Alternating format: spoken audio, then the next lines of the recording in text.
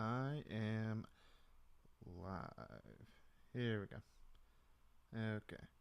Browser can't play this video.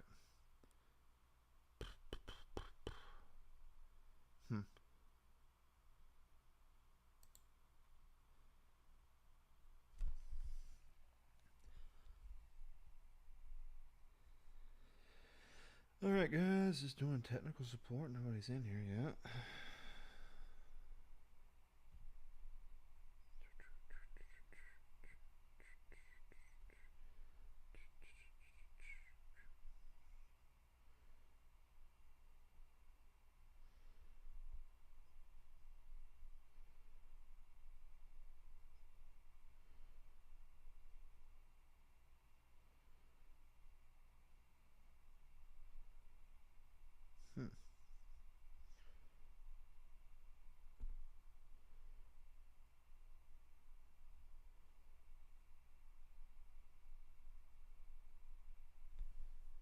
This is not good. Fuck off. Short chat, not back. Alright, so that. And yeah, it shits itself. Window capture chat. Soundboard, window display.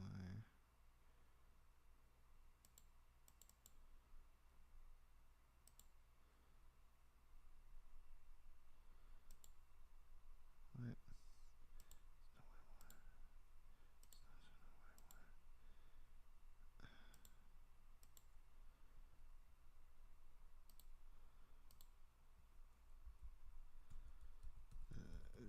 Close that pop out.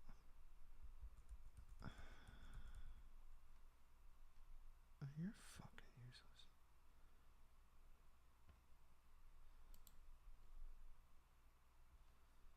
Huh.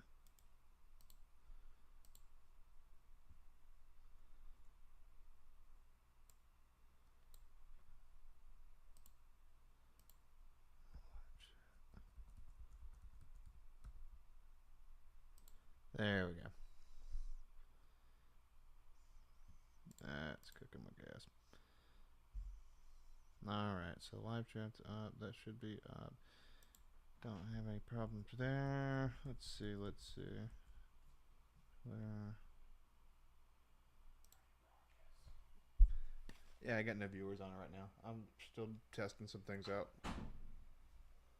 But thank you for consideration. Yeah, it's only coming through the speakers on the computer. So that's all going.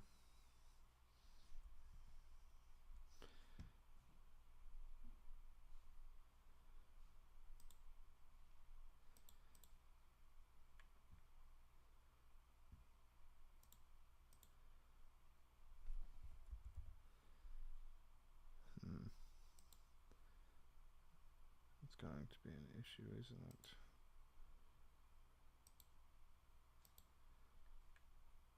Huh. Warning, please check video resolution. It's just not at all. Huh.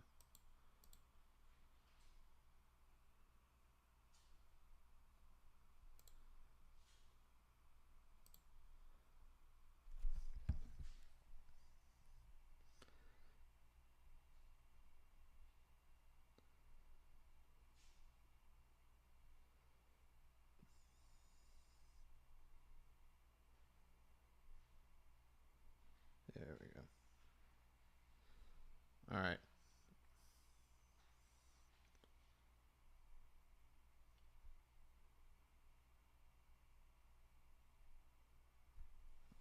Let's try this.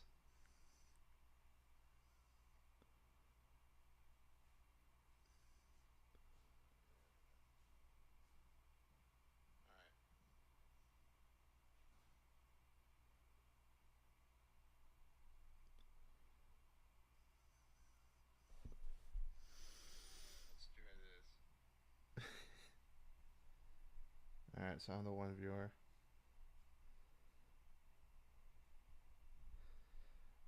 So copying the link, send this to a bunch of people, so it is working. And I can hear myself. Let's put that up.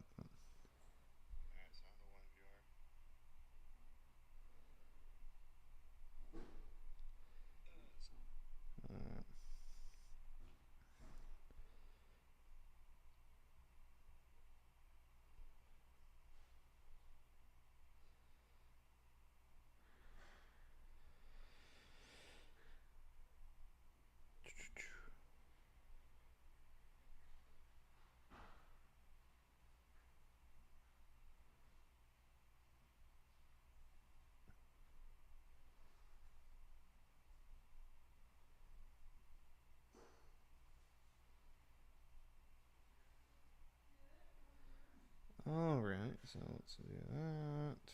Let's send.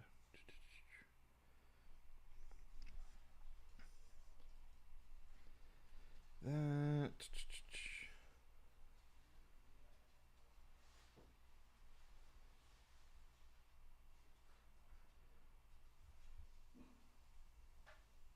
Interested.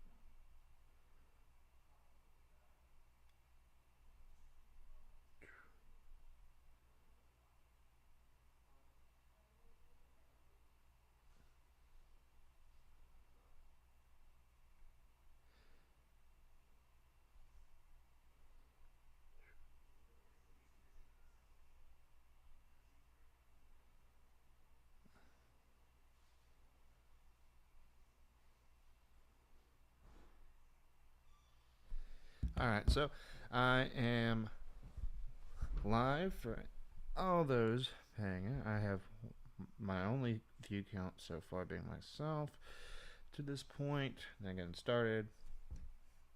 Not the cleanest entry. Very amateur. I am an amateur.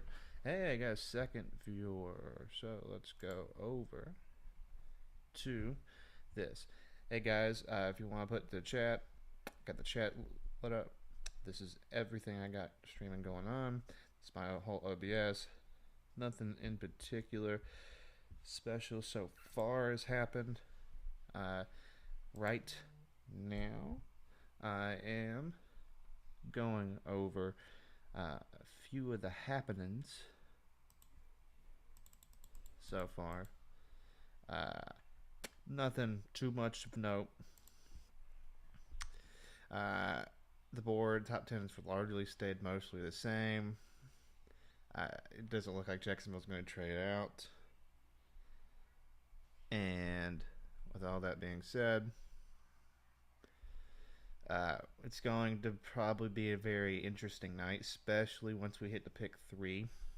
1 through 2, it's shaping up that Jacksonville, the rumors all week have been Balky really just he craves length and he hates Jim Harbaugh.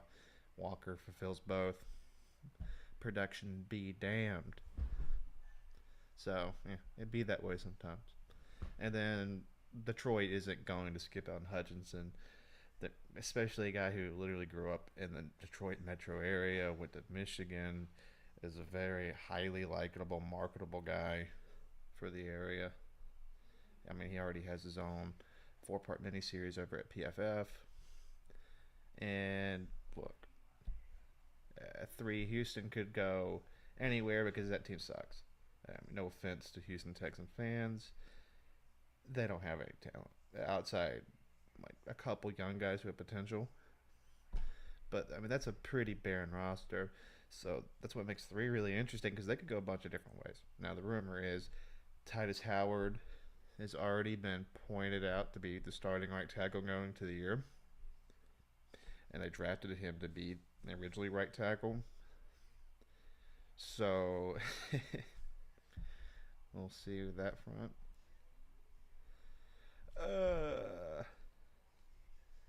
But it's going to be interesting. And then 4, the Jets could go a few different ways, and nobody would doubt it. So,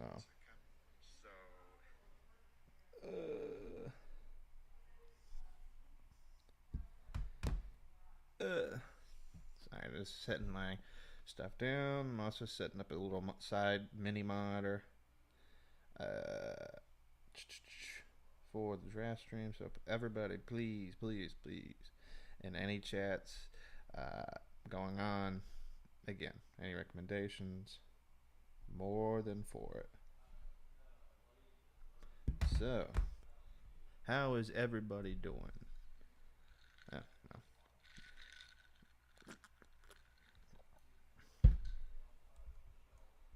no. Ooh.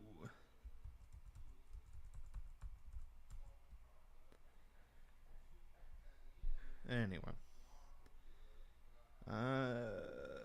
I got no concurrent viewer at the moment.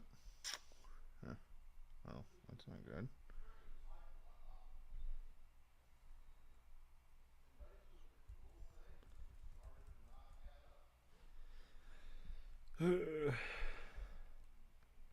Anyway.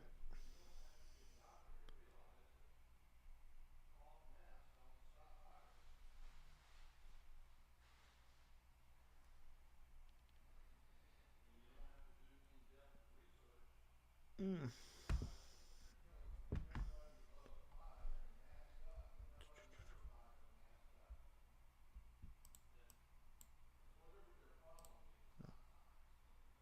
I got way too many fucking tabs.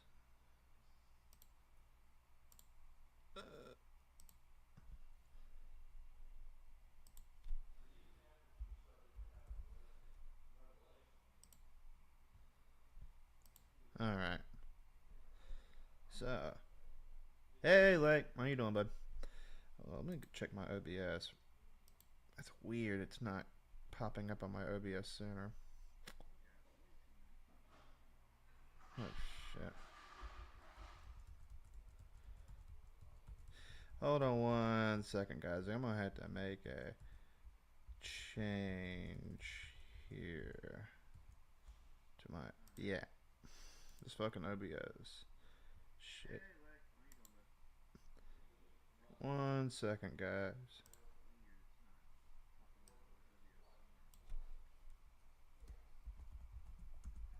Channel window. 1 second, like, I'm just fixing something real quick.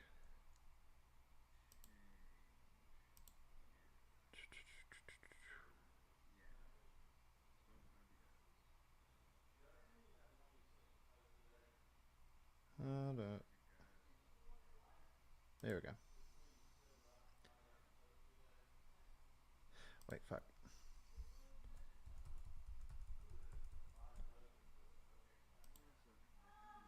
Live chat set up. Need to pop out this chat. This is the chat I am looking for. We got live chat because we are not pussies here.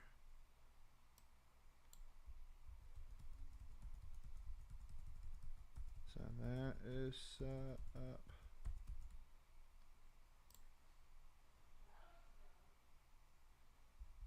So that's good. Let's get rid of this. And now we're going to go window capture. Look at my chat. Yeah, I should stop using Chromium. That shit is garbage, in my opinion. So I should have the pop out.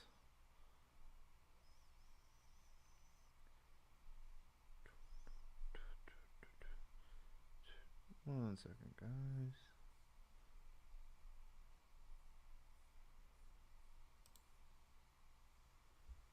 Right, that didn't work. That's weird.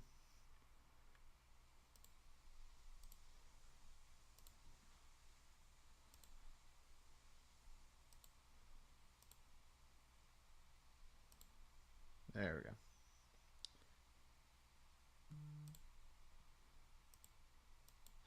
One second, guys. I got to.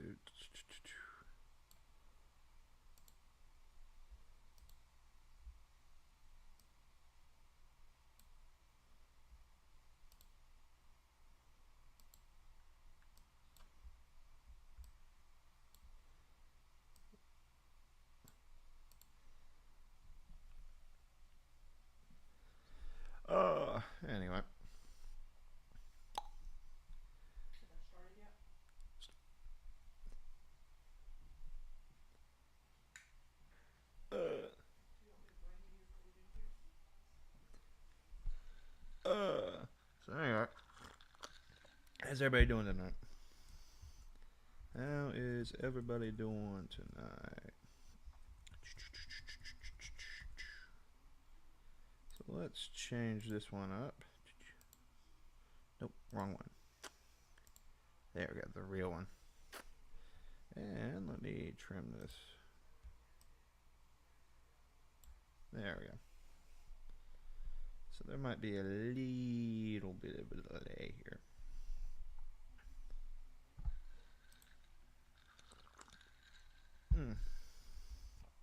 Actually, there's going to be quite a bit of a delay. So, 1 second, guys.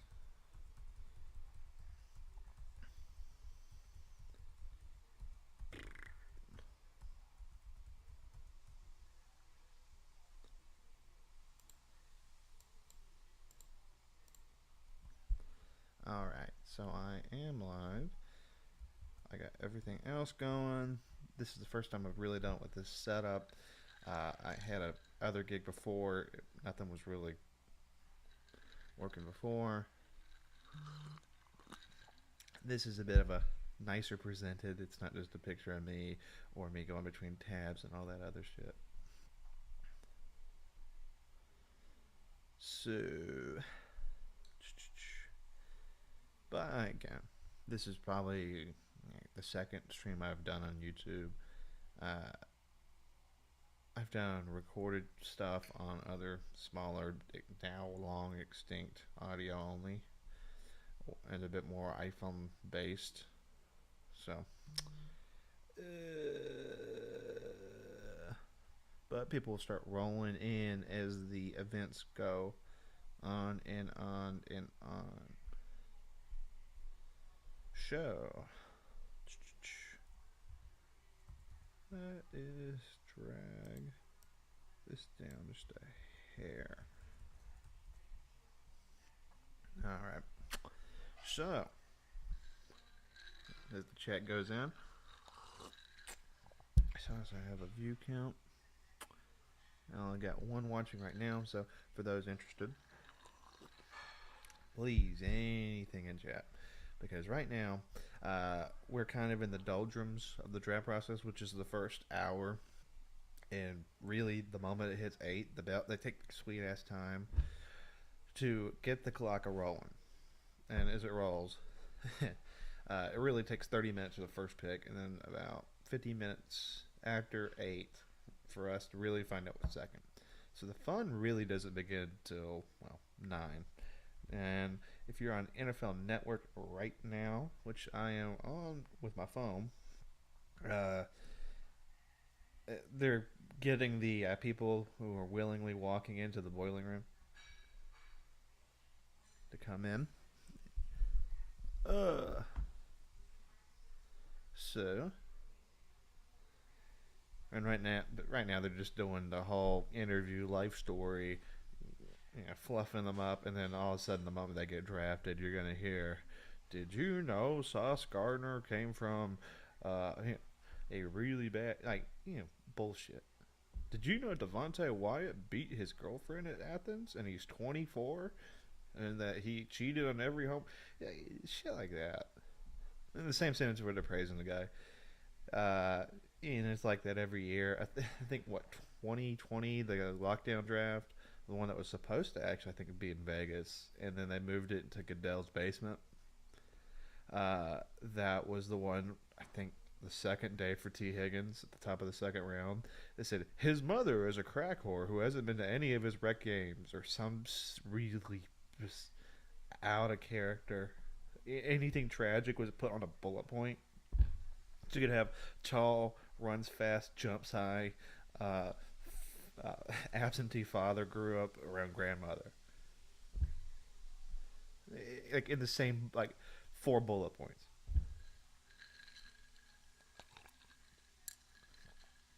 Anyway.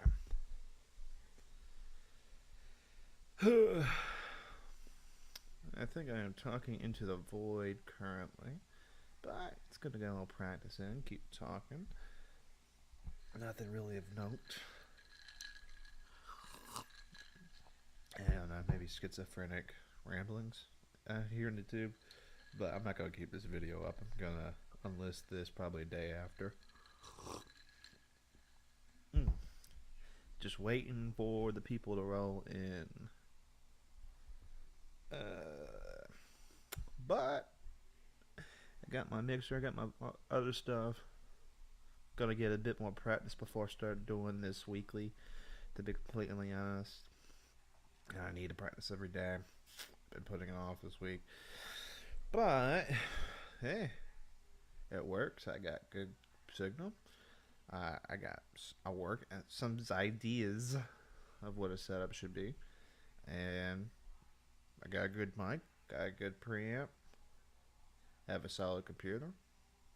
I think it's nothing but up and up. So, cheers.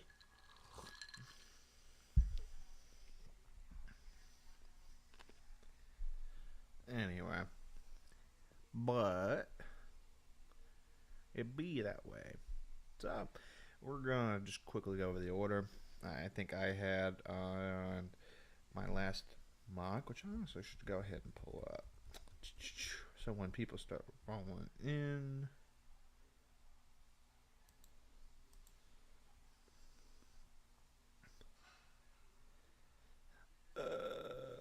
let's not do that.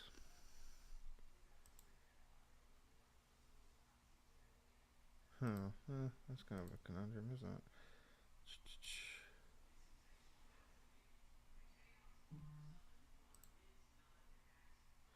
Yeah, let's not do that.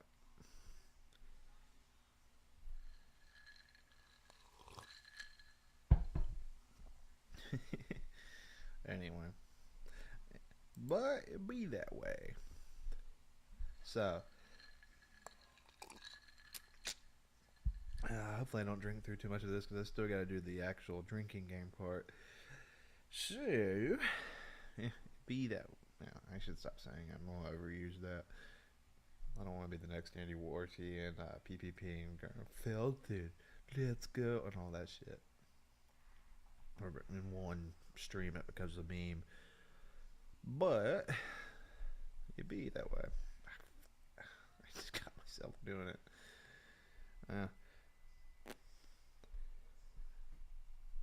Anyway, but nothing to report here. Standard all shit. NFL Network apparently has satellite hit by the CCP party for not helping the Chinese Communist government in deals, or I don't know, some stuff. Either it fell out of orbit, magnets, aliens are attacking. There's giant satellites at the top of ESPN didn't do anything.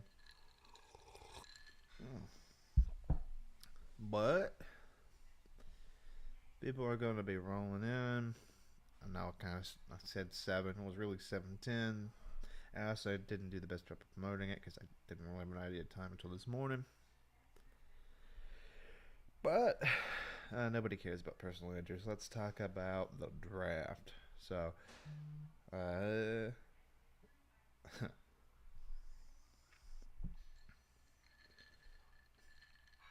nothing really to report so far. Standard shit. No big trades announced.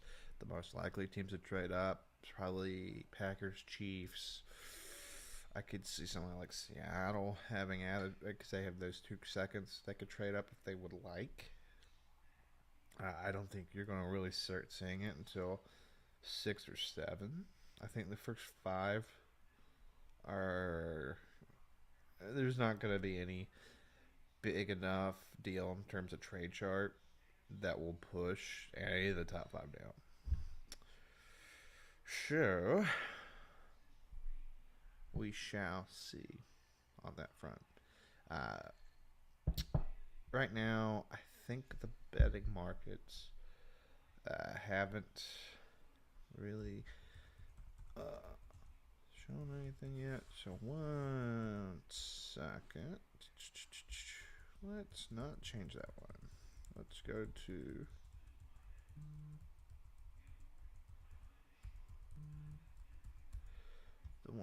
using at the moment. So let's go over here to a new tab. Let's go to NFL Draft Betting.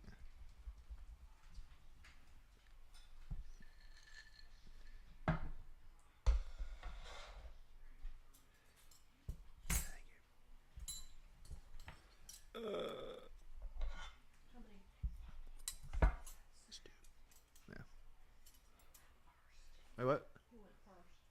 Oh no, the picks haven't happened yet. I thought you said how many people on the stream. Oh, okay. Yeah. We got 2 people on the stream. Yeah.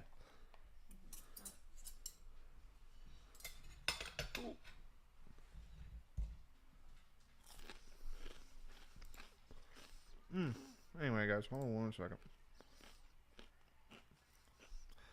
Oh, that's not good. That's not good at all.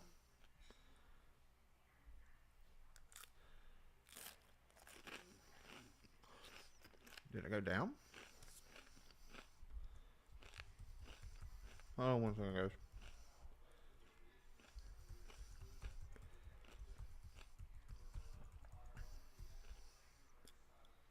No, we're still alive. Okay. Oh, almost had a fucking stroke there. Oh.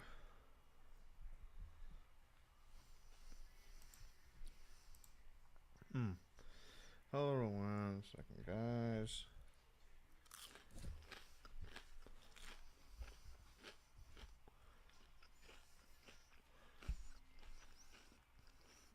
Oh, that makes sense now.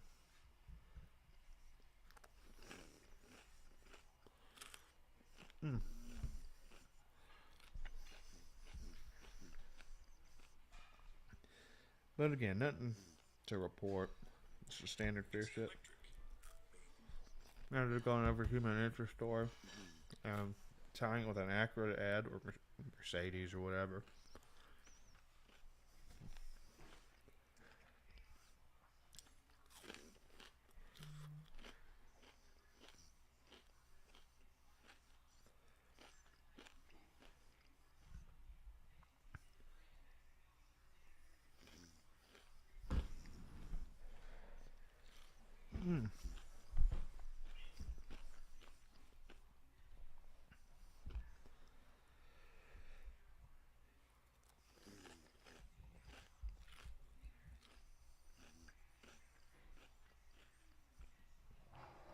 Hey, I got multiple mirror mode.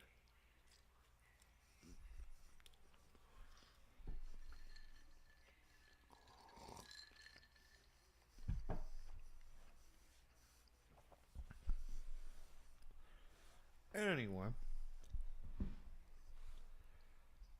so we've still got about 27-ish minutes, a little under.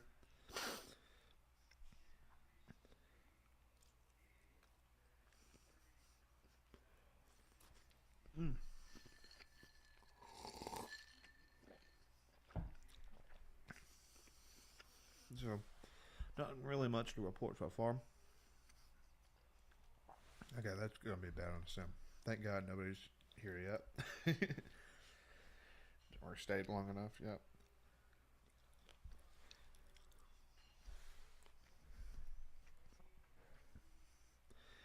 I think next year I'm gonna wait for like 10 minutes till.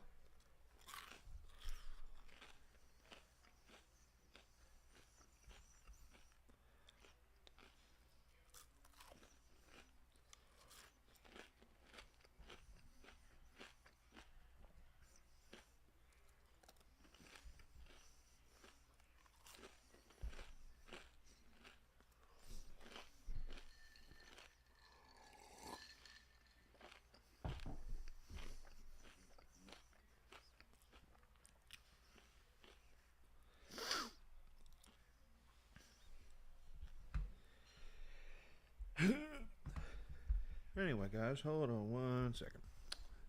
Let me get this betting market stuff pulled up.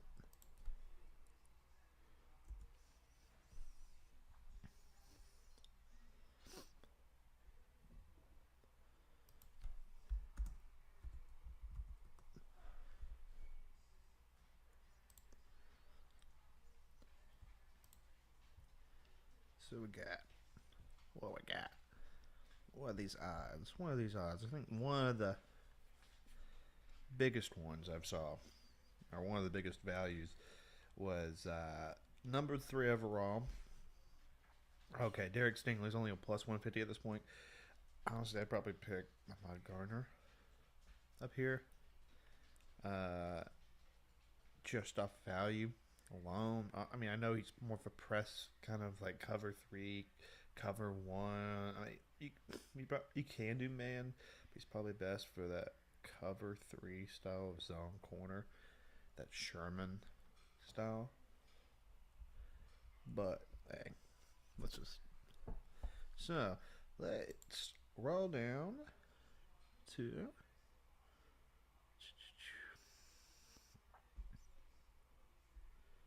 this one. So we got pop, we got stream special, we got this. It'll be this one, which is doing nothing for me. Tracker is right there. Also doing nothing for me. Also doing nothing. Reality's often disappointing when it comes to that. I don't know why it's not showing me.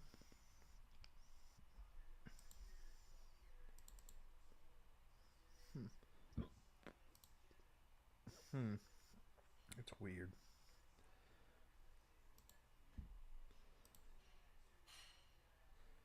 And, that's also weird.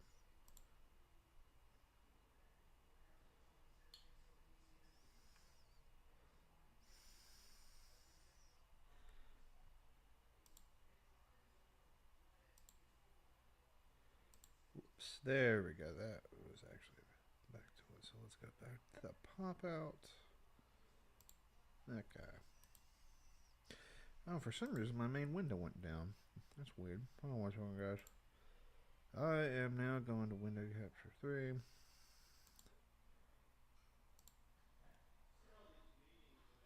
Let's go back to this.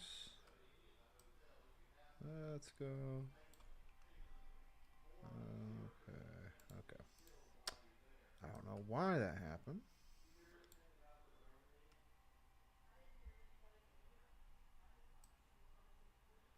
Let's cut that down.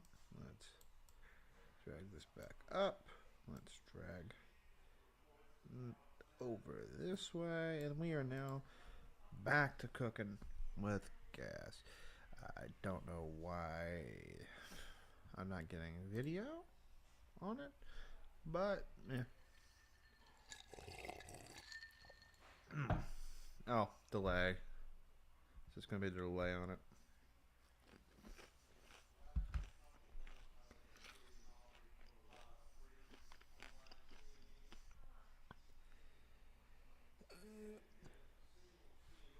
But, yeah. Anyway. One more second. Well, a lot more seconds.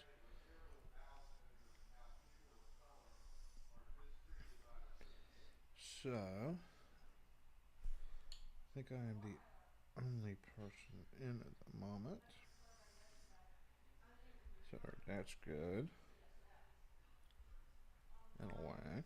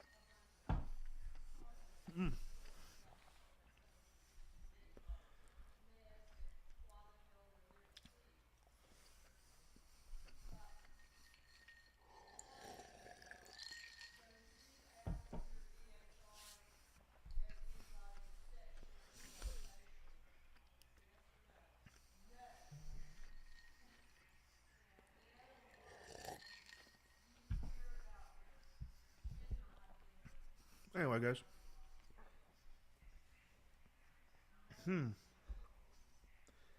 So, I think it's Ari Maravov, one of the used to be the NFL update guy, solo, and now I think he is one of PFF's employees. Apparently, and this is the rumor, among veteran players to watch in the trade market this weekend, Baker Mayfield, Jimmy Garoppolo, James Bradbury, Jalen Rager, Darius Slayton, Nick Foles, and Debo Samuel. There's interest, but teams have been indication that the Niners don't want to make a deal. And again, that is the fabulous Ari Marov. Look, all I'm saying is the moment Schefter basically says he doesn't want to do it anymore, he's probably going to be the next Schefter. Well, if they don't give Schefter's gig to Rappaport, or not Rappaport, NFL Network's guy, Michael something. It starts with an R. I don't remember off the top of my head. Might be Rappaport. Then it's probably going to be Ari. I mean, kids earned it. I mean, shit, I remember when he was largely running his own website, and he always, not only was he beaten to chase a lot of veteran guys, but he, it's like Metallica. I'm not the biggest Metallica guy. Metallica worked their fucking ass off. I mean, they were one of the hardest working bands in the biz. So, hey, kid hustles, gets results. He has his own little show that does pretty well. What's that little? It's bigger, a shit ton bigger than mine. But Ari's proof that if you post enough and you're in the right circles and you hit it enough times and get it perfect every time, you can make solid career out of yourself on just posting on Twitter, making a website. Just to show you that it probably gets paid. It gets paid a decent amount by PFF.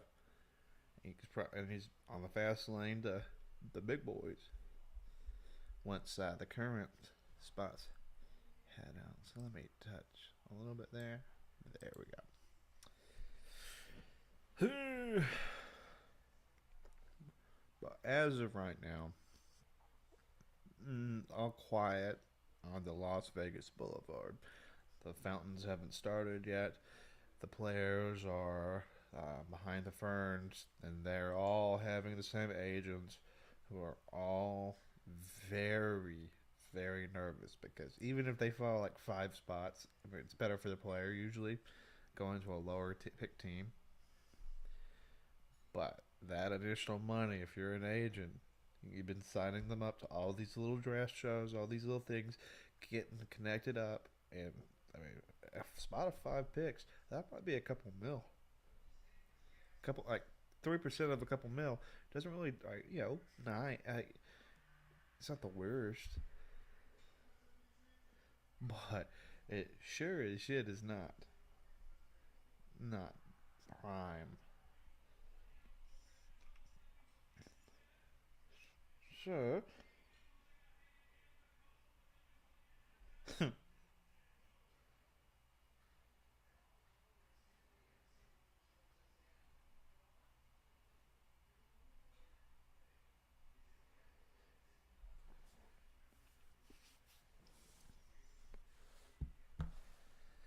anyway,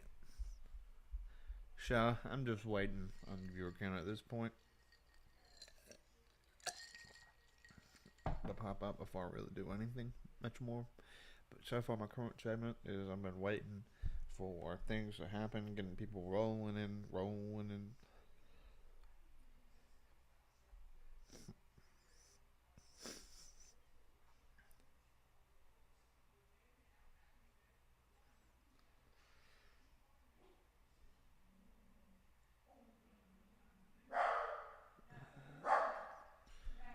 And my dog is barking at me. Well, while people are rolling in, I'm gonna continue to eat this food real quick because this shit is not good on Michael's phone.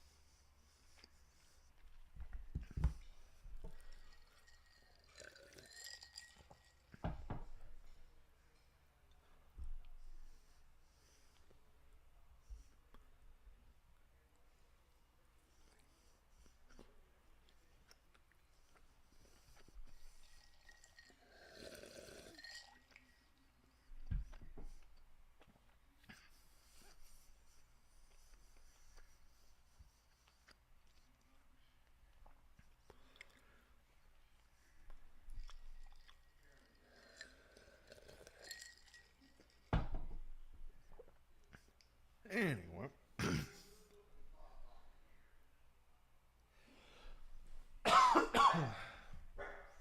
excuse me, guys, for that cough.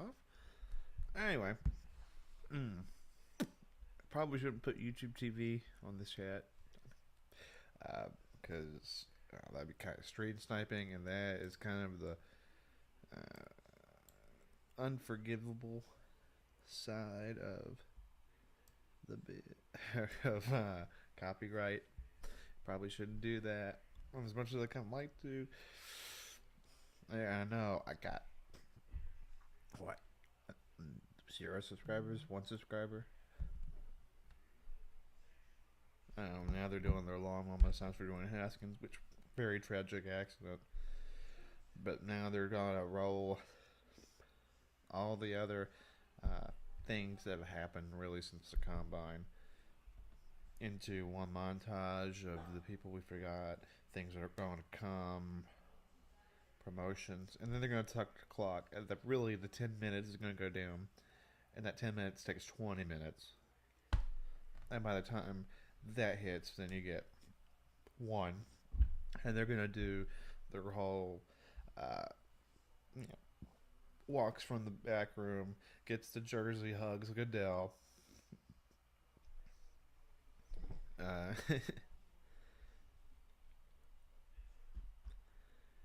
All that jazz.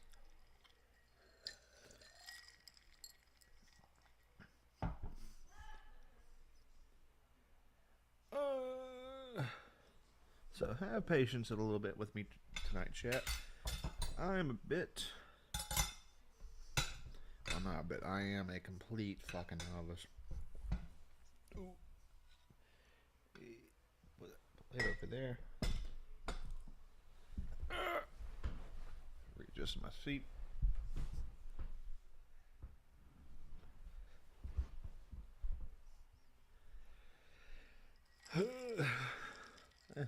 Such is life. But I'm really new to report on my part. Just waiting for people to get in and things to roll in and shit to happen. So, let's get into it. Nothing really new and exciting to report.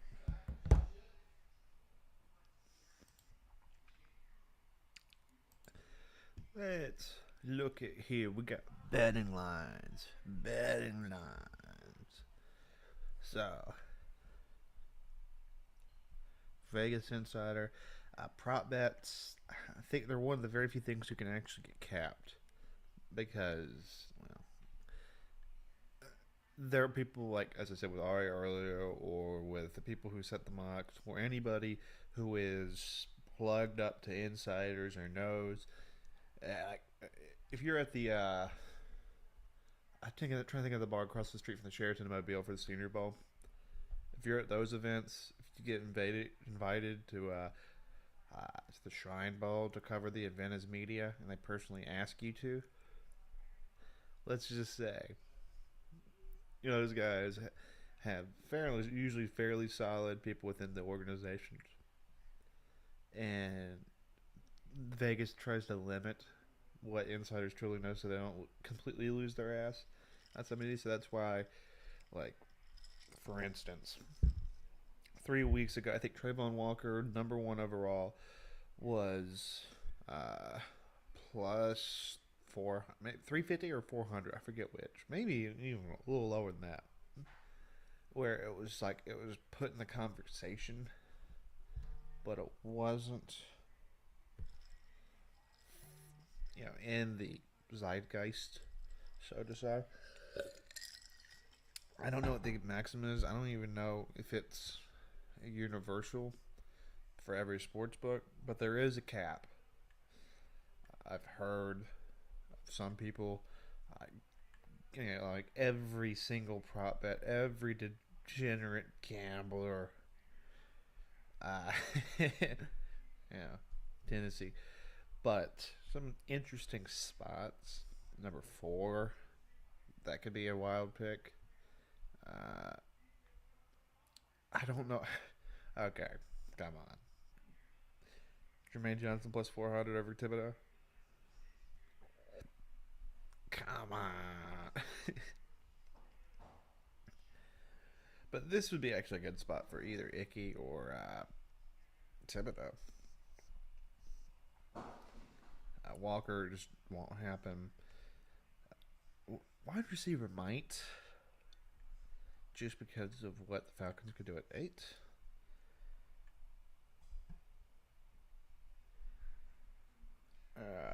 Oh my gosh, there's a plus 4,000 Trayvon Walker. Actually, the Stingley one actually might be an interesting one. Actually, is Jordan Davis? I'd honestly put money on Jordan Davis. I'd put a max bet on Jordan Davis at 8. So let's go some of the more interesting picks here. First wide receiver odds. Calvin Austin. I mean, somebody. Oh, okay, here's another good one I'd actually pick. Again, if I lived in a state that didn't have to go all the way to the other end of the state, legally sports bet, maybe,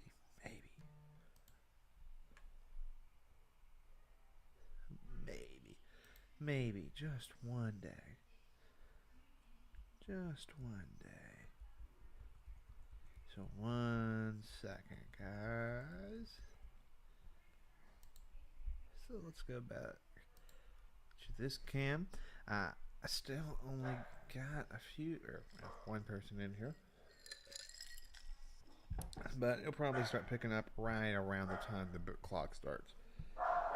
So, if you can hear that, that's my dogs. Oh, hold on 1 second, guys. I'm probably going to take a very, very, very, very, very quick break to get some more liquor. Put to this glass. Also, put the dogs up. So, 1 second, guys. Let me give you some soft music to play while I jack up this audio.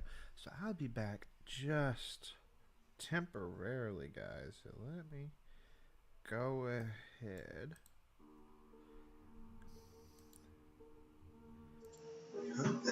I'll be right back, guys.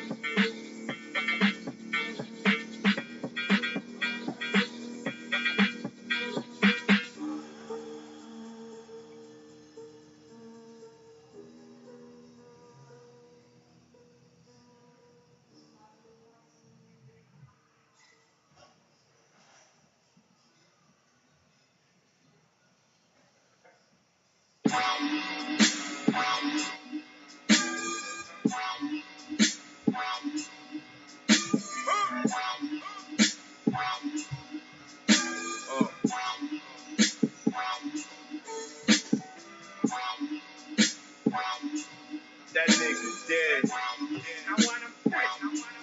That nigga dead. That nigga dead. Son, I don't know why you let that nigga live. Go in his pockets, make sure that nigga give. I'm at his door knocking like where that nigga kids. Then press his baby mothers. This little nigga his. Ha! That nigga dead.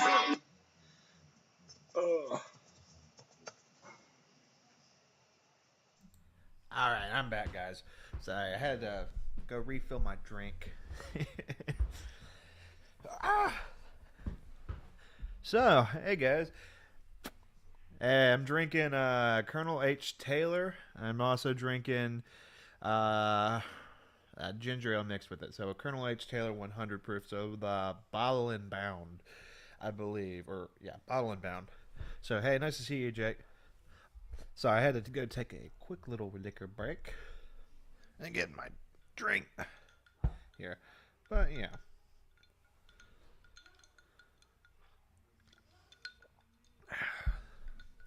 I'll put a little more ginger ale in it. But hey, welcome and all everybody. I'm trying to do the best I can here. But so far, nothing particularly interesting has happened so far. So, because we're now just ticking through all the things I had to get through. Dwayne Haskins' tragic passing over, I think it was an I-95, or maybe it was a suburb, I forget which. But the good news is this. We're going to start picking here, and really, the clock starts 10 minutes after 8 always, because they perp walk. Well, not perp walk, that's the wrong word. They slow walk up to the podium, and then Goodell does it, and then get the booze in, and then they get all the liquored up people in Vegas, because, you know, it's Vegas. So it's going to be everybody, sorry, I got distracted. The dog was around my feet. Trying to get one of my shoes. They're, with open drinks, they're just going to be, walking up and down. Well, then again, it's probably gated off, so it's only the people who pay PSL ticket prices. All type of other shit. Get out of here. Get out of here. Shoot. Out. Sorry. Don't let the dog around my feet, especially around this, because, again, he's trying to get my shoes. My shoes are one of the most valuable things I got. Not really, that piece of shit. I got them at Dick's.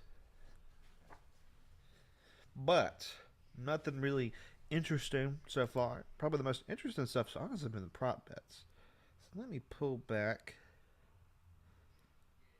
onto this prop bet. So 1 second, guys.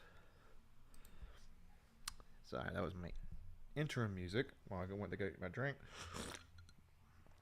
Some interesting bets so far.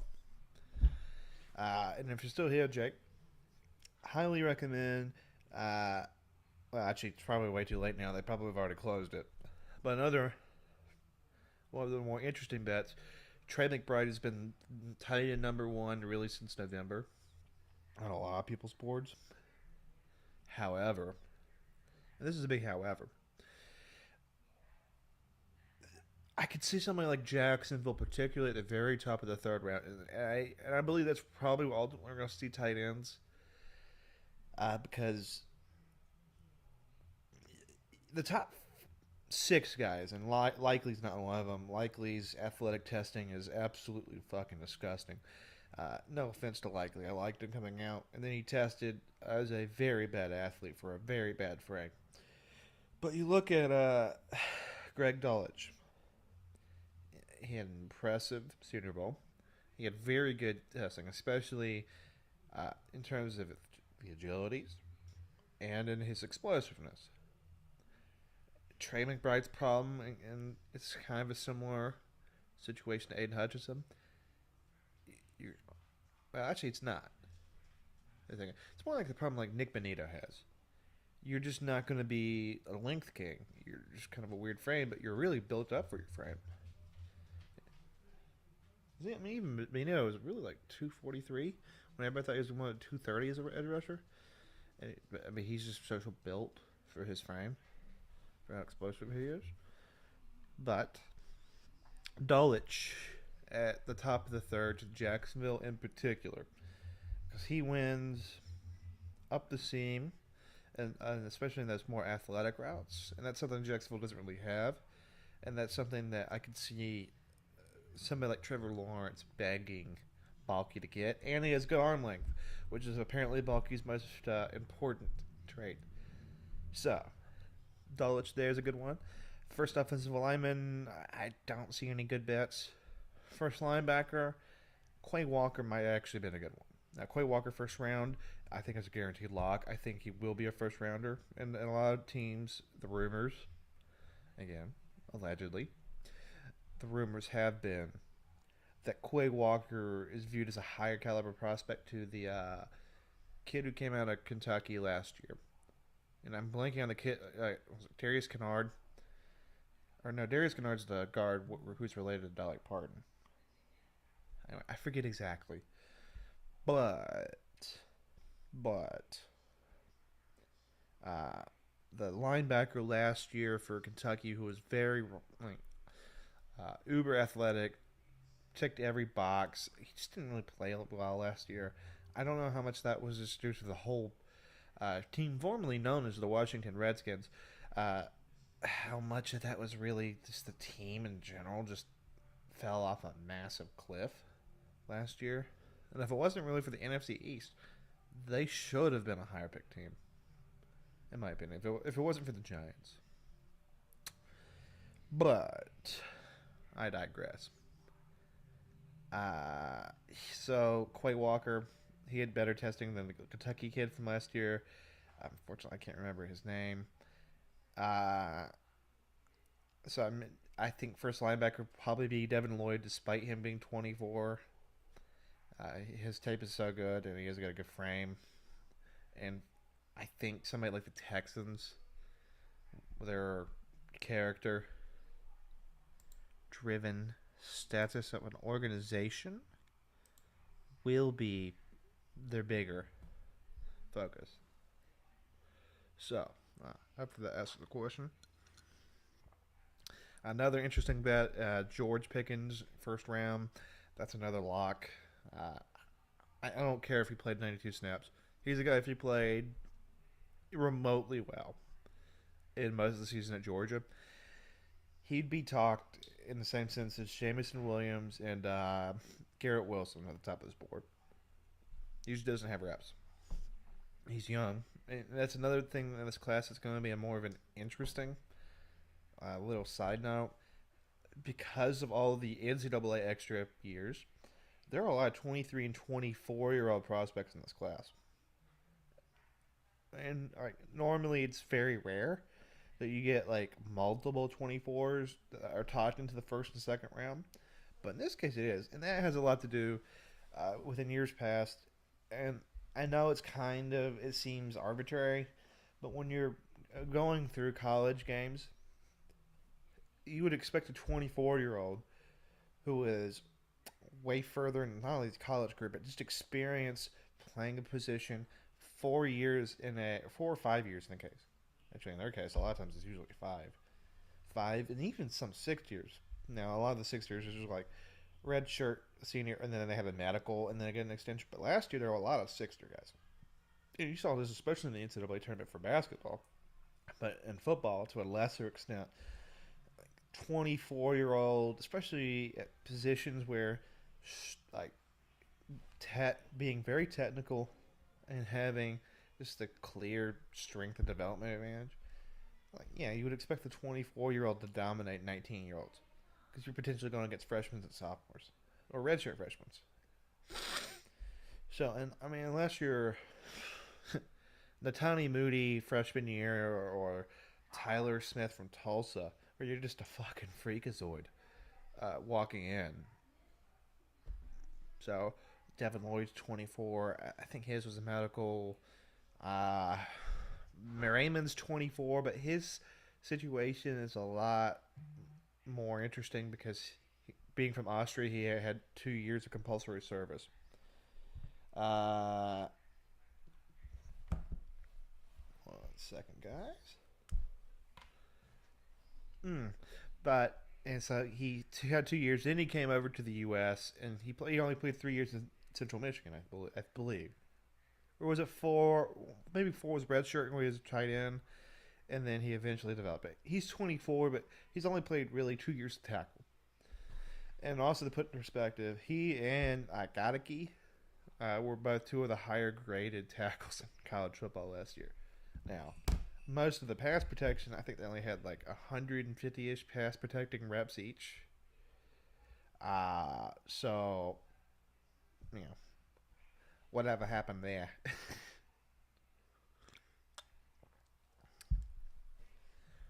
Sorry, I had to get a sip of bourbon real quick. Now I'm going to get a sip of Mio because uh, I think Jake is probably still in the chat. So, my drinking game tonight is this. I'm not taking shots because, frankly, I have work in the morning. And I ain't too old to really be doing that at this point. Maybe. So the clock officially started according to my phone, which I'm actually probably going to put my YouTube TV on the NFL draft just so I can follow because I don't want to risk putting on the screen because the NFL goes after people for saying the word Super Bowl in an ad. I mean, I know. Hold on 1 second, guys.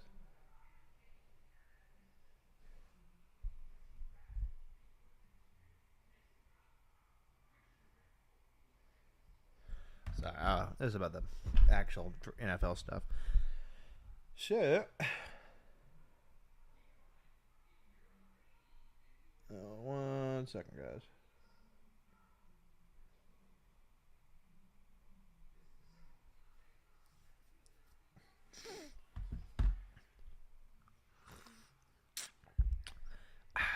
Let me get this out of the way. And if again, feel free to say anything in the chat, any little suggestions. So,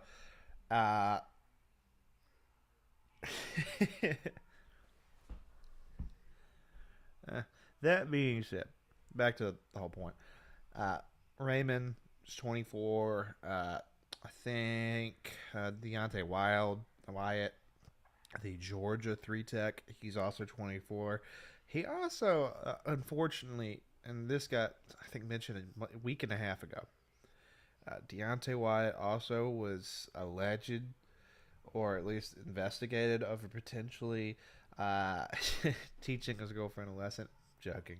Allegedly assaulting his girlfriend. Very serious matter.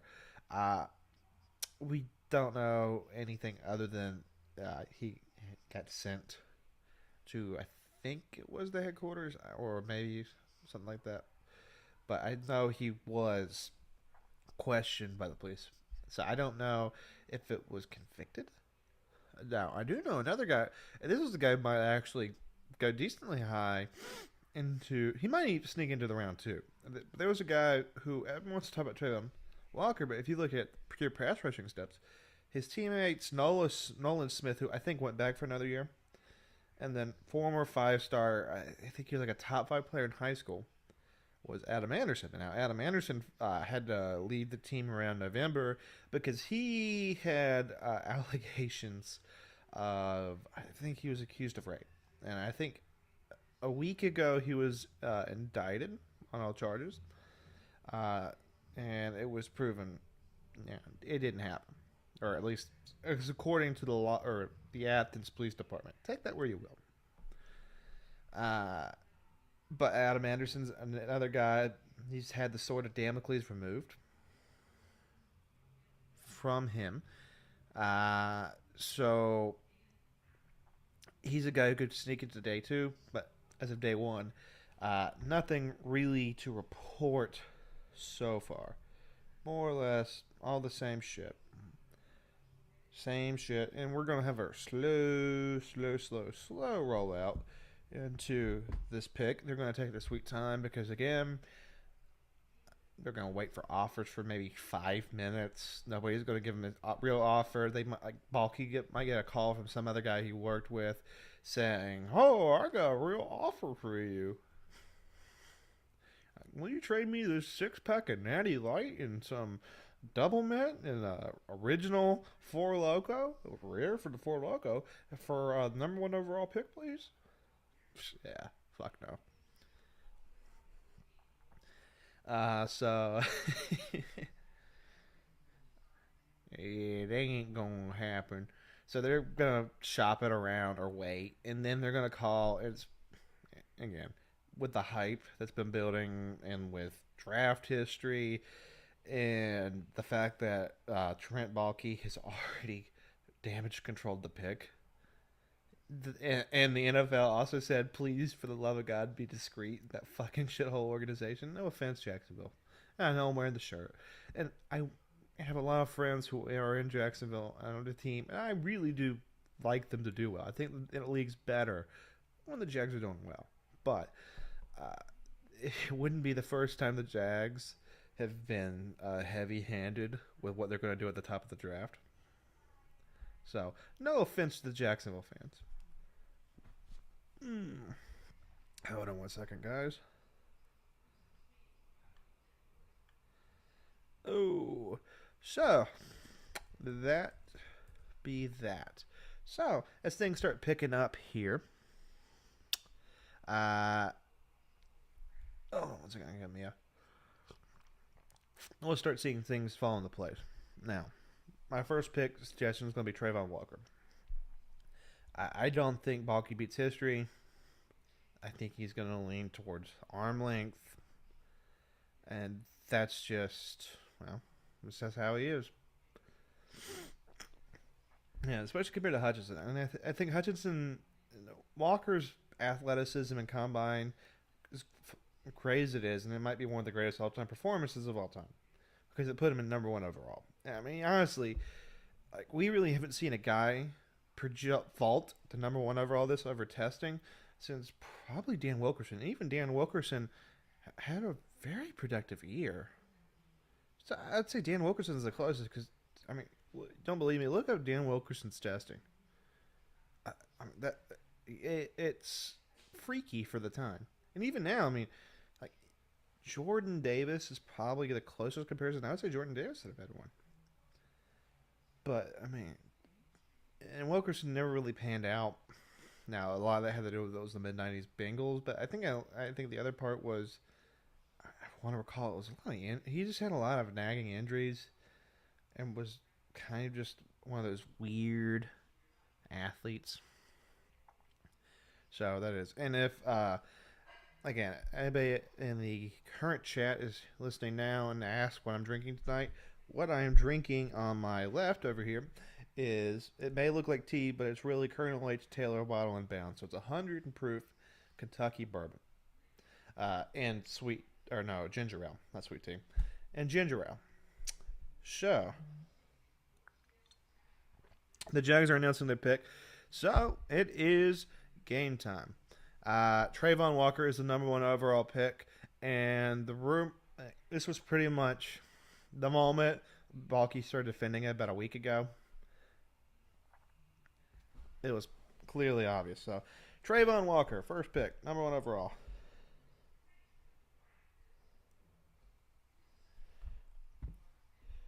And, yeah. Jet. Not really surprised. So, we got let me check something real quick, guys. No, Ari's already beat me to the punch. So,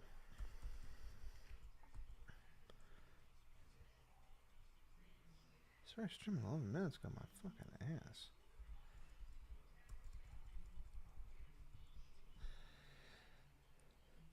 Hold on one second, guys. Refreshing this.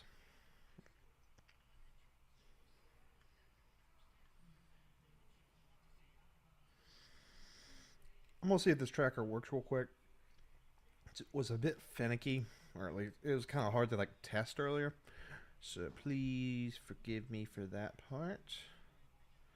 Well, while it loads, because I have 80 bajillion tabs working right now. I know I may have 16 gigabytes of RAM on this desk or laptop. That ain't a lot.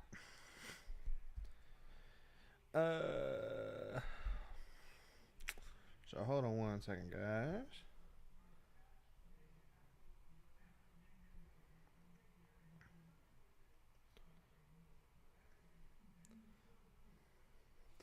Hold on one second.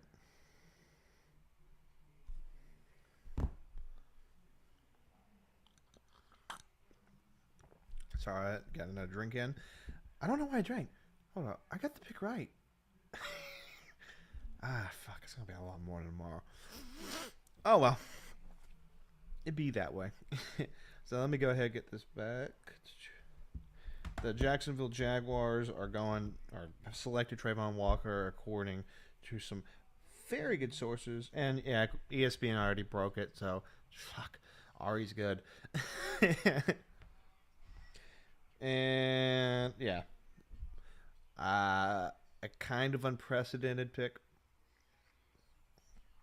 Or at least we haven't really seen anything since Wilkerson in 95 or 94. I forget which year.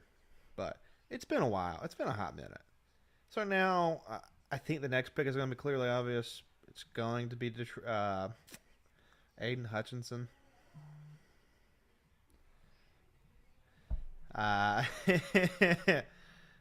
Aiden Hutchinson is the pick. I don't see a trade down. I don't see them talking. I don't even see it being a conversation. Actually, it's going to be a conversation because they're going to call Aiden and said, we knew we were going to get it. And the moment he went there for his second interview, it was over. Because I think at that point, Detroit knew where Detroit was landing, or where Jacksonville was drinking. So, excuse me there. Sure. You know, Aiden Hutchinson is going to be the next pick. That's what I'll put it. If I don't, I'll take a big gulp of a bunch of Bourbon 100. So that will be fun. So now they're just showing the montage. Oh, the pick is in Detroit. Who's fucking shocked? I mean, they're going to moonwalk this card in. They're already calling the family, saying congratulations to everybody Aiden Hutchinson they have bought like gum from because he doesn't smoke. T-Rex arms be fucking damned. Hell, he was the second most productive edge rusher. Well, maybe not second most, but he was arguably the second best guy last. Only Willie Anderson for Bama is better, and Willie Anderson is probably at this point a lock for the best on quarterback next year.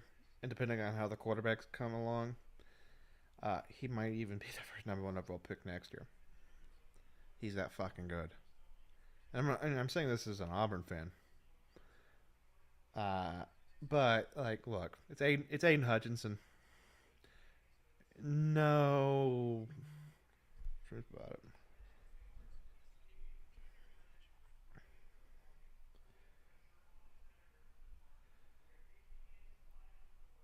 Hold on one second.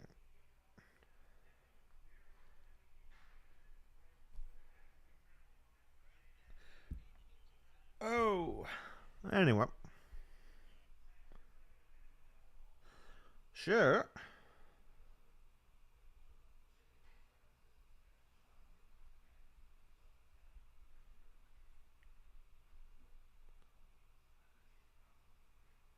It's not showing up on my stream? Holy shit. One second, guys.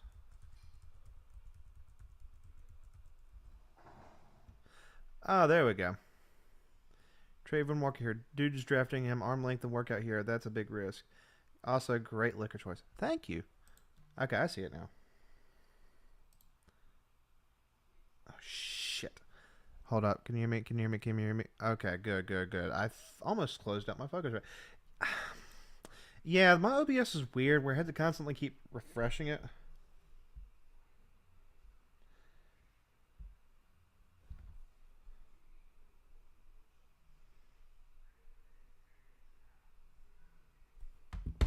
Sorry about that, guys. I'm constantly having to run around and get all this shit fixed. So, but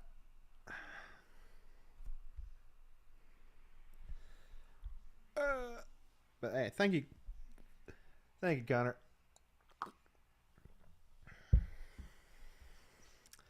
If I have tech problems going much further, I might just literally put this on Instagram Live.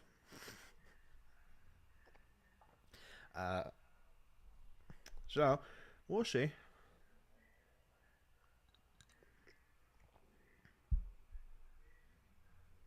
So the Texans are up. So let's see. Aiden Hutchinson was the pick. No fucking surprise. Hold on 1 second, guys.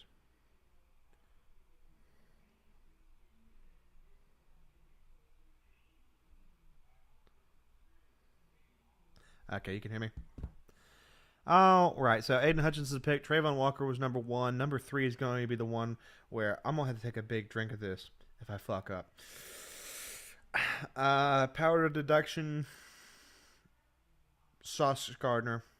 This is where he goes. I like Stingley. No, I would pick Stingley here. But keep in mind, this is Nick Caserio. Nick Caserio is a character guy. And everything ever said about Sauce Gardner has been nothing but like a shining personality. He's a football player. He's very, again, he's like I wouldn't say the stereotype for a football guy. He's not like a Dan Campbell's first press conference kind of guy, but he is, like, again, the type that takes criticism. He's very coachable by his coaches, works everything within when he can, and he's just kind of a very dedicated, very Spartan approach. That's from what I heard. And every interview about him from all his coaches, everybody's ever talked to the guy, I think it's gonna be Sauce because Derek Stingley. I think it's unfair to him because LSU the last 2 years was a fucking shit show, and everybody who watched it can confirm it's a shithole situation that's going on. It's not going to be Neal, just because they drafted the kid out of Alabama State a couple years ago, the Alabama State guy. They put a bunch of chicks on the hot road. Well, yeah, it's fucking TV. How do you think Fox News does that? Fox News gets every fucking, like, the moment you hit your mid-30s, if you're a news girl, if you're very attractive and you're willing to blow Bill Ayers,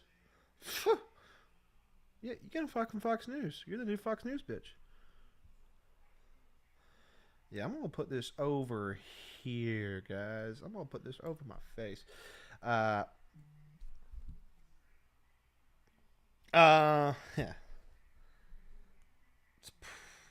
Oh, fuck, it's Stingley. God, I played myself. I'm sorry, guys.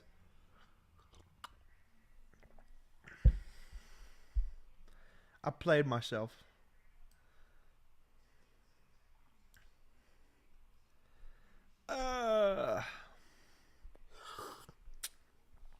And still, damn thing's still not popping up. 1 second, guys. Let me get this a little bit better for you. Let me clean this up.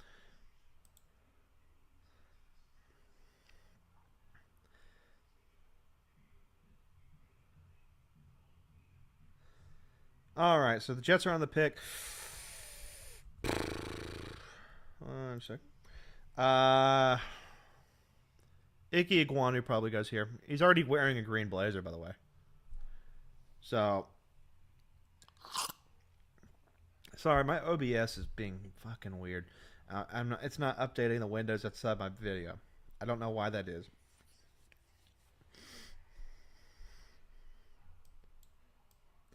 So, please forgive me for this. So, 1 second, guys.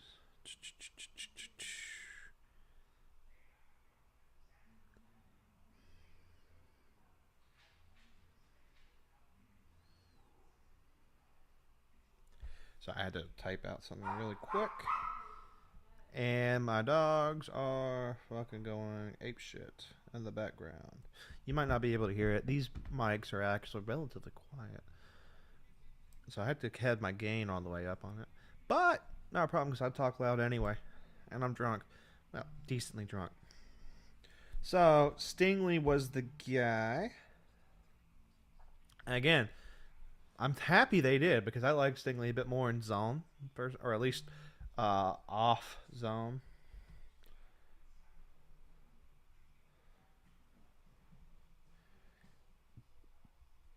Yeah, that was the best move for the Texans, by the way. He was the best. I mean, Sauce is a guy who mostly did press. Stingley doesn't have to be a press man corner. Right? Well, I mean, Sauce is a press zone. His big shells.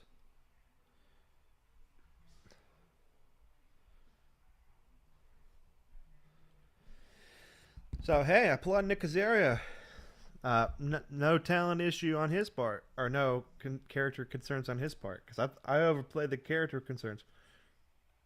Which I don't blame him. I blame LSU being a trash hole last 2 years, and I mean, shit.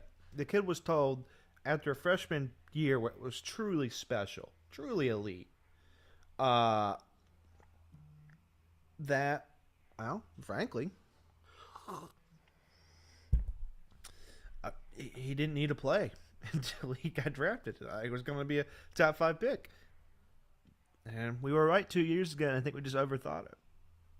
Or at least the media did. So, hey, that's very, very interesting picks so far. Sure. Again, I can see you guys in chat very well now.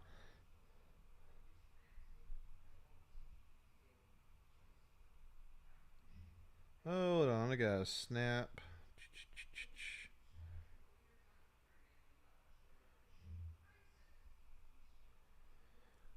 Sorry, somebody asked me about Sam Hyde. So, we are now back to our pick. We are on TV. And my guess, Jets go Iggy here. They could go Jermaine Johnson. The rumor is they've been emphatic about Jermaine Johnson. I don't know how leaky that building is, but thinking this is also the same building that Zach Wilson was known as their guy for like a month. So, if it's Jermaine Johnson, the New York Giants are going to be doing handstands to get that Iggy pick in. So, hey. And I don't think Neal goes off until probably after Cross and Iggy. And that's just because there's a rumor that came out in the last week that he got medically red flagged or in April because he did not want to get physically tested on Sunday. I may have had the details exactly wrong there. But that's the rumor. They're still on the clock, which probably means either they're taking a sweet time talking to the family, which is always a concern. Excuse me. It's always a concern. But they're having probably a difficult decision right now, and I wouldn't be surprised if they're trying to trade back. So.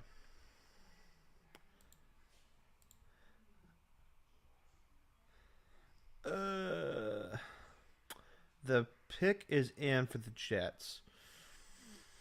Trouble means they couldn't fill the offer, and they probably took a while. So my guess, I'm probably going Iggy Iguanu. That's my pick. So we'll see. Now I'm just going to take a sip of Mio. Fuck. And it was Sauce Gardner. Whew. I applaud them.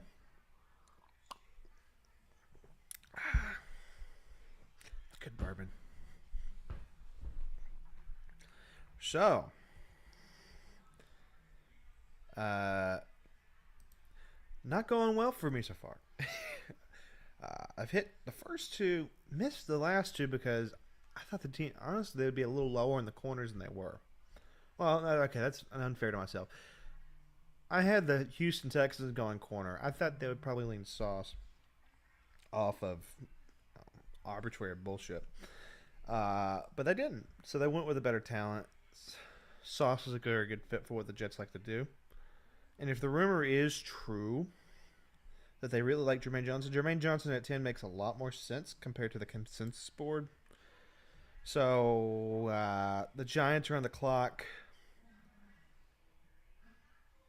Honestly, with the Giants, Iggy is the guy I have for them. Just because picking at 7. I mean, hell, even in like 36, there's a lot of edges. They're really talented edges this year. And wasn't expecting Saw. Yeah, that is true. That is a very good point, Jack. I mean, I would put up under. But no, you're right, interestingly. I thought he would at least fall into 7. And that's because there's probably not going to be a tackle available outside pinning at 10. And the Jets don't need to go tackle, but with Mekhi Becton's health and they really want George Fant to be a long-term guy there,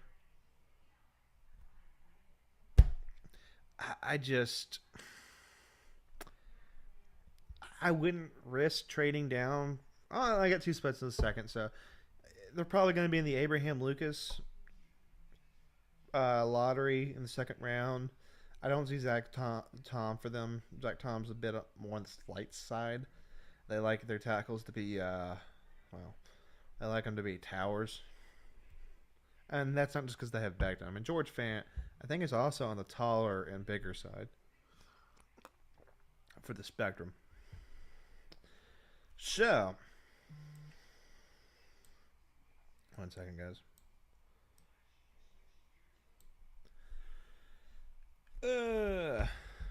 We have the Giants. They're still on the clock, which probably means they're taking their sweet time talking, or they're hearing a few people out before they start talking to the families and the agent.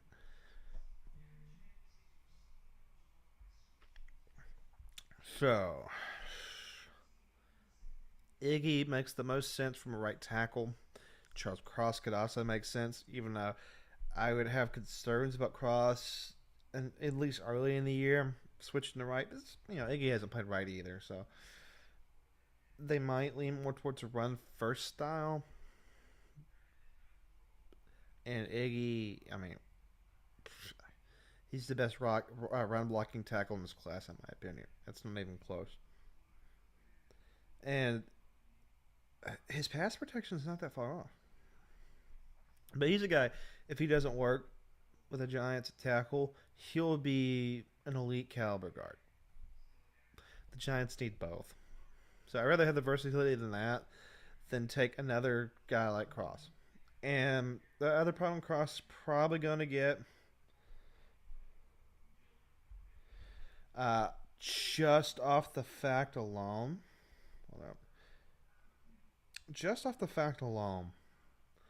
that air raid tackles have a really weird transition history into the NFL. I'm not talking about the trans shit, all that shit.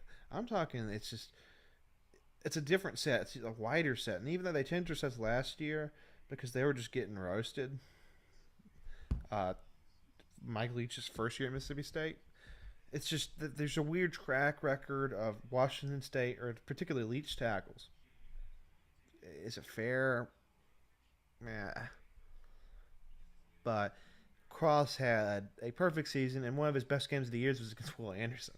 So, the guy that next year will probably be the consensus. I don't really see that much fatigue on him as a prospect. He'll probably be the consensus not top-down quarterback.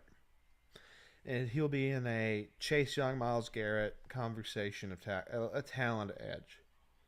Because he can legitimately, if nothing tragic happens, if no major he's a guy who could easily play himself into a gold jacket.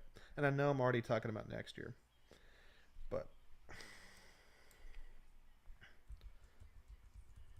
But that's them's the breaks. So they're interviewing Sauce Gardner. He has his he has his mall jewel shop. I'm not even talking about like the chain jewel stuff. I'm talking like the one that's usually owned by a traditionally South Asian family,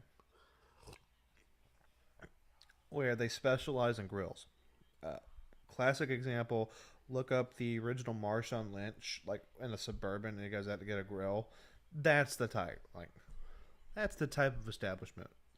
Like all cubic zirconium, all done for gaudy amounts of money compared to what it actually is worth.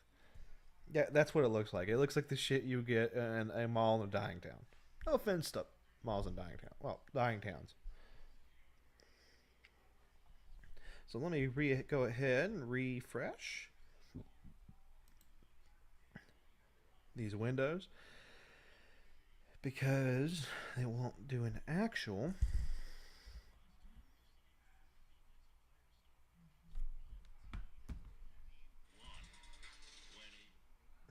So that might have been picked up, which my microphone's better than I thought it would be to pick that one up.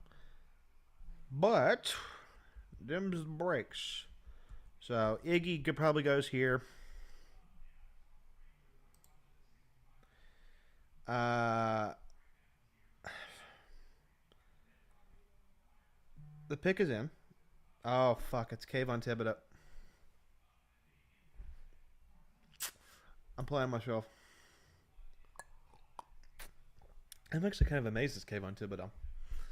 Not because of Thibodeau, but just because they pick at 7. So unless they're considering they're going to trade down at 7, which at this point it might not be completely unlikely. I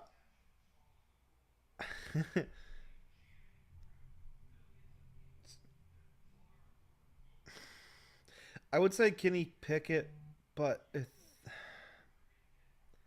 here's the thing with Kenny Pickett.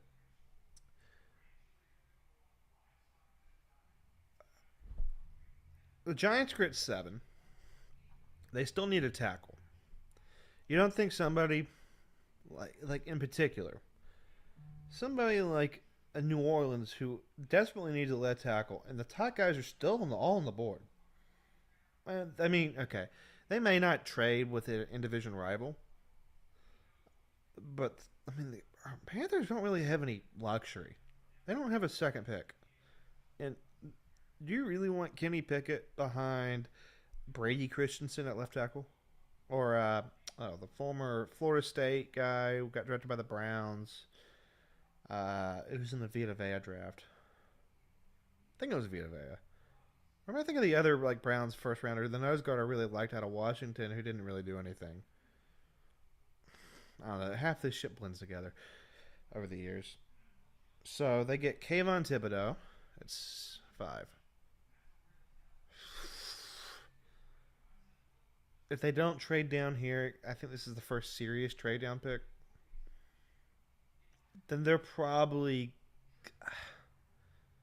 as much as Sam Darnold fucking sucked last year, you don't think they could trade probably a future 4th right now for Baker Mayfield? Because Baker Mayfield is right now probably the most overqualified backup quarterback in the league. And he already gave up all his leverage and saying, well, fuck it, I just won't play. Like, the only issue, not Baltimore, Carolina might have with that.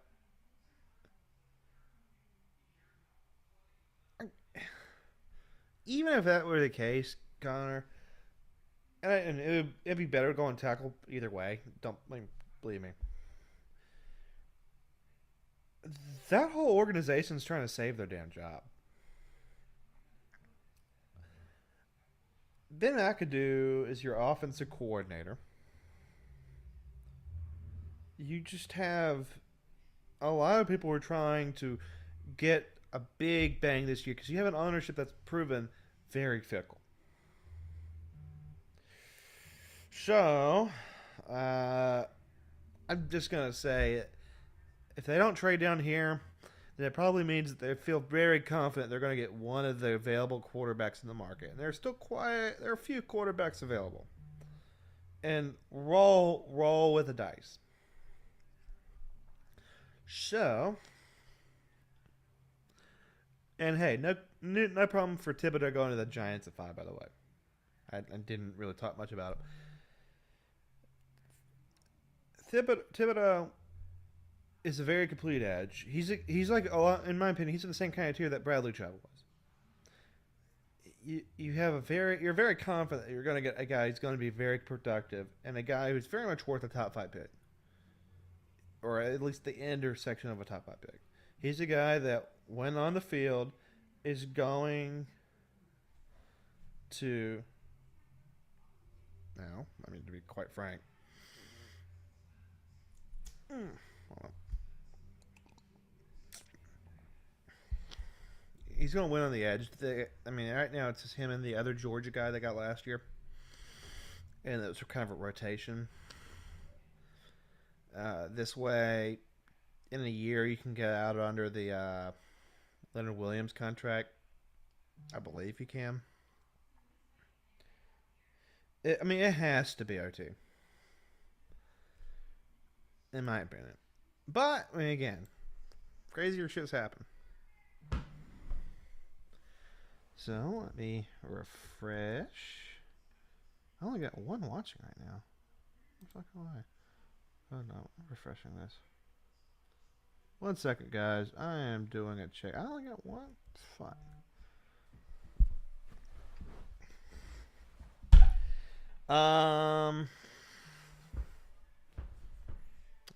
No, we got back. These people dropping in and out.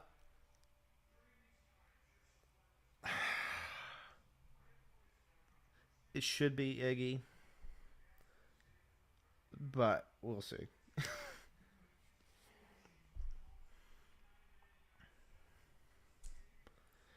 So, I'm going to get my drink out here. We'll wait. I haven't seen a Twitter notification yet. The Giants fans look happy that it's the safest guy of the top 5, that named Aiden Hutchinson, who honestly probably should be on a big board, the number 2 in this class. As much as I like Hamilton. But the problem with Hamilton, so much of a big part of Hamilton's game is that he's very good at very good at reading the offense and just play recognition, and that's always kind of. It means you know your own defense very well and what you're seeing at a college level. Now, at the next level, unless you're a hyper athlete, and he's still a very fucking good athlete, it's kind of on the riskier side, in my humble opinion. Which, then again, I really don't know much. I know a little bit what I've been doing for the last couple of years, but shit. Ain't nothing special when it comes to it. But shit, enough about me. But back to the draft.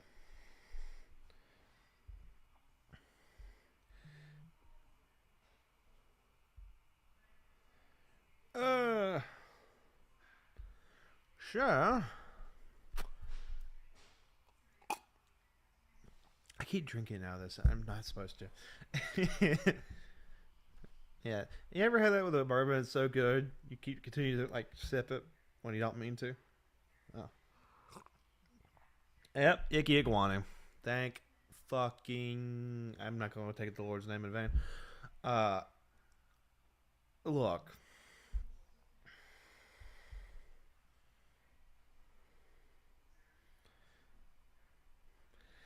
The Panthers, they're going to be fine.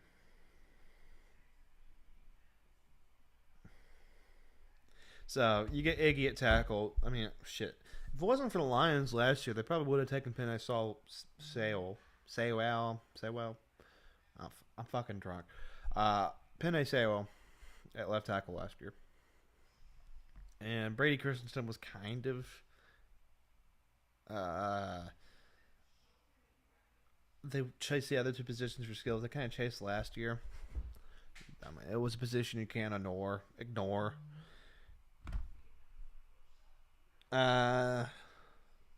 So shit. Hey, I know it was a hard decision. I know you don't have second day 2 picks, but they did the right fucking thing.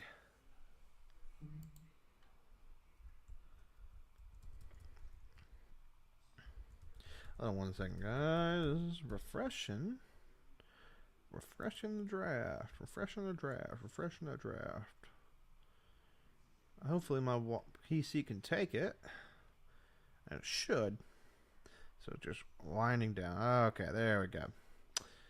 They're going to take their sweet time for that pick. Just because they're always like a minute or two late on the site. I'm picking up my comments. So, Iggy's the pick. 7.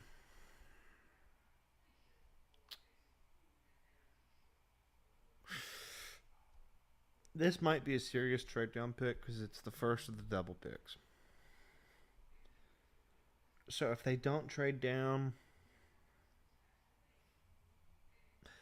they need offensive linemen in general. Cross is probably who I'd be leaning towards, especially with the rumors that Evan Neal does not have. I don't know what his medical flag exactly is, but that's why he's fallen like a rock. Evan Neal was like, the moment that it became a question that the Jags weren't emphatic about Hutchinson at 1 earlier in the year, that Evan Neal to number 1 became like the big betting favorite.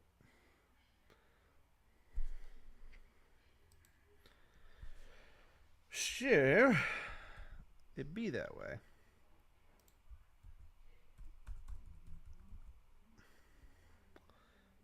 And I should probably go back to refresh that. And make sure that's refreshed. Okay.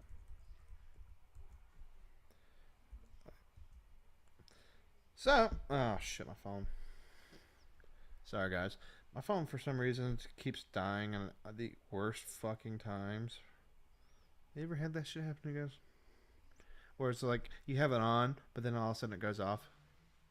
I don't know if it's picking up this, or it's I'm on the very end of my bandwidth. It's dropping the shit. But Goodell's doing his pimp walk to the front. It's going to be Iggy. Cross 7. Probably likely if they can't trade down. Falcons at 8's another kind of. They could go a bunch of different directions. Now, the top 3 edges are off the board. Wide receiver hasn't been touched yet. Corner's off the board. And then there's still Kyle Hamilton. So. And then they could use Eddie presence in the middle. Because Marlon Davidson hasn't really panned out how they want. You still have Grady Jarrett. But you really want Grady Jarrett for your pass rush. So, hey, Iggy stays in the state. And he's going to be the left tackle. He's going to take left tackle steps. And shit, they needed somebody. And I don't know if the owner made the decision for this team.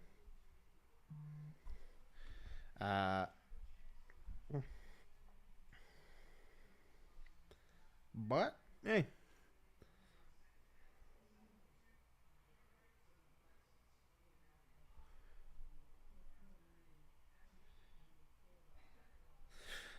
Somebody in this group chat said, what's the deal with Sam Howell? I like Sam Howell. The problem with Sam Howell is Sam Howell's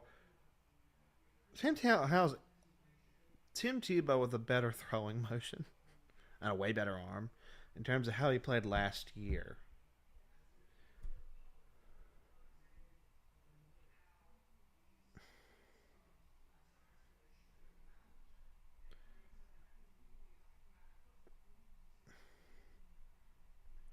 But yeah, Howell is Tebow with less height and a way better arm.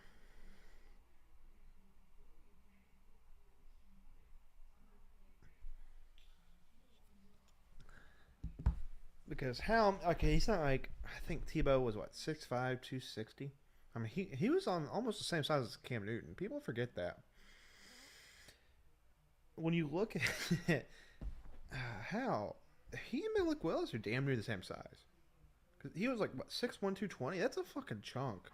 That's a power back in today's NFL. I need crosses 7 to cash out 700. Hey, that was a good bet. You're probably going to get Cross here. It's a very good bet, Connor. So, and again, please, it'd be very great. Share this vid if you can. Well, you can, but please, please, please, I'll be very grateful, very grateful. And more people in the chat, we can get the engagement, and it'll be, more fun for everybody. But right now, nothing too unusual has really happened. Shit, why am I saying that? That's fucking... No, that's not true at all. Sorry. I was just talking my ass there. I mean, that's what the double corners, because I didn't think the Jets would go corner because how they invested at free agency. Oh, the pick is in. Let me check my notifications.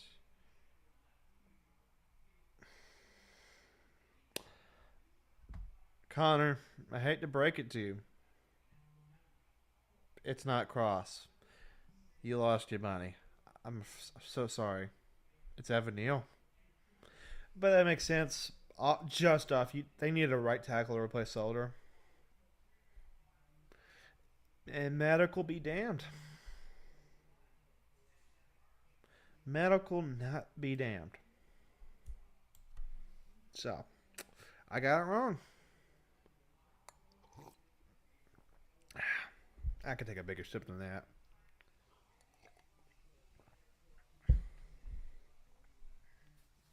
So Evan Neal at 7. I'm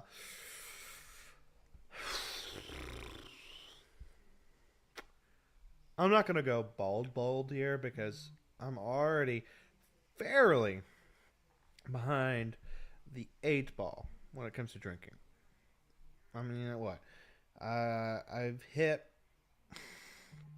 3 and I've missed 4 because I got 3, 4, 5, then 7 wrong. So none of the edges are available, which is the safest pick for the Falcons because they haven't had a good they haven't had a good edge rusher since the Vic era. Well, not named Grady Jarrett. Good guy in the edge, I should clarify. Grady Jarrett's been phenomenal, but Grady Jarrett can only do so much.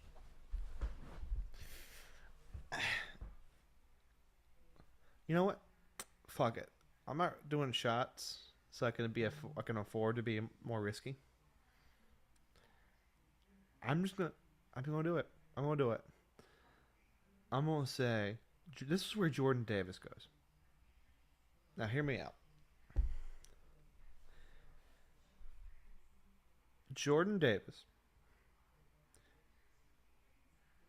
is a perfect complement to Grady Jarrett because he doesn't need to be a pass rusher. You have Grady Jarrett. You also have Marlon Davidson, who still needs to develop, but he's a former edge who kicked inside. Jordan Davis is your true nose. You put Grady Jarrett on 3, and you can retire, and then you can also send any of your backers in. They run a cover 2 shell already, so you don't really have to have another guy constantly in the box. So, look, I'm just saying, Georgia guy, freaky combine, could potentially be, Danny Anderson's the comp, that's probably the best, but he could have a Vita Vea impact on that front. So if they don't trade down, I'm just going to go Jordan Davis because my original pick was Jameson Williams. And that's because no matter what the Falcons do this year, they're going to suck. And personally, I wouldn't get Jordan Davis here just because the defensive nose guards age like plantains. They have 6 or 7 years where they're really a dominant force. And I know that sounds like a good time, but by first round standard, like we're talking like, I'm not even elite years. 7 good years because it takes a couple, 4 years where they're truly elite. Fletcher Cox is a great example of this. The moment they kind of get to year 8, it's kind of like running backs. Very, very few kind of have this like Vince Wilfork career where they not like consistent rusher they were. Malik to New Orleans. That's what I expect, brother. Hey, thanks for being in here, Ethan. I'm just drunk talking, and I'm probably going to end up taking another drink here in a minute because I said Jordan Davis goes 8. I'm probably going to be over ambitious with that. Jameson Williams probably will be the pick, but I'm just saying, crazy shit always happens. 1 second, guys. I'm refreshing this feed because OBS can fucking lick my taint.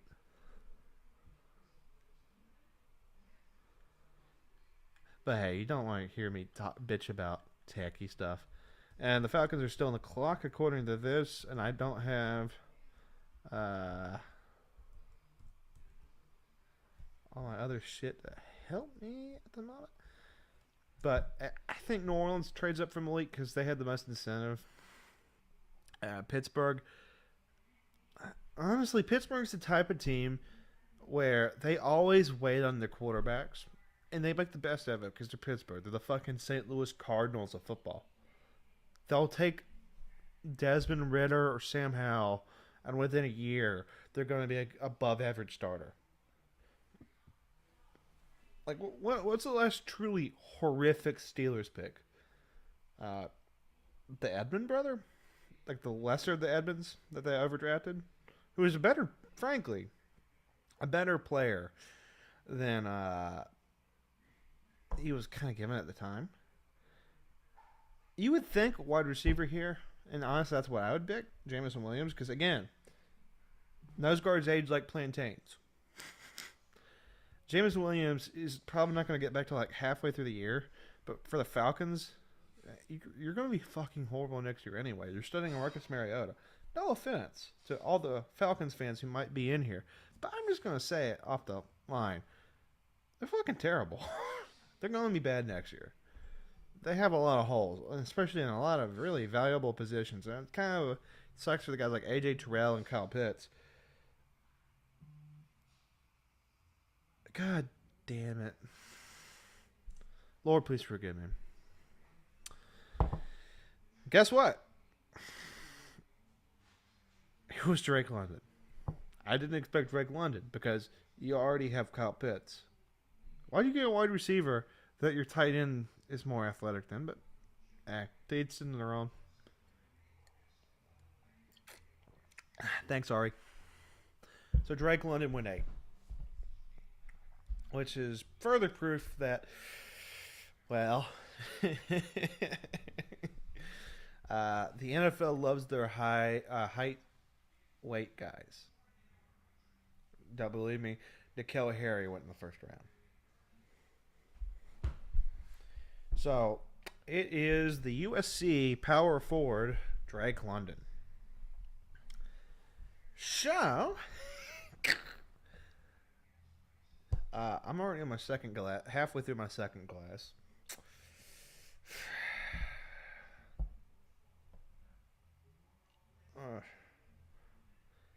Yeah, I played myself, but then again, my second choice wouldn't have gotten picked either. Hey, Connor's putting my fucking highlights on the group chat. No, thank you, Connor. But Kyle Pitts is their number one receiver. Drake London, because Drake London's gonna be their slot guy. So, I don't know about that one. It's an interesting fit. No, Kyle Pitts is a lot better in almost every way. So, okay. Just shooting the shit. Seahawks are at 9. Charles Cross is available. They desperately need tackle. Dwayne Brown, if he even comes back, is going to be, 36, 37. And then you have Shell at right tackle.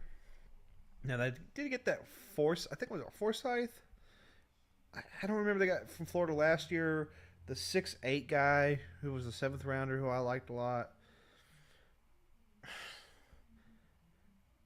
If they don't trade down here, but honestly, I think they kind of had their perfect scenario because they had one of the 3 tackles fall to them. Charles Cross, in my humble opinion, is the most deserving of the players to go here. You need a left and right tackle regardless.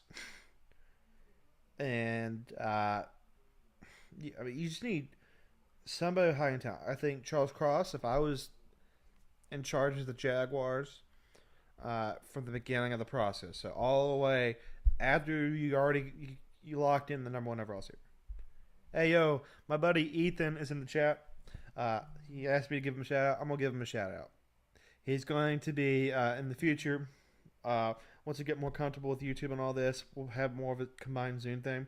He'll be my co-host for Full Contact Sports because this is a Full Contact Sports stream, which will be a football and fighting chat. And when I say fighting, I mean all professional combat. But mostly MMA, mostly stuff like amateur MMA, like Street Beefs and King of the Streets, all that. Houston at 13. I think the Redskins are in a good position to get all their... they're going to get one of the wide receivers of their choice at 11. They could trade down, but... Anyway, sorry, I got distracted there. But shout out my boy Ethan. One of the best guys talking about fighting I know. Shit, you're better than the 95% of MMA podcasting, which is mostly shit because it's mostly people trying to imitate Joe Rogan, where it's like, yo man, I did jujitsu. You want to talk about DMT? Yo Jamie, pull that monkey fucking the antelope up. Or it's people who train so much, it's like talk like a different language. It's so technical. Or it's like the ESPN crew, where it's like, yeah, they started as podcasts, but I don't know, they're kind of cunty. That's the impersonation I got. So there's not a lot of humor outside the Joe Rogan side. And the Joe Rogan side's him interviewing Michael Bisping or BJ Penn, and they'll crack a joke. But outside that, most of the other conversation is just it's not really joking about it because, not a lot of people are going to say to even a former professional guy, just roasting the show. There's not a lot of roasts. There's not a lot of, all that. So, anyway, shout out my boy Ethan Hart. Can't wait to do more shows with you, bud. I know it's kind of over the screen, all that, but, again, shout out my boy Ethan out. Seahawks are still on the clock. That means they at least heard an offer or two. But they're probably going to stay here and get Charles Cross. I might have to break out the Hawaiian rolls here in a minute. I'm in a particular type of mood.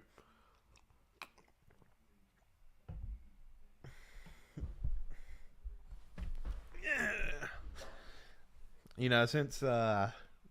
they stopped banning people because of the algorithm on Twitter. You know who we need back on Twitter? Now we're thinking about it. Alex Jones. We need Alex Jones back. Shit, we need Alex Jones to do the NFL draft. Listen here, brother. Drake London's brought to you by Superman Vitality. I don't know. It's kind of hard to do it when you aren't smoking a pack of Marlboro 100s. Because you gotta get fairly drunk, and then you had to start smoking.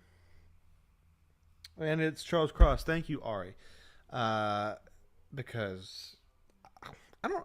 How do guys like Adam Schefter, Ari, and I think Rappaport? I think it's David or Dave Rappaport or Darren Rappaport. I forget which. But the NFL Network guy. Do they have the notification? How fast are they typed? Do they put 100 words per second or 100 words per minute? Sorry, crazy. I think I already answered your question, Connor, with trade down. I think it's going to be Houston. Houston needs more picks, and it's such a deep class.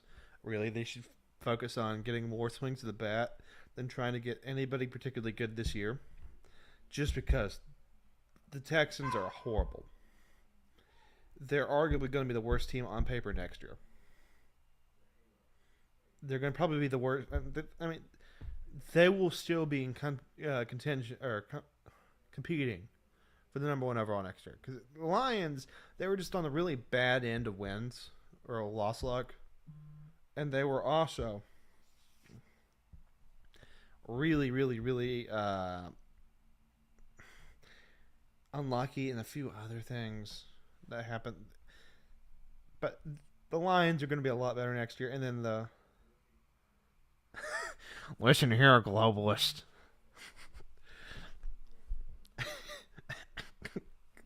The globalists keep trying. Evan Neal is a New World Order conspiracy why he fell as far. There's no way a Bama boy who's a left tackle should have fallen that far, goddammit. If he would have taken my water filter, he wouldn't have been flagged to the combine. I mean, it's not really that much of a curveball, though, Ethan.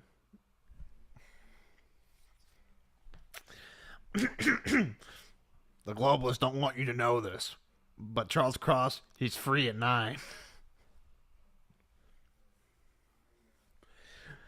Kayvon Thibodeau is a God-fearing American. He was brought down about his personality when he wouldn't obey to the mass media's rules and organizations. I don't know if I could keep doing this, keep my voice for another 2 hours. I don't know, it was leaning more on Hulk Hogan. Listen here, brother.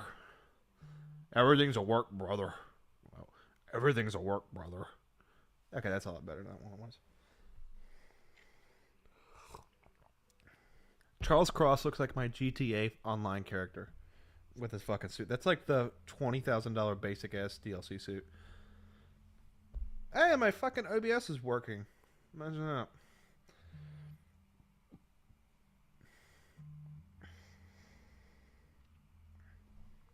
Yeah, the Jets are going to get Jermaine Johnson. Because, I mean, look, the Jet, I like the current organization there. They're a bit of a leaky ship inside. I don't know if that's because the big meme market teams usually have more leaks than you'd think they would. Just because they have so many fucking beat reporters and there's so many people in the room. They don't really have to go wide receiver here either. Just because they're at the top of the second. They have 2 picks in the second. There's probably going to, like, wide receivers 7 and 8 will probably be there by 36. Well, more likely 8. 7 will probably go at the very top of the second round. If recent history has proven anything.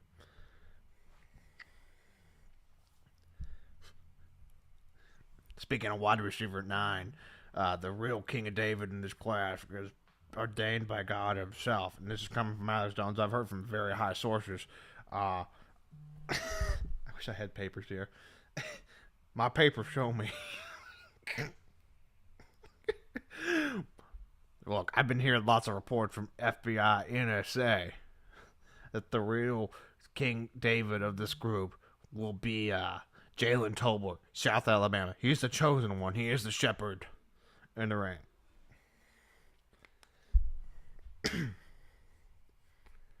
Trayvon Walker was literally picked by the globalists. He was picked to win from the beginning.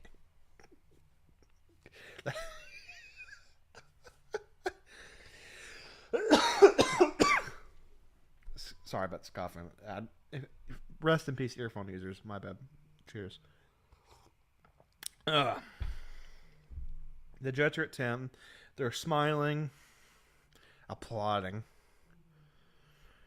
If it's not Jameson Williams here, Jameson Williams will. I don't see how Williams will go past Washington. No, Jalen will not go first.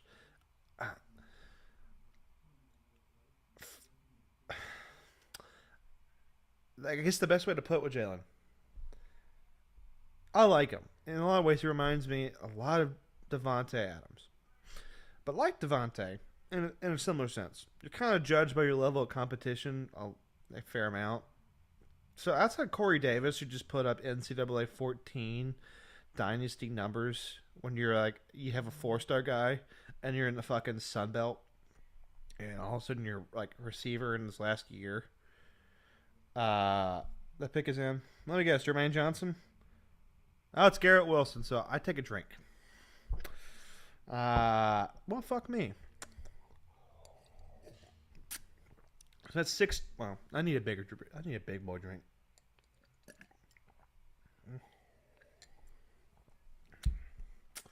6 out of 4. That's not a very good start for me so far. Which, look, you get probably what they have as wide receiver 1. And I wouldn't be surprised that they didn't even think he would be available here. But back to my Jalen Tolbert comment. His ultimate probably downside to his grade, if I'm going to be completely honest, is South Alabama wasn't very successful. And they shouldn't be taken against Tolbert. It's an individual. But, I mean, you barely go 500. It's kind of hard to say that you're that dominant of a player. That's how they view it. I think he was good. He was the best wide receiver I saw at the Senior Bowl. Not the greatest Senior Bowl class, but still the best guy there. But no, unfortunately, Jalen Tolbert will probably not be a first rounder. But he'll definitely be the highest guy South Alabama's ever produced. He will definitely, in my opinion, probably be a top 50 guy. He might even go in the top 40. But his thing is he's gonna be in that kind of like second round tier with Alec Pierce and Sky Moore. And Alec Pierce has a bit more size on him, and he was on a better team. I like Jalen Tolbert and almost everything else receiver. So Garrett Wilson, 10. That means we got the Washington Redskins. The team formerly known as the Washington Redskins to appease the Washington Post in particular and white liberals. I shouldn't make it political. My bad. My bad, guys. But I will say this. The team literally only to appease a handful of people who are whiter than Duke's Mayo. So.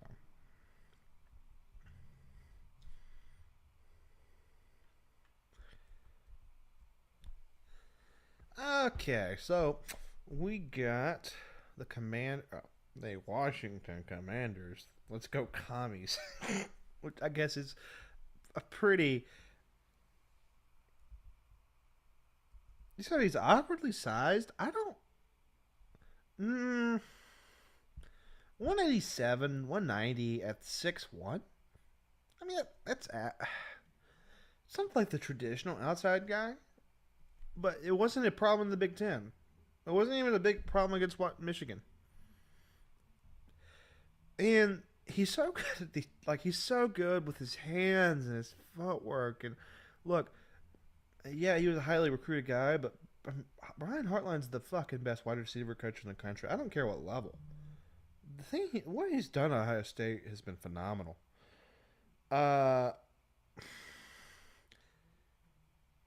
You can make a strong argument here. But Jamison Williams is still on the board, and you have Carson Wentz. You just traded a significant amount of assets for a weapon. You're in a weak division, and you could continue to build freaks on the defense. But to be frank, strong safety is fairly deep in this class. You'd be getting Kyle Hamilton because you think he'll be a better... he can do a little bit of everything, but I would prefer him to be in the box. He's not a single high guy, in my opinion. But, I mean, they could just as easily go this way. Oh, and guess what, guys?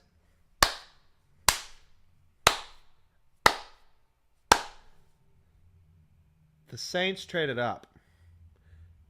None of the tackles are left on the board. The Vikings are at 12. The Vikings, a team who have gone out of their way to tell you, how dedicated they are to Kirk Cousins. And, well, more than likely, the Vikings are probably one of the trade friendliest teams. Because with the new organization, they need to maximize picks and amount of chances of swinging the bat. So the Vikings were more than likely going to trade anyway.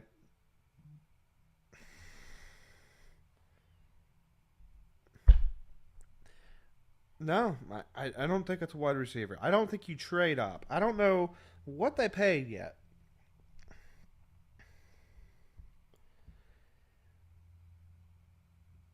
Actually, that's not true. You know what? It's going to be wide receiver. I have to think about it. Because the quarterback hasn't gone yet. And even if the Saints or the Vikings trade out, if the Vikings didn't trade out, they were probably going to go wide receiver. That's a fair point. So, Jameson Williams. This is probably where Jameson Williams goes. Because Jameson Williams is like everything the current Saints wide receiver core is not. Fast and tall. They have fast guys, but they're not tall. And they have tall guys, and they're not on the team. Because of team reasons. And given the worst contract in the league. I don't know why that is. But it is what it is. So, kudos to the chat. I will agree with you. It will probably end up being Jameson Williams here. I don't know if I'll get flagged over that fucking fan cam, but I'm probably small enough I won't be on the algorithm. So, it's not my fault they put that there. And it's replaying like from an hour ago. And I don't know why I'm drinking this. I need to get me a...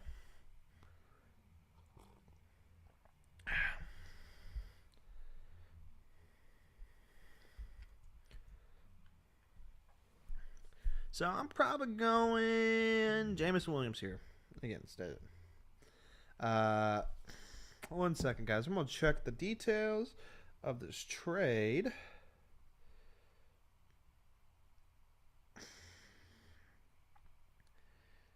So here's the details of this trade, according to the great Albert Breer, who he's a guy who other people retweet. So they're trading the 16th and a third rounder and a fourth for the 11th. You don't trade that up unless it's for a quarterback or for a wide receiver. Probably going to be Jameson Williams in this case because it's looking like I think they're at 19 as well. They're going to get a quarterback at 19. And so far, man, the league really isn't high on these quarterbacks.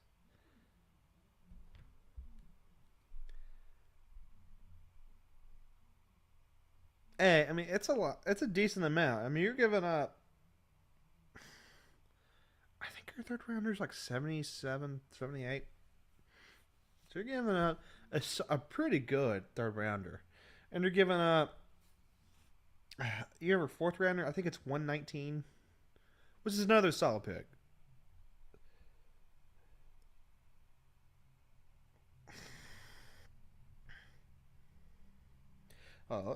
What's this? If it's a QB, it's someone that could take it. No. Connor, hear me out. Hear me out.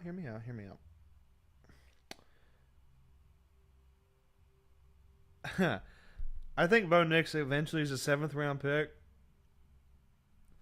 Just because he's a guy who, yeah, I know you sent me that article earlier, Ethan, where it was like he wasn't impressing that much in Oregon. Here's a guy, like, look, Trayvon Walker jumped from the bottom of the first to the fucking number 1 overall pick off a combine. You don't think Bo Nix is going to test well? I mean, fuck. E.J. Perry went from a nobody to he'll probably be a 4th or 5th round pick. Yeah, Bo Nix has a bunch of other concerns, but you're telling me a guy who was a former SEC quarterback, a former 5-star, probably goes to Oregon, probably does remotely well. You don't think you'll get like a 6th or 7th? Just off talent alone? I mean, fuck. Clayton Thorson got drafted in the 5th round. Clayton Thorson is like the 4th, 5th best quarterback in the fucking USFL.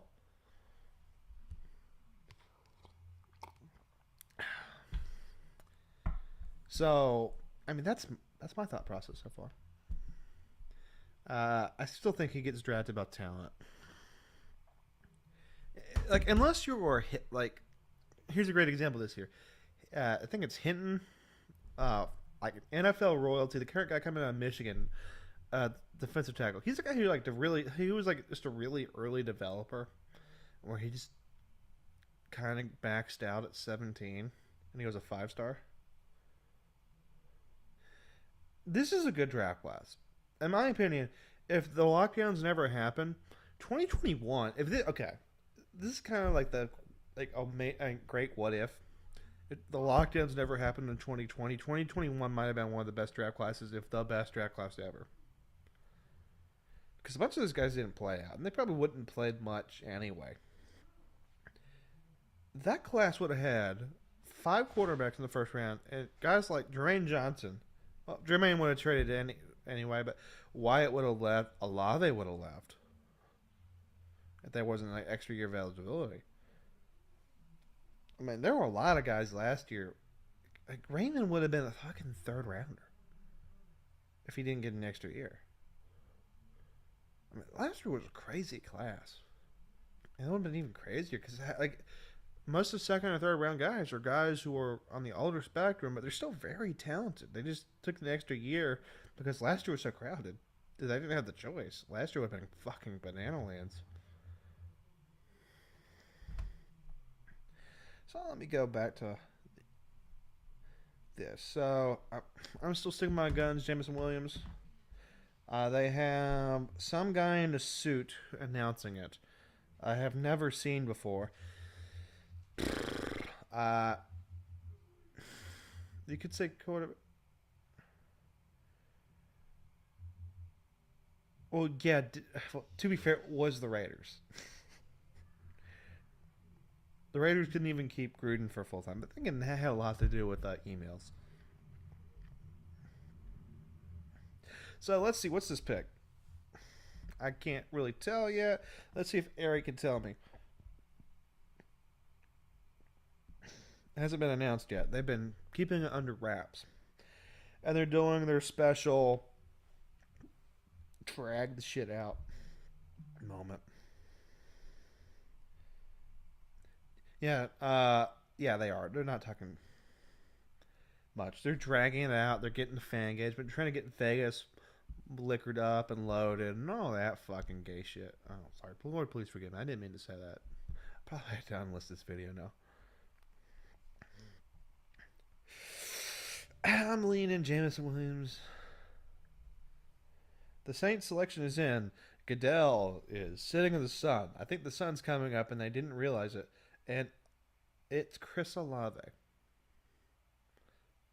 Man, Jameson Williams' knee must be a real big deal killer.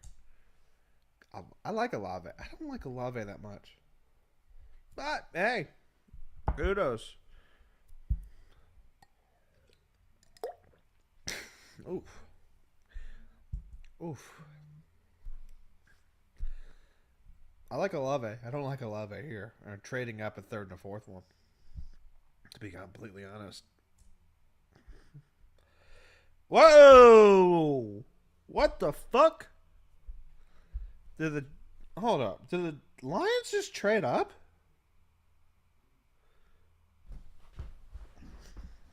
Whoa, whoa, whoa, whoa, whoa, whoa, whoa, whoa, whoa, whoa, whoa, whoa.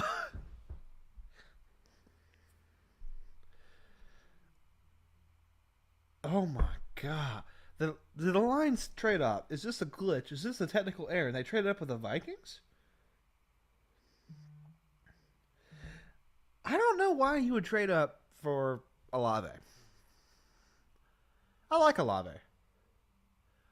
I don't like a first, a 3rd, and a 4th one.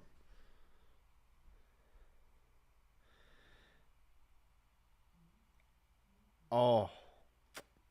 I know what pick this is. Who did I say that was the team the most likely to trade down? It was the Texans. Oh. Oh. Malik Willis. Cash money. Cash money. I think Malik's about to come up. Lions. So what's the deal with this? What's the deal with this? Hold on 1 second. Let me find the details of this trade. Oh, hold up 1 second. What's the? Oh no. Never mind. Thank you, Ari. It's not Malik Willis. I'm going to take another drink. It's actually Jamison Williams. The Motor City got more motor.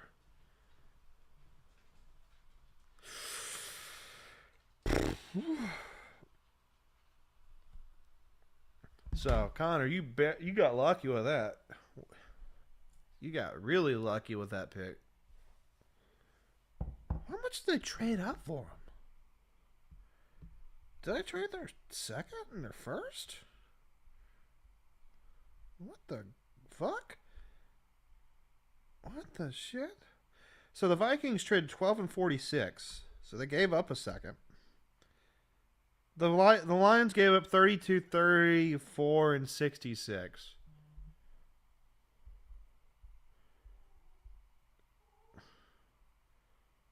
So the Eagles are coming in. The Eagles want to jump Baltimore.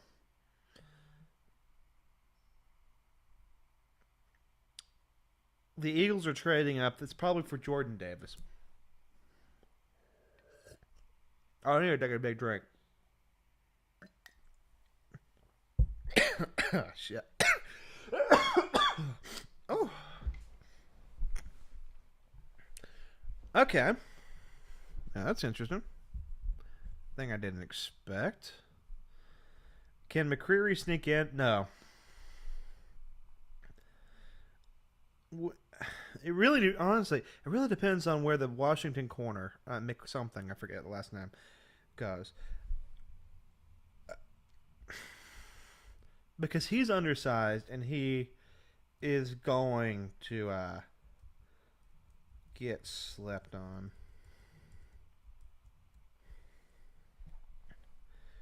I mean, no, not even just 11 and 12. 11, 12, and 13. And I wouldn't be surprised if Baltimore trades down. Because Baltimore, they need a few guys, but they're a team that likes to trade down. Traditionally. Or at least under the EDC era. And again, I can say a bit more because I am personally a Baltimore Ravens fan.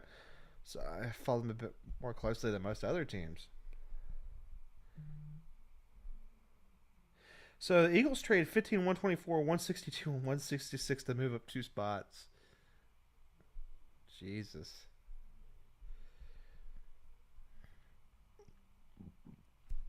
So is the pick announced?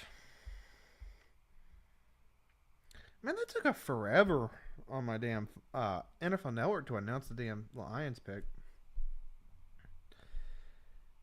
I mean, I don't care if they got a second next year. I mean, that's a lot to give up.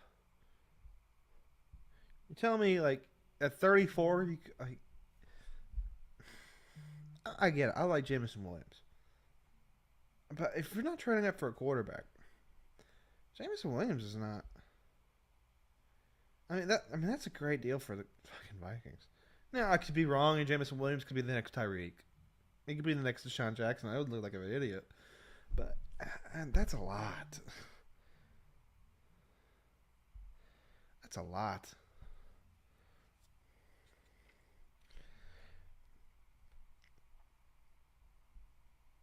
So, I mean, hey. Now, KC, they're going to... if the Lions traded over them... Honestly, now that I think about it, it wouldn't have surprised me if the Lions overbidded just to get over the Chiefs. Because they probably thought the Chiefs might have been offering. And the Chiefs have a first and a second to give. My guess, the Eagles here get Jordan Davis, talking about current pick, because he would be the... I hate replacing current players because there's only one Fletcher Cox in this world. There's only one Brandon Graham. You can get guys who play very similar. But it's very hard So like, or I should say, you shouldn't draft a guy who looks the closest like the guy you just left. You should draft the best player.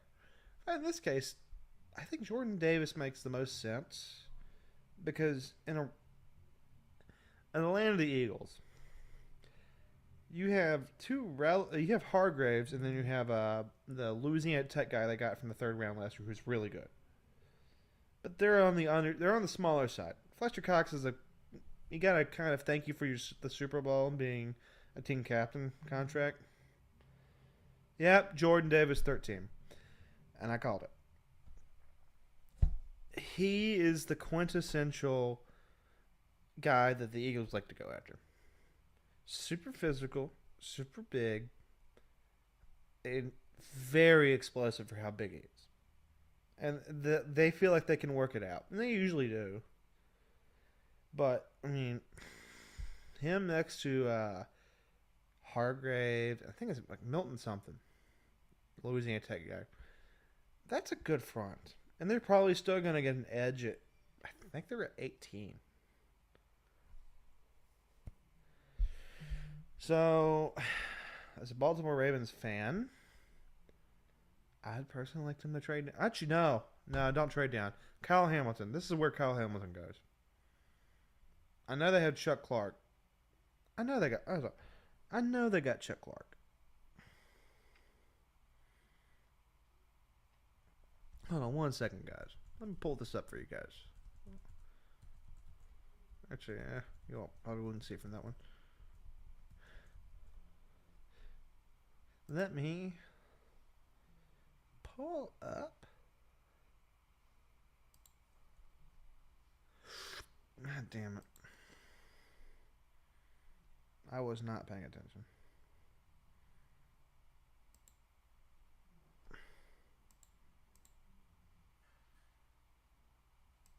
Okay, fixed it.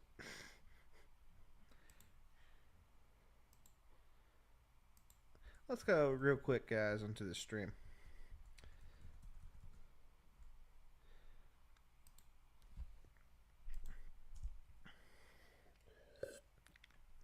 Let's run over the Eagles. Because I think, as you can see, Fletcher Cox is they could say 2.1, but really by next year. But he's already gone by the. So realistically, if we're talking about, let's say, some form of trade post-June, they could still save 2 to 3 mil. Oh.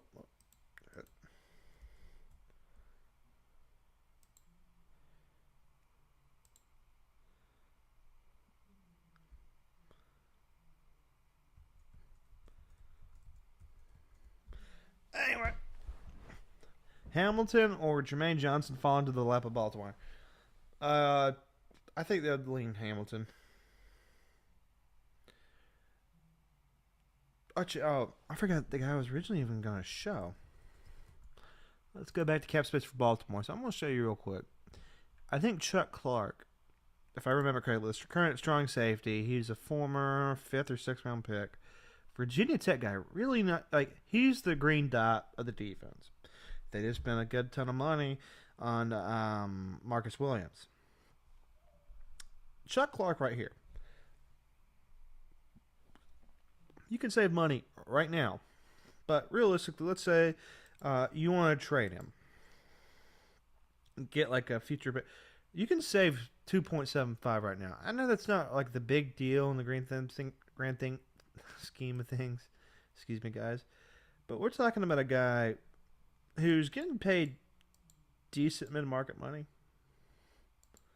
And even if you were to trade him, he's a guy who's going to kind of even the way his contract schedule are set up, you can kind of upgrade over him and you could save money doing it. So, that's my feelings on him, to be completely honest. So, it is what it is. Hold on one second.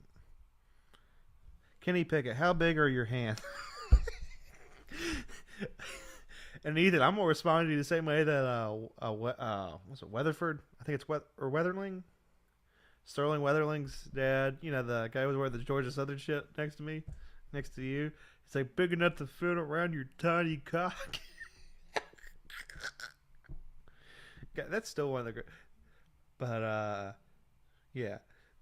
But Ethan, Tom Palazero, how big are Kenny Pickett's hands? God, that was fun. Anyway, enough about that shit. Hold on 1 second. Let me fix this. I don't know why it's being that way. I also don't know why it's doing that. I also don't. Sorry, guys. Excuse me. There we go. Oof. Anyway.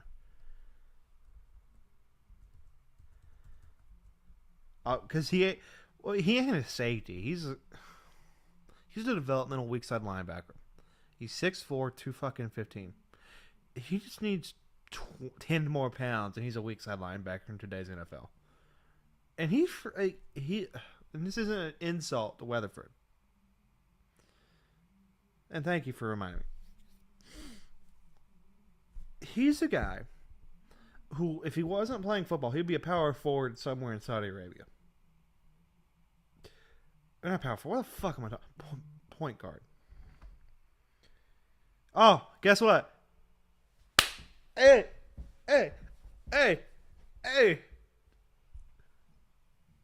Kyle Hamilton. I'm going to finish this. I'm not going to finish it. Okay, I'm going to finish it. Kyle Hamilton, baby. It's Kyle Hamilton. But, yeah, Weatherford, in a lot of sense, is he is a great value brand, Kyle Hamilton. And that's no disrespect, because Kyle Hamilton is the best safety prospect I think we've had since Eric Berry. I like him more than Jamal Adams. I even feel like him more than Derwin James, just off the fact that Derwin James has a horrific... Like, I'm trying to think of a good comparison. Derwin James is the Will Fuller of safeties. Because he's always fucking hurt. He's always been that way, even in high school. But Baltimore gets a fucking straight up upgrade over Chuck Clark. But hey, back to Weatherford. Weatherford is going. He does a lot of stuff that Hamilton can do, just not as well. He doesn't have the playback part, and he doesn't have the he's not as gifted at making the big plays. And I know that seems like a luck thing, but Hamilton he's just had a crazy knack for always being at the right place. And he's very good at never really playing himself out of position outside of free safety. But in this case, you have him next to Marcus Williams, and he's the new green dot. And Chuck Clark is probably he's probably shadow boxing right now, because his days are numbered now. Because they drafted the SMU corner turned big third safety last year, who's a freaky athlete. And you have Marcus Williams, who's a very damn good athlete. He's your more traditional over-the-top guy. And you have a guy who doesn't have to be over the top. He can be literally anything.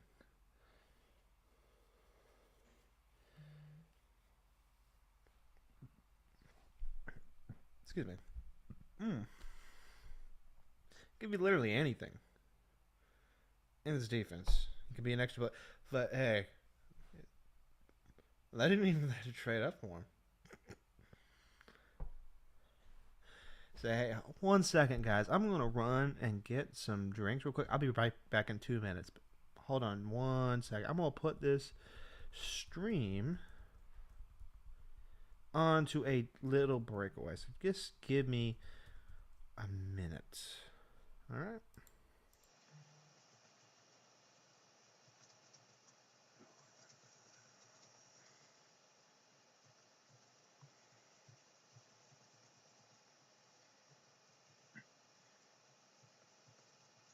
One second, guys. All right, here we go. Ritz presents I hate when abs pop up. The best movie night snack.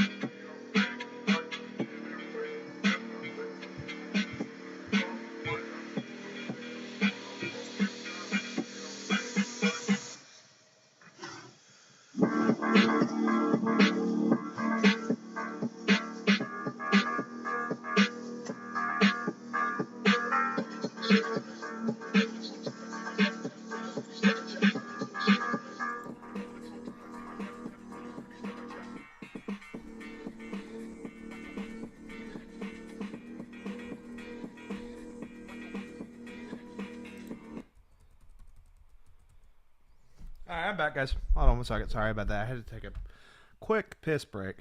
My bad. Hold on.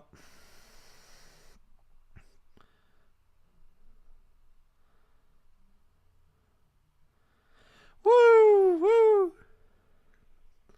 Hey, I'm back, guys. Sorry about that.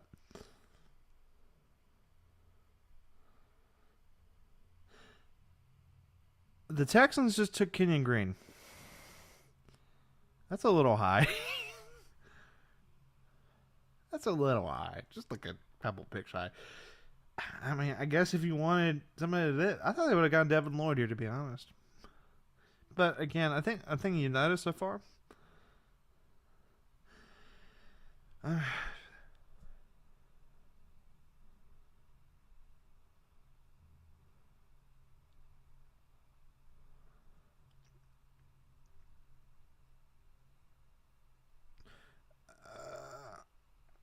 Look, I'm just gonna say it real quick, guys.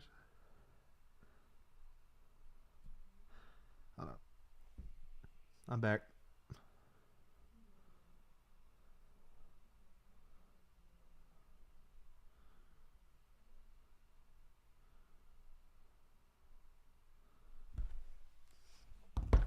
Oh, sorry about that, guys. Hold on one second. I don't know why it's not showing me on this. Oh no, okay, now you're showing. Right. Let me refresh. Let me refresh real quick. There we go.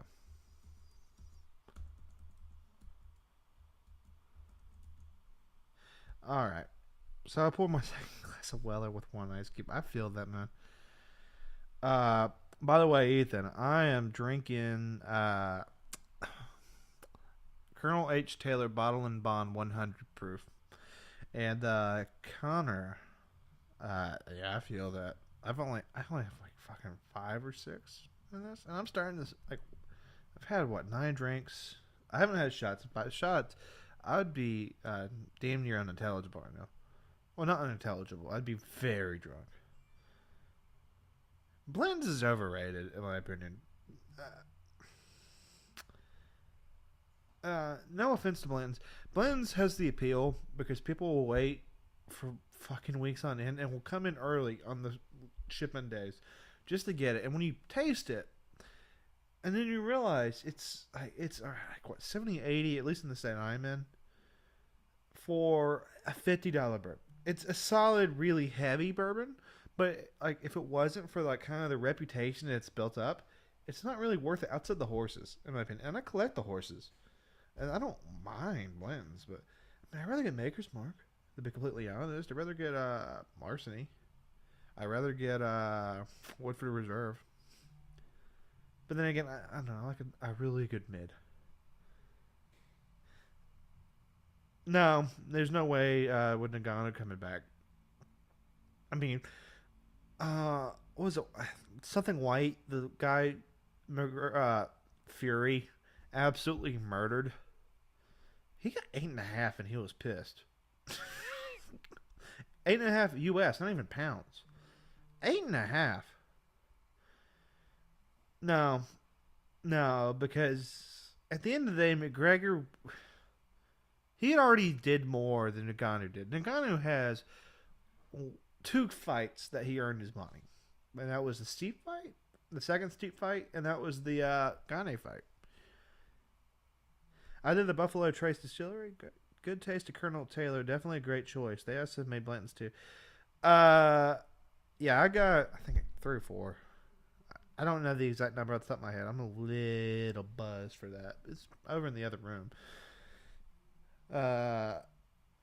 Single bit, all the Larcenies are good. Like, it kind of gets slept on because, in my opinion, they look a little cheaper than they are, and that has more to do with presentation than anything. But they're usually a top shelf for a reason. They're just on the cheaper end of top shelves. Apparently the cards are trading up. Hold on one second, guys. A lot of shit's happening in the mid 10s because there was almost no surprises in the top 10, or really like major surprises. So the Cardinals are trading pick 23 to the Baltimore Ravens for Marquise Brown. So the Ravens have 23. Hey.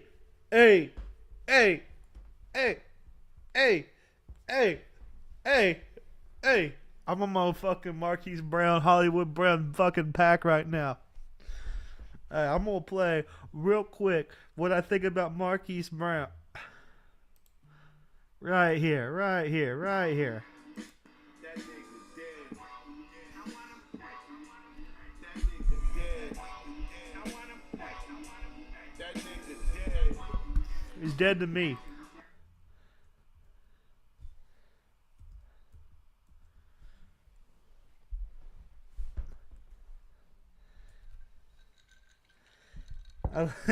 I'm not far from Lynchburg, so I did that Jack Daniels Distillery Tour, and I'm serious when I said the whiskey tastes completely different there.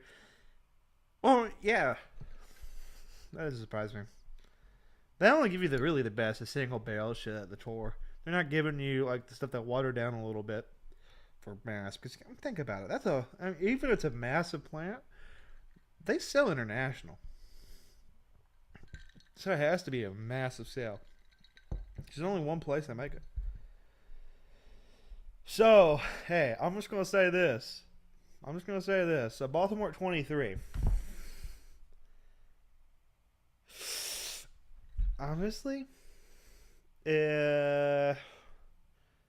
George Pickens makes the most sense. He's a guy I'd honestly look at. Another guy I'd honestly look at there, Karlaftis, if they don't think he'll get past Dallas. But there's been rumors that Karlaftis is going to slip into the second round for some fucking reason. But you don't make that trade unless... I mean, they got... Wait, hold on. Did we only give up the 100 pick, too? Which was a fucking comp pick?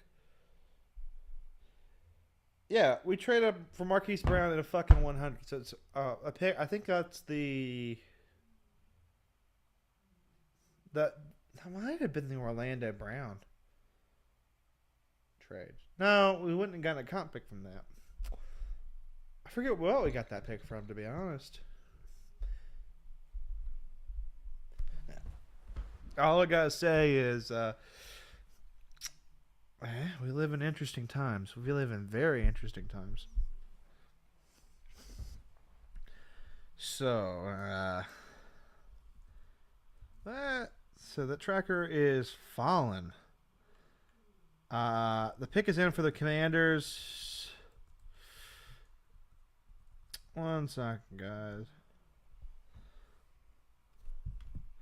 So, there's not really a wide receiver available here. I know I need to be keeping up with these Commanders picks. There's not really a safety here either. They kind of played themselves. Trevor Penning, just to make sure they're above the Chargers, because I think the Chargers are looking at any upgrade over right tackle, if I'm completely honest.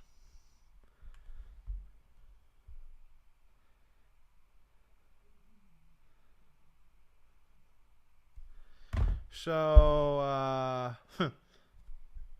yeah. Crazy shit, man.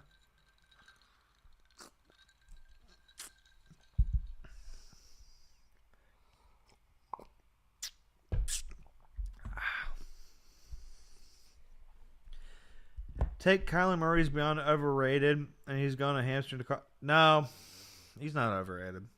He's mad because they haven't really given him everything he would like. And outside Rodney Hudson, I think moved a little bit. I don't know why it did.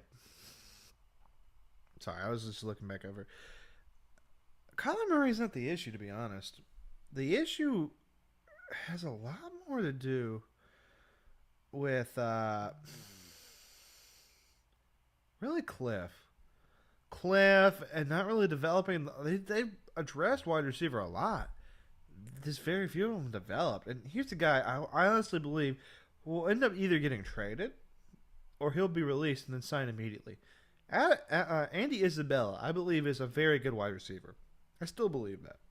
He's not going to get developed. And now with Rondale Moore, he doesn't really have much of a path to the field because he's a slot guy. He's not going to be a guy who's going to win at press too much. But most of the failings in the past year have just been Cliff. They don't organize a very good offense. And even on defense, it was because they overpaid. They overpaid for Olave. And I mean, I like Olave. I think he's going to be a very good receiver. Is he worth the third and fourth? Because, I mean, think about what third and fourth gets you. If you're the Saints, that potentially gets you a guy who can rotate and start in the interior defense. And that could get you another guy to replace Cesar Ruiz, who's on the way out. Because this is a very talented... as old as this class is, the strength of it are in the interiors, on the defensive line and offensive line. Now, there's not a lot of top-end talent outside a handful of guys. But the depth in this class is phenomenal. And the 16th. I mean, you're going to tell me that Olave wouldn't have been there because the Lions traded up because they thought the Chiefs might trade up for James Williams. Are the Chiefs going to trade up significant capital for Olave? A 6'2", 180-pound guy? They gave Kyler D.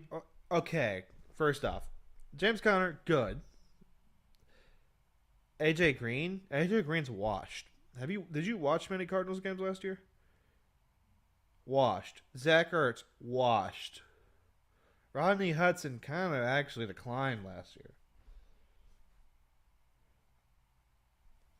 Oh, and the problem is outside D-Hop, they have a bunch of guys who are the same, which is why they let Christian. Whoa, what was the Redskins pick? That was Jahan Dotson? Are you high? Are you fucking high? Jahan Dotson? What the fuck? AJ Brown? Apparently Lamar Jackson's pissed. Jahan Dotson to the fucking team formerly known as Washington Redskins.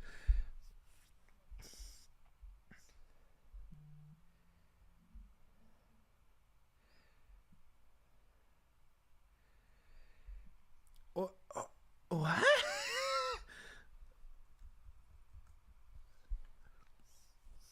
You know, I don't think Bezos should own the Redskins, but at this fucking point, you couldn't, I don't know. I mean, I know they're in a weird position and all the wide receivers got taken. No, he's athletic. Ethan, don't get me wrong. He's athletic. That's not the problem. The problem is you're getting you're not even Tyler Lockett. You're getting T.Y. Hilton. You're getting an undersized guy, and even though he has a lot of outside reps, and actually, man, now I think of it, they have nothing but big receivers anyway. And Curtis Samuel never worked out, and you still have. You would think. I'd take Penning here. Actually, no. I'd honestly take Raymond over him, but because my problem with Penning is I saw this at the Senior Bowl. Penning has what I call offensive lineman camp syndrome. You know those camps that you always see the Instagram of here's your 5-star. Actually, I'm wrong. I'm gonna have to take a big gulp. Is that not? But keep it. Oh, that's 2 drinks right there. So, oh, hi, Jessica Dinkelacker. Hello, Jessica. But as I was saying,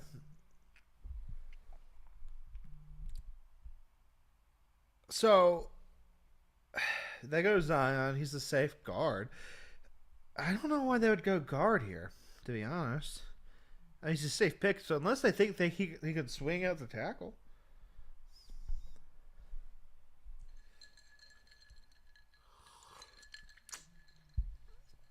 So, I mean, shit, that was unexpected.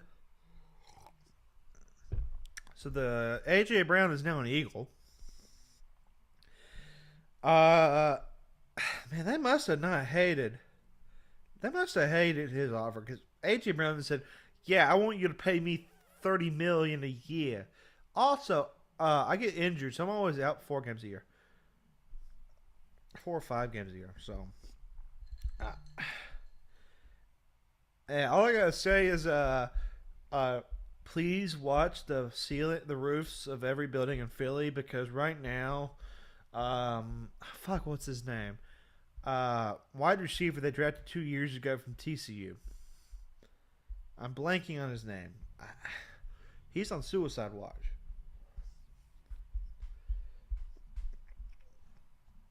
I don't know what they're doing there. I seriously don't know what they're doing.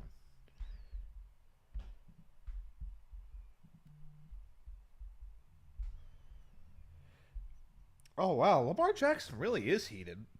I know they were really close friends.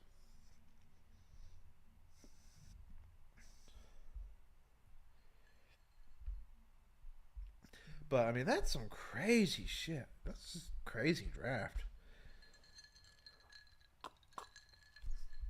Because I honestly didn't think there were going to be this many player trades. I thought that most of that shit was a smoke. To be completely honest. No, hold on. Let me roll back up. So, the Titans are on the clock. I need to actually keep up with this and stop being in the moment.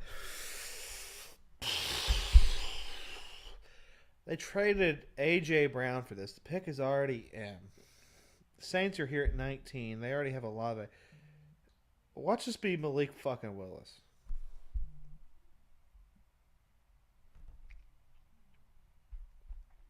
I mean, this is fucking crazy.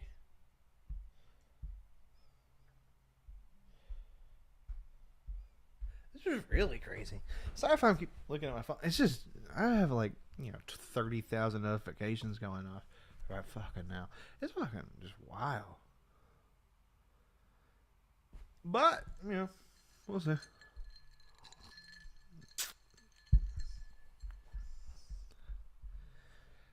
Don't drink and draft. No. Never drink and draft. Very bad. Trust me. I know this for a fact. So let's check on the reactions of the Titans players. Jeffrey Simmons. Wait, this bet not be true. Taylor Lewan. What? So, not taking it well. At least with the Hollywood Brown, it made sense. Just because he just never really fit the Ravens. And honestly, let me put it this way. Marquise Brown's going to the Cardinals to do exactly what Andy Isabella was supposed to be. He was supposed to be the other vertical guy. They just lost Christian Kirk. You know, I like Rondell, but I don't really like Rondell as a vertical guy. So it makes sense in that front. And also, Marquise Brown has chemistry with Kyler. They did play together at Oklahoma. And Marquise Brown's best year was with Kyler Murray. So I guess that was the, hey, Kyler, please shut the fuck up. We got you somebody. I don't know. I'm actually kind of amazed quarterback hasn't got. I mean, I think, honestly, it wouldn't be surprised me if Malik goes here to the Titans. Just because. You have Ryan Tannehill for what? A year or two on contract? You're kind of in a weird spot as a roster where you don't really have, like by AFC terms, because the AFC is just so loaded, a really competitive roster anymore. Kind of missed on your window last year.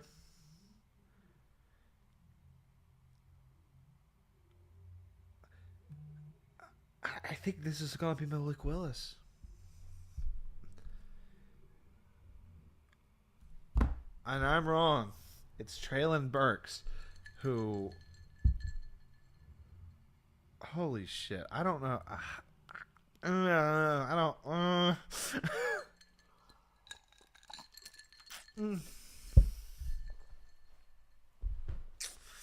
I don't know about that one, boss. So you're trading one of the most complete wide receivers in the NFL for a gadget player that's cheaper. And the Titans wonder why they're a poverty franchise compared to the AFC.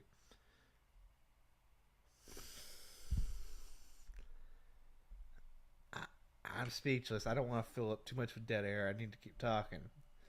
But you're getting Traylon Burks?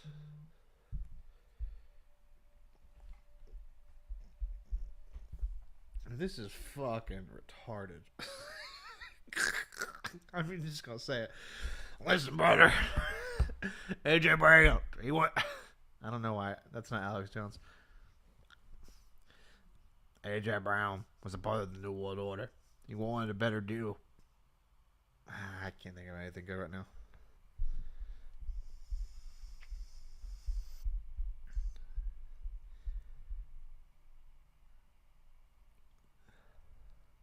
So Traylon Burks goes here at 18. So every degenerate gambler out there who put what was the line? 6.5 for wide receivers in the first. Please, somebody tell me. Please, somebody tell me in the chat. I'm prepared as an Auburn fan to only win 2 games. Oh, we'll be fine. We're going to be a 7, 8, 9, maybe even 9 win team.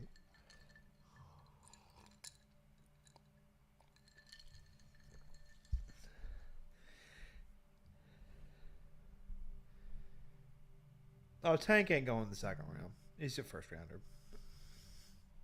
He and the Texas guy got to be first rounders. Next year, the top 10 might end up being better, but it's not looking very good on the back end. So Traylon Burks is the pick at 18. We have the Saints on the clock. They're a pick above the Steelers. This is where, if they really are in love with one of Malik Willis, this is where Malik Willis has to go.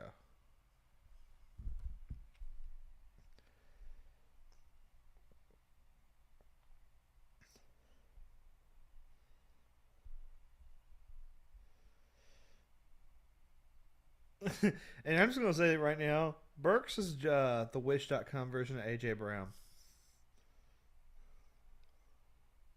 I'm just saying that right now for everybody that's listening.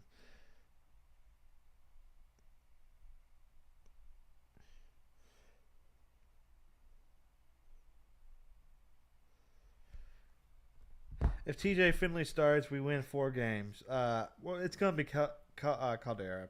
He wouldn't have transferred if we didn't think he would start. This isn't Tate Martell.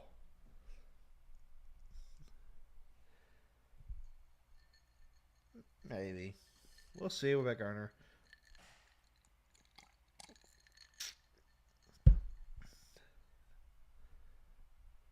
Oh.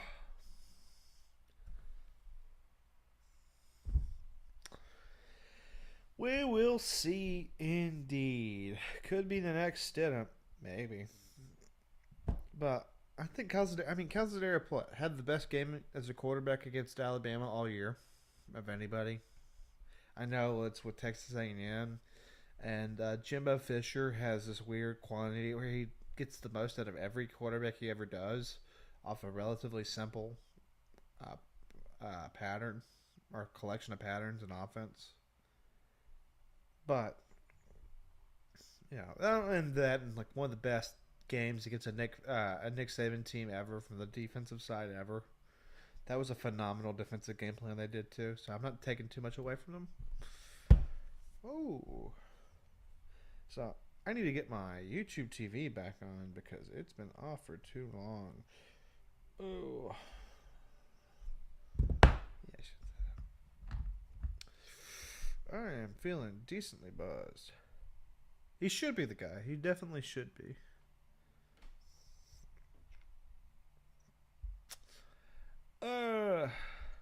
Anyway.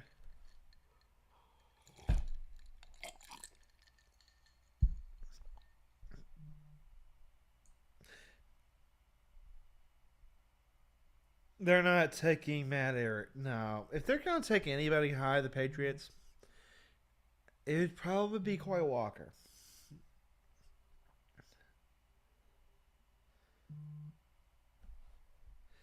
Quay Walker makes a decent amount of sense here because he's a lot better. He's younger. He's a freaky athlete, and he's, in my opinion, a little bit better of a blitzer. And that's one big component of the Patriots' defense. It's blitzing linebackers.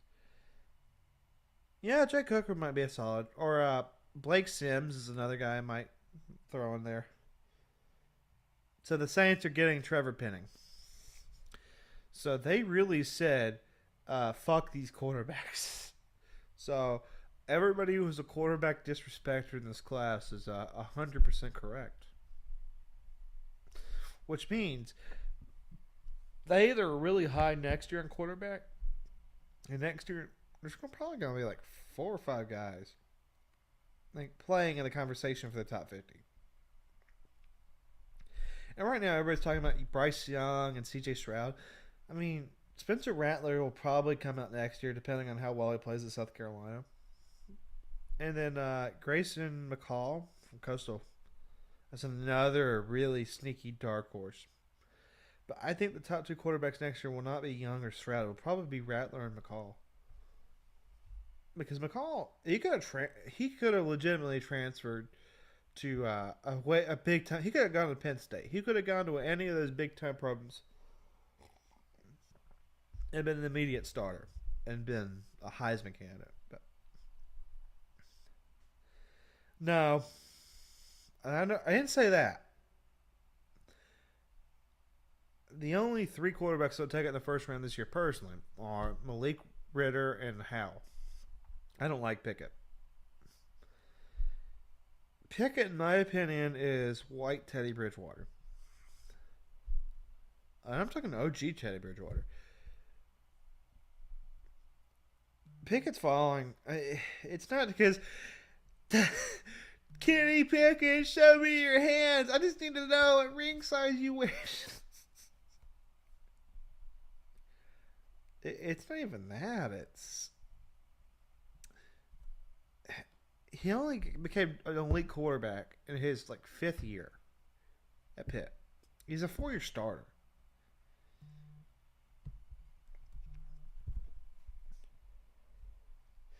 And then, oh look, if I'm the Steelers, I'm getting Malik Willis all fucking day. How big are your hands? But I mean, I'm saying, look, if you're the Steelers, you're in a division with Lamar Jackson, Deshaun Watson, and fucking Joe Burrow. That's a murderer's row. I mean, they might, those three legitimately might be the top 5 quarterbacks in this league right now. In the conversation. And you share 4 teams. There's 4 teams in that division. I mean, you had to compete somewhere. And yeah, no, Penning is very good in the Saints. He has all the talent in the world, and it kind of fits the Saints' MO. They like him with a lot of they like really high athletic guys who have all the frame in the world. They just need coached up. They need it coached up. Penning is a guy. The moment he stops throwing people into his own offense or quarterback's legs, and the moment he doesn't because his other problem is he gets pressured into the chest too much. He allows a lot of things to go to his chest. He's not very good at closing the gap or using his hands. No, he's a lot more polished than Spencer Brown last year.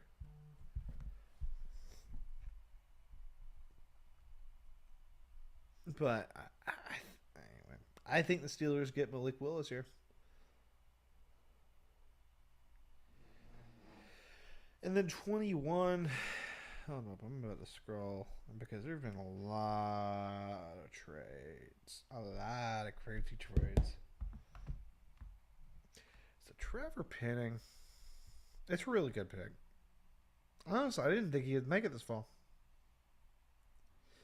Because I mean, I had a feeling that Chargers were leaning offensive lineman. I thought they were lead tackle, but hey, what do I know?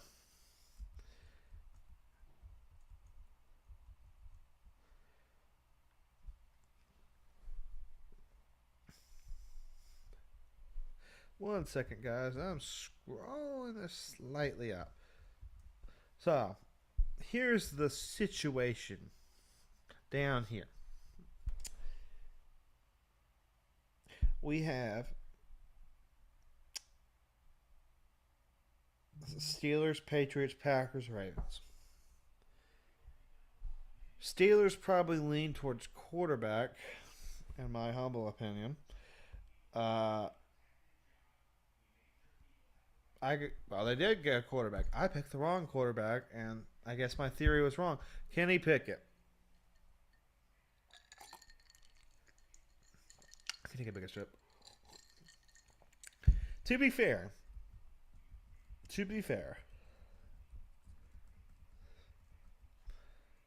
with Kenny Pickett at least, he's played in the stadium for 4 fucking years, and also he's basically a fucking Yinzer.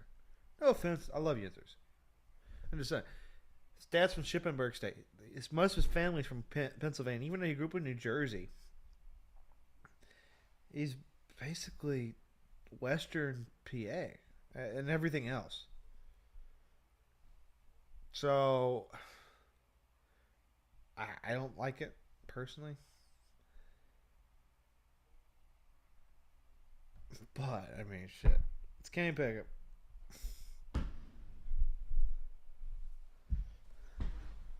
I hate this pick. So you're settling for Teddy Bridgewater in a division where you have to compete against Lamar Jackson, Deshaun Watson, and Joe Burrow. Good luck. What's the upside? I think that's my pick because you have Mitch Trubisky right now. What's the difference between him and Mitch Trubisky? Seriously, except being cheaper.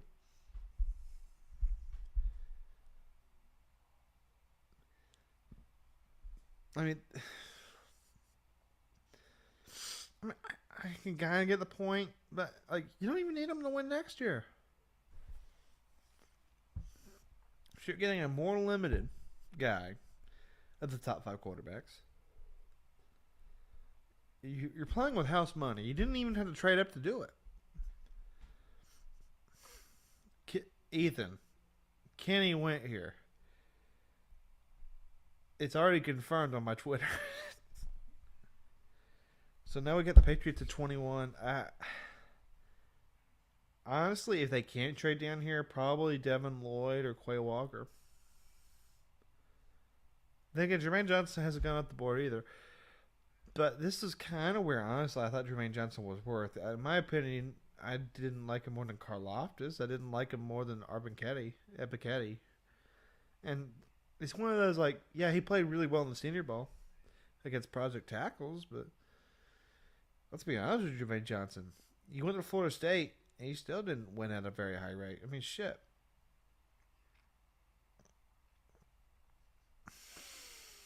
I mean, you had a lower pass rush win rate, and also to be fair to Jermaine Johnson, and the ACC is going to have two guys. He went against Iggy and got stonewalled, and he went against Zach Tom and got stonewalled. Another guy who would probably be a top 50 pick. And I think Zach Tom will be. There's not many tackles that built and that athletic who don't get drafted highly. Even Spencer Brown, who was raw as they got, was picked 92 last year, and he would have gotten 91 if Ben Cleveland wasn't there. So it's Kenny Pickett, leaving Patriots at 21. Belichick is weird. He could go wide receiver. He could go linebacker. He could go edge. He could trade down. No, Malik Willis isn't Josh Johnson. Shut the fuck up. Shut the fuck up, Connor, about that. No, I'd say in a lot of ways, Malik Willis is I think I heard Cordell Stewart. I've heard Josh Allen. I would probably say Josh Allen's the closest modern example. He's a guy who's barely got coached up in 2 years, and then he went to Liberty, a team that has no talent. They have two other people who might get drafted on offense, and he carries them And then last year, couldn't go as well as it did. But am I pretty much like Malik Willis is the guy who, if he just develops over 2 fucking years and you build a plan around him, he's the kind of guy who can eventually develop into a very quality starter. He's a bag of parts and he doesn't have a manual.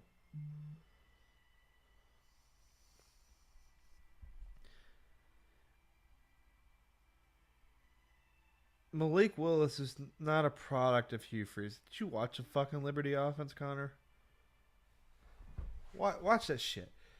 A product of the offense, scrambling to your fucking right and running through 2 arms tackles can't be fucking schemed up. What the fuck are you talking about? Throwing a ball 65 down the yards, it doesn't matter how open it is, 65 to 70 yards downfield is not schemed up.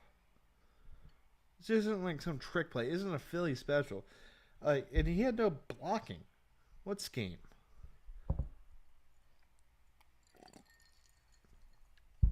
It's like saying Kyle Shanahan can make anybody no. Kyle Shanahan gets ridiculous athletes and makes them like. You have to have athletes at the end of the day. Can't just scheme up no talent.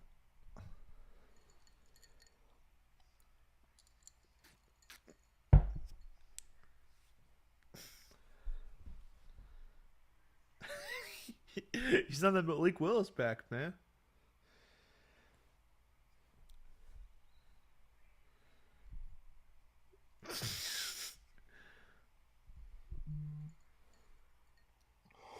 Yeah, the Chiefs trade up for the 21.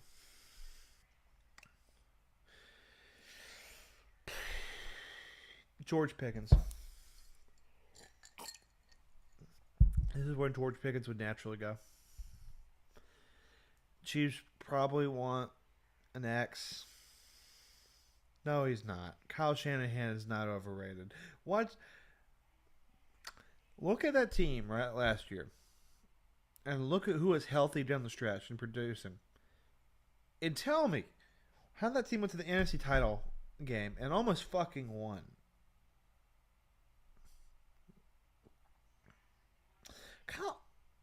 What's Matt Ryan done since him? What's the Browns done since him on offense? Oh, the Falcons choked a game. Who gives a shit? They're an Atlanta team.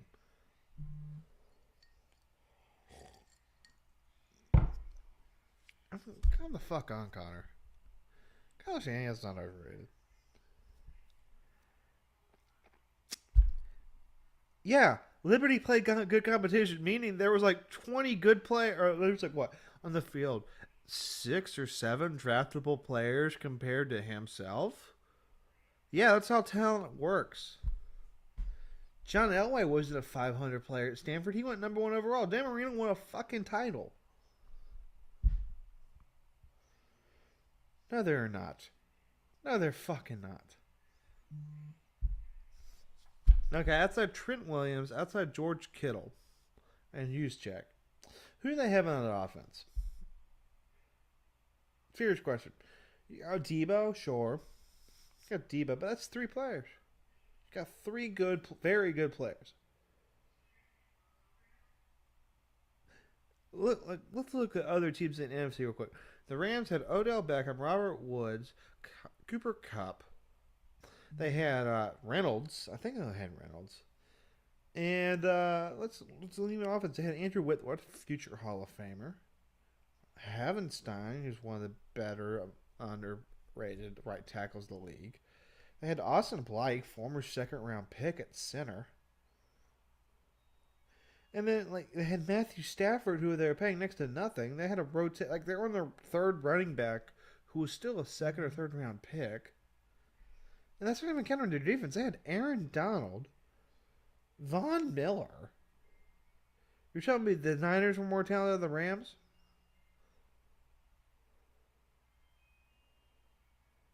They're more talented than the LA Rams.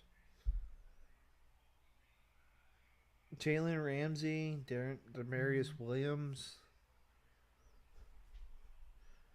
That cat from Washington, strong safety. Okay, I missed the Reynolds one, but you still had you had a very talented Van Jefferson. That was a talented team. They had a lot of talent on it.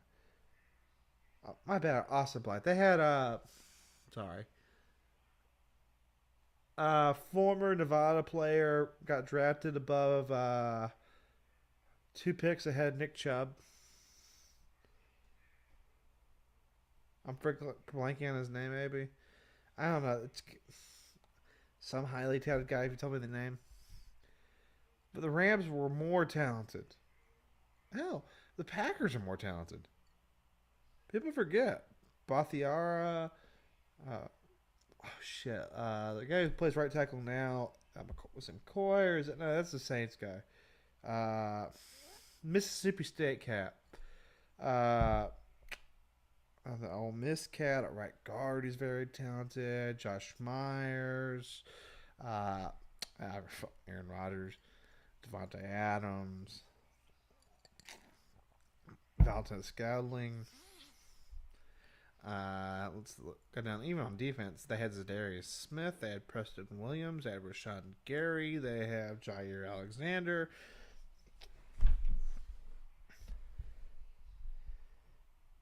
Oh, so Trent McDuffie was the pick for the Chiefs. Hey, McDuffie's a very good corner. Honestly, he should have been talking to the similar tier as Stingley and Sauce Gardner. His only problem is he's short, and that's an NFL thing. NFL guys like their they like the length and the height a lot. And they view it as potential, and everybody can get coached up.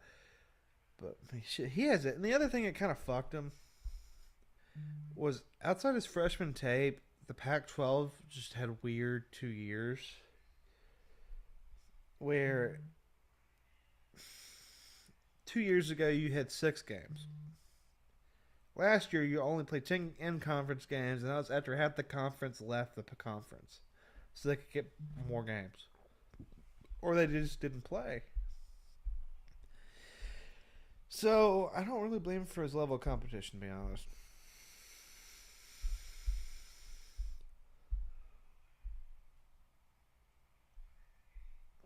But no, the Niners are not the most talented team in the NFC right now. No, they're not even close. Yeah, I would even say the Saints are more talented than them in terms of top to bottom.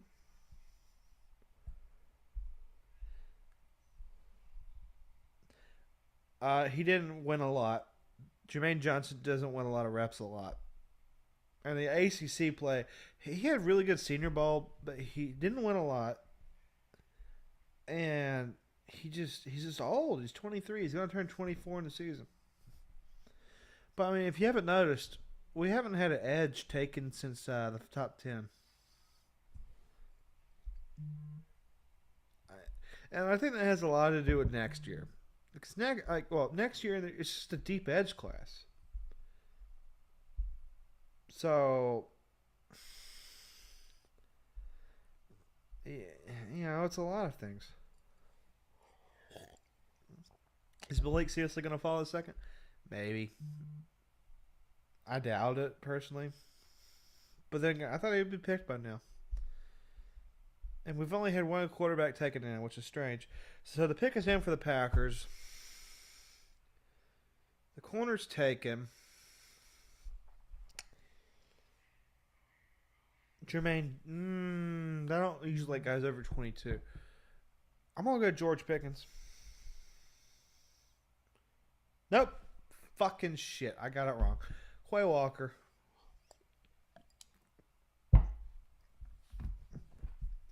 No, that's Quay Walker. Quay Walker. I got it wrong.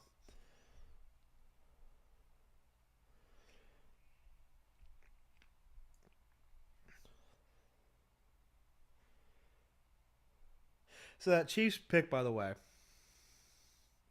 he's worth a first. Paxton Lynch got drafted in the first.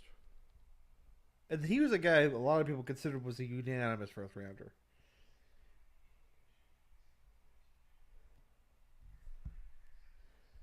Like, you telling me EJ Manuel was a first round quarterback? Well, he was arguably worth a first in that class.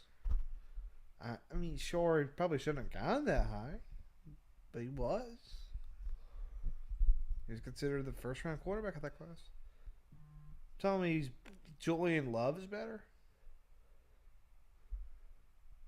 Wait, let's consider what a bottom of the first round quarterback is. Telling me Teddy Bridgewater's better coming out?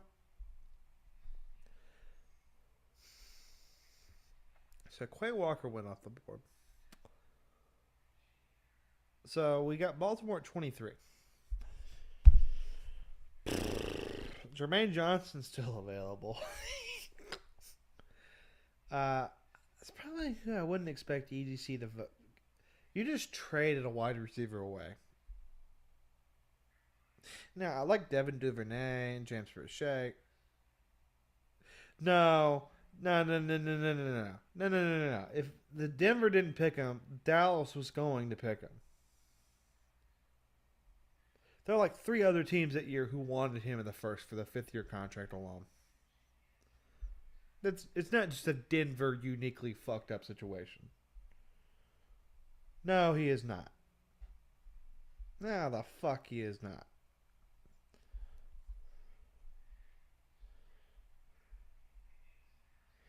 No, he is not. EJ Manuel wasn't really that athletic. Honestly, EJ Manuel's best comp is to Mond from last year.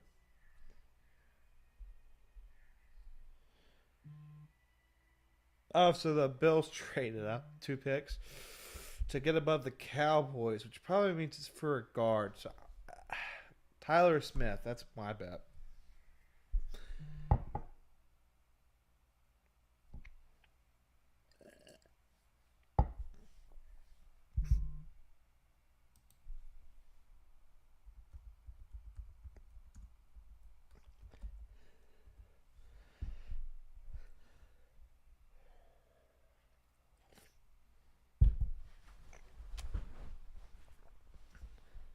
I'm just saying. Because it's Green Bay. That's the explanation. That's an explanation for everything. They don't like guys who are over 22, and they don't like guys who aren't over 200 pounds. That's it. That's their type.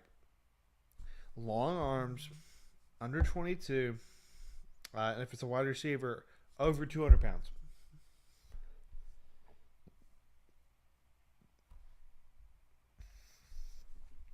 Guys ever noticed that NFL Network where they have Andrew Whitworth trying to talk up Kayvon Thibodeau? And he's the only guy who isn't the same position of that talking up a rookie. It's a tackle talking up an edge. Oh, so I got it wrong again. It's Kyrie Elam. Hey, I mean, this has surprised me. There are not a lot of 6 to 200-pound corners. And that is the Cowboys type. I don't know why that is. I guess genetics or some shit. I don't even know why I said genetics. I've been drinking too much. So, hey, should I get 130 for the 100 pick? So we replace a pick by going down 2 spots for a guy we weren't going to draft? Shit, I can live with that. Fuck yeah. So now the Cowboys are at 24. Tyler Smith. He's from Fort Worth. He went to fucking Tulsa. He's 21 years old. He can play left guard immediately, and he could eventually develop into, because he has no bad tendencies, because he has no tendencies, to be their long-term replacement of Tyron Smith. Because I think Tyron Smith only has 3 more years on this really fucking awesome contract for the team. So, I mean, shit. Cowboy, and then another guy I wouldn't be surprised might end up being a Cowboy. I also wouldn't be surprised with George Pickens or Deontay Wyatt here. So, yeah, it is what it is.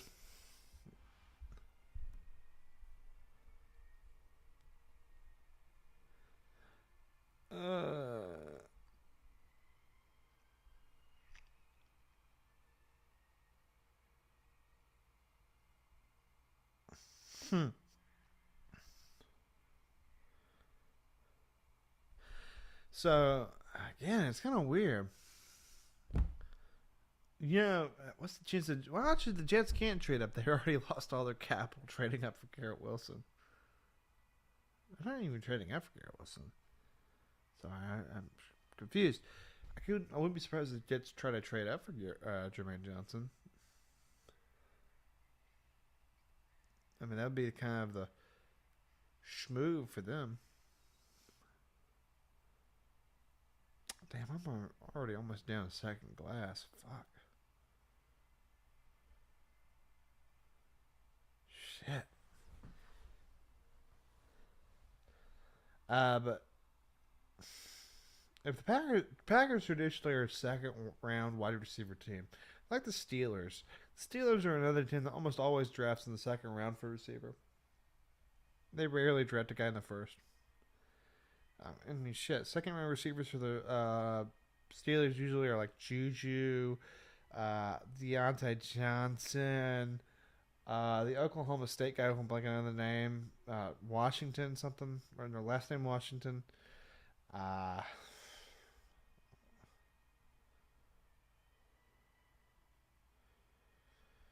You're gonna get a George Pickens. You're gonna get George Pickens.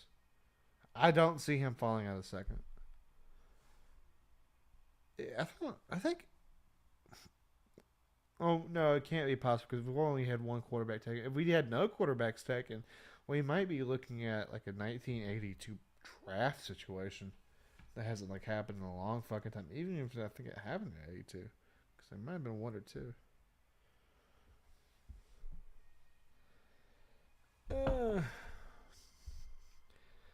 Snap. My NFL Network thing collapsed.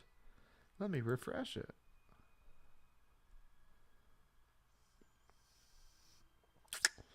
1 second, guys.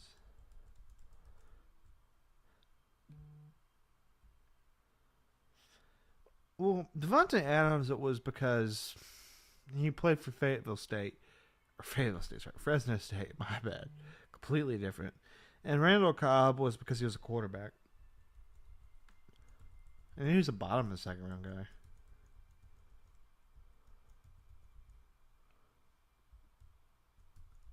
Well, alright, we're there. Well, nope, not there. It's just refreshing. So, okay. 1 second. I keep saying that fucking too much. So that's a fucking bad habit. My bad, man. And I hate when that doesn't even work. So the Cowboys haven't even submitted.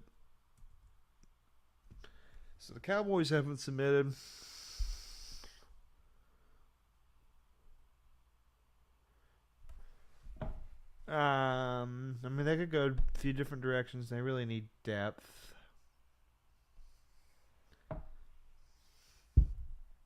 I think they should honestly focus on already replacing offensive linemen, if I'm going to be completely honest. Malik Willis also wouldn't be a bad pick here.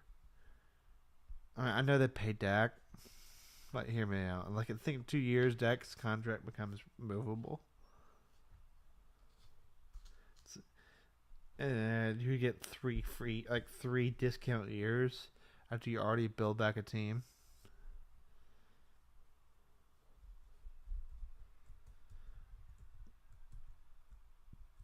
1 second, guys. I don't think they take interior. I think they got a guy they think they can go to tackle. Jerry is not a god. He's a coke-addled Dallas businessman.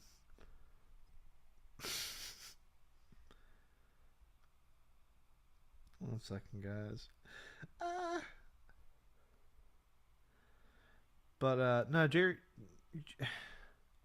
The Cowboys are one of those teams that they either overreach or get incredible values. There's no in between. They're a maddeningly 500 team. They're the NFC version of the Titans. The moment you think they should be doing better, they don't. And the times you think they're going to fuck up, they don't. They're just, I don't know, chaotic neutral, I guess is the word for it. So, what does it say?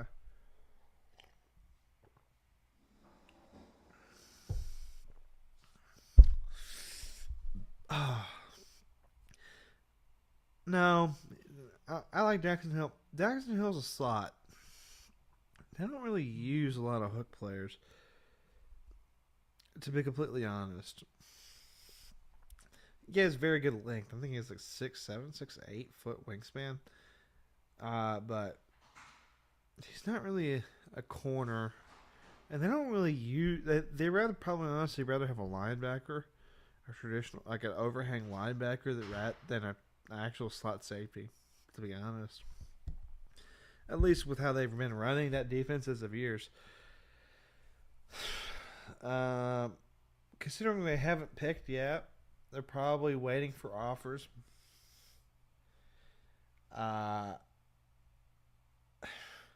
I'd probably get personally. I'd get Bernhard Raymond here and just swallow the bullet. Wide receiver also wouldn't be out of the question here. So it depends on, honestly, if you rather reach for the pick is in.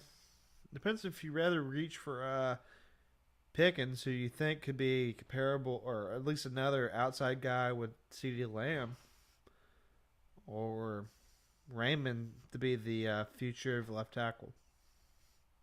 But a guy who could immediately kick into left guard right now, it wouldn't be even an issue, or even right tackle. So, but I'd probably lean honestly more to Tyler Smith. I mean, he's a Fort Worth kid. No, I like Dean, but no. Just because Dean's 215. Yeah, you have Micah Parsons, but I think they re-signed Vander Esch. But you already have, and you already re-signed Smith. So you just have 4 linebackers on this roster with a first-round pick? Hell no.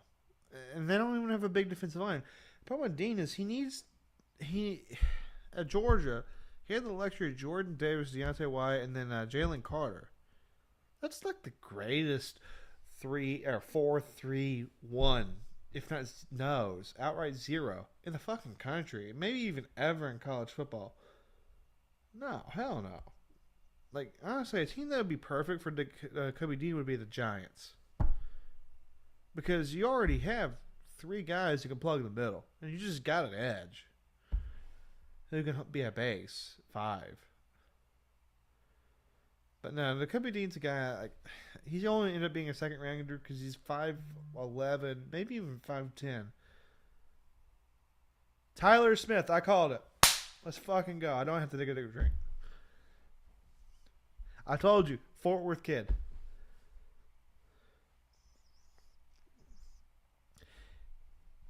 Fucking called it. Let's fucking go. I took a little sip. Now I'll drink. Yeah. Tyler Smith is. Oh, he's not a reach. He's a first round talent. He is Iggy Iguanu if Iggy Iguanu was never coached up. It's probably the best comparison I could give you. He has no bad tendencies in this tape. Super athletic, like crazy athletic, and he's fucking Method Man on that Wood 36 Chambers. He throws niggas at the frame. Like, it's fucking crazy. Like, I mean, he fucking murders kids. And he's a guy who can play right now at left guard and probably be a top 15 guard in the NFL. He's that talented. And he has the footwork. He can develop the footwork. It has the speed to do it. It just needs the technique. But, I mean, you have Tyron Smith for 3 years. You don't need to put him out there. Baltimore. Jermaine Johnson's a very much of a possibility, but it's not usually the Ravens' way to get an edge in the first round. I mean, Adafa Owe was kind of a rarity because Adafa Owe was super talented. He just kind of got disrespected because of sacks. You just traded a receiver away.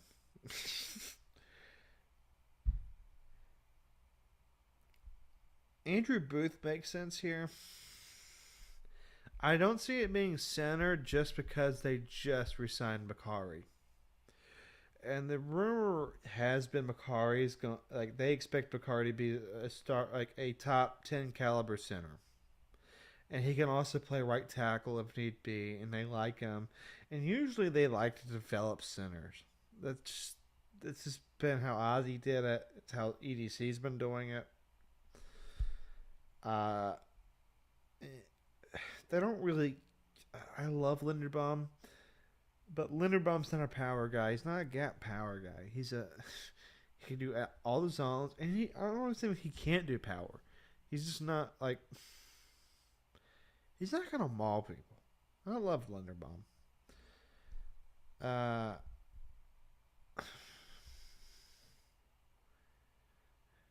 Karlaftis is who I'd personally take here.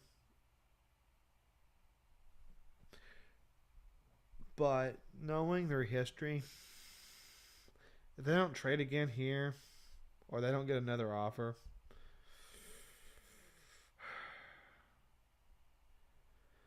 Pickens would make sense.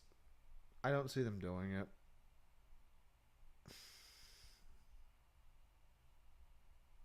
Raymond would also make sense here.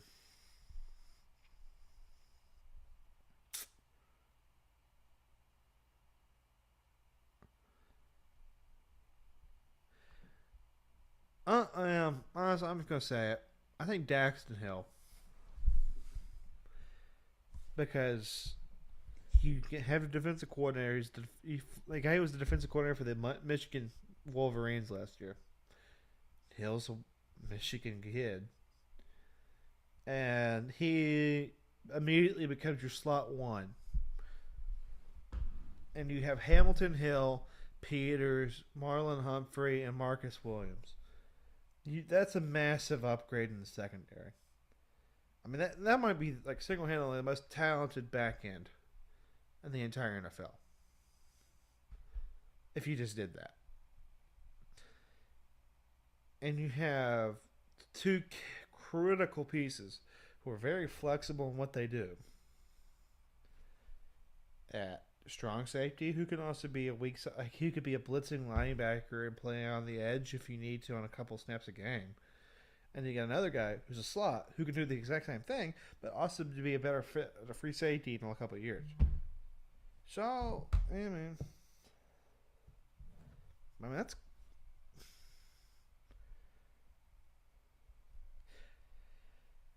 it is what it is. But I'll probably lean, honestly, Daxton Hill.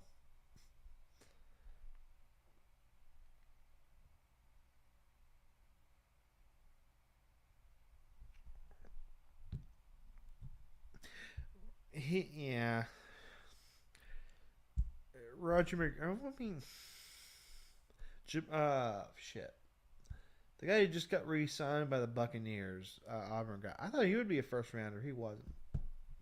And Auburn, in my opinion, gets a little bit disrespected by NFL circles a little too much when it comes to guys who get drafted.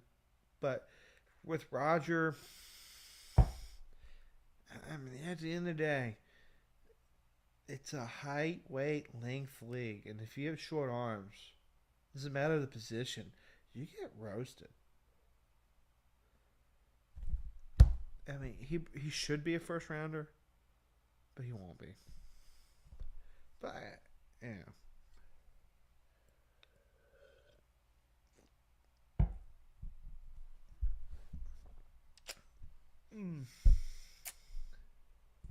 So, let's see. I think Baltimore's still on the clock. Which probably means they're still trying to trade.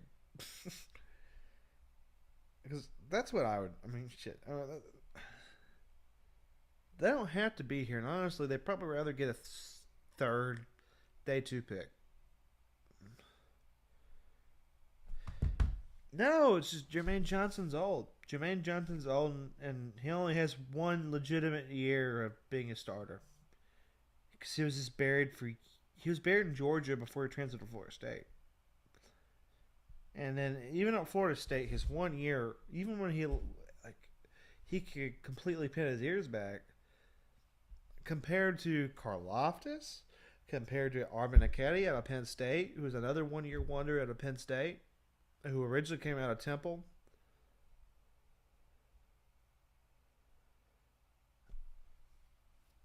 Well, the media had him higher because the media, in my opinion, the media heard that from smoke screens that Jermaine Johnson was like the guy every coach loved. And he's a very talkable guy. He's just, but keep in mind, he dominated the Senior Bowl, which is where all the media is. So every media person in football is at these fucking events. So he does well at the showcase. Oh, let me guess, Karlaftis? No, it's Linderbaum! Fuck yeah! Let's go! Let's go! Thank God. Thank you, Lord. Thank you. Thank you. Thank you. Oh. Oh, fuck. I'm going to get a cigarette out of that.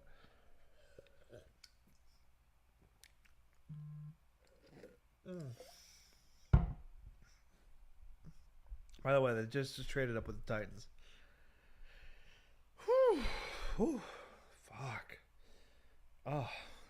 Feels like I just took a Molly. I loved Linderbaum. I thought he would have gone to Baltimore a year ago. I swear to God. I thought that he would go after Landry Dickerson last year because I thought he was going to declare last year because he could have. He would have been like a borderline first or second. And he ended up going slightly higher. But, I mean, let me just put it this way. There's been the biggest problem with the Baltimore Ravens offense isn't the passing game. No, I mean, it kind of is with Greg Roman, but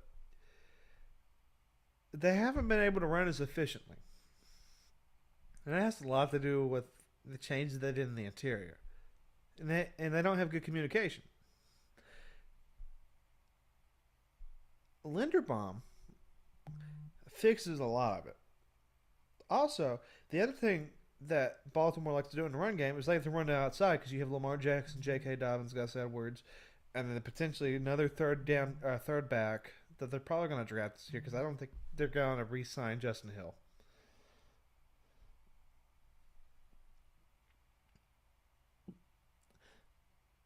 So you're telling me you get a center who is like one of the guys we've seen in decades at pulling, and a team that likes running to the outside.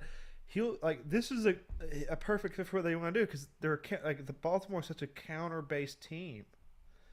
So you look, the Ravens just got the consent like.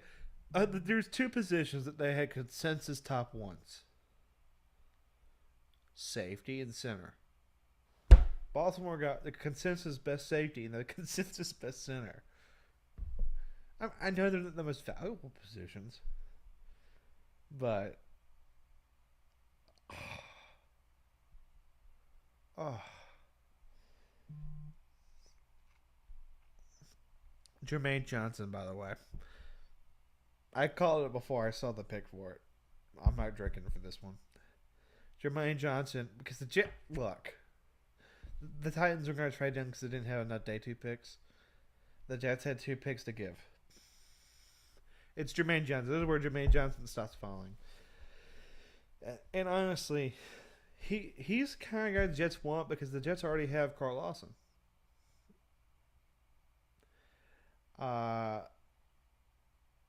So, all I gotta say is the Jets have 3 picks in the first round. I like all of them.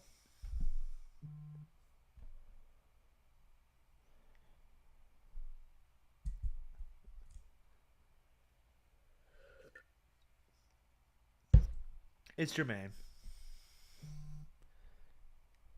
Jermaine Johnson finally stops. I mean, I already knew the Jets wanted him. We'll see.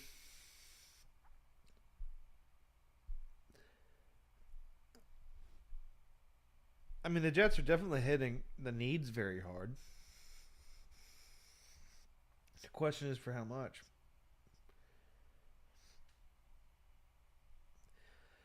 But hey, I'm just happy Baltimore got Linderbaum and Kyle Hamilton at all it costs was trading away Marquise Brown. I mean, sure, I might have pissed Lamar Jackson off, but I can live with that.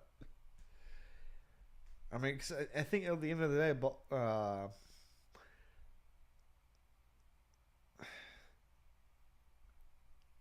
at the end of the day, I think Lamar probably still signs with Baltimore for prep. 45 million a year.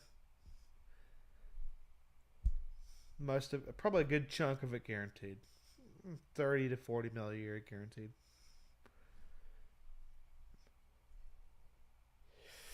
So, where are we on the Buccaneers? I'd be really shocked if they didn't go Hill here. And they're on the clock. So, hey, hold on 1 second, guys. Give me about 3 minutes. I'm going to have to run to the bathroom because I'm going through drinks really fast. So, I'm going to turn the mic back to here. What makes a Wawa hoagie a Fuck hoagie? this ad. Is it the fresh roll? The savory deli meats? The fresh...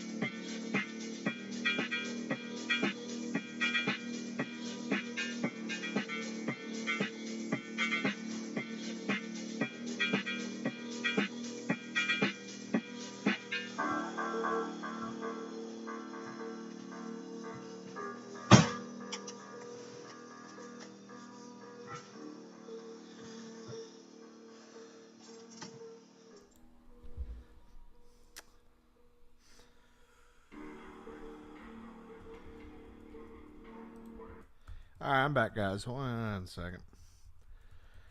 Whew. All right, I'm back.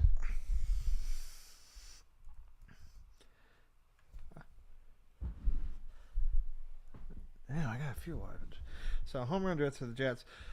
Yeah. I mean, it's a good draft. We'll see how it pans out in town. We'll see. I have a little bit of liquor left. Fuck, I should have gotten that refilled. But hey, so we got 27 Dax Hill, 28 George Pickens would make the most sense here. Another underrated pick because we're talking crazy land shit. The Jags traded up. They traded up, let me guess, with the Bucks, which probably means you're trying to get ahead of the Packers.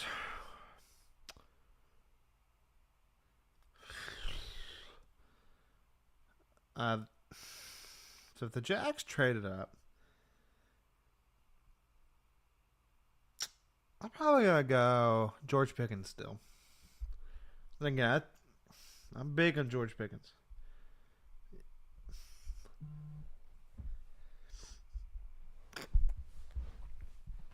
God, work is going to suck tomorrow. At least I don't have to go until 10:30. Oh. I'll be hungover tomorrow. Oh.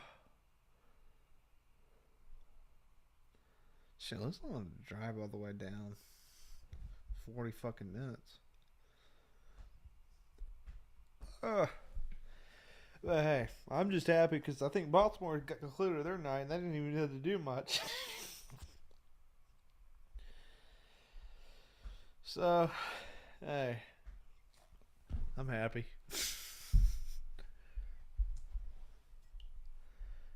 Nah, I filled this me up.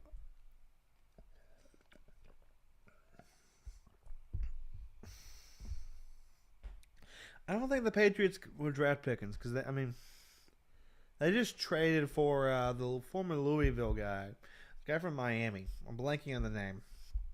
I'm bad drunk with names. Devontae Freeman? No, that's running back. Devontae Robinson? Anyway, 11, Miami, used to be Louisville. I'm blanking. But Chiefs maybe, Packers.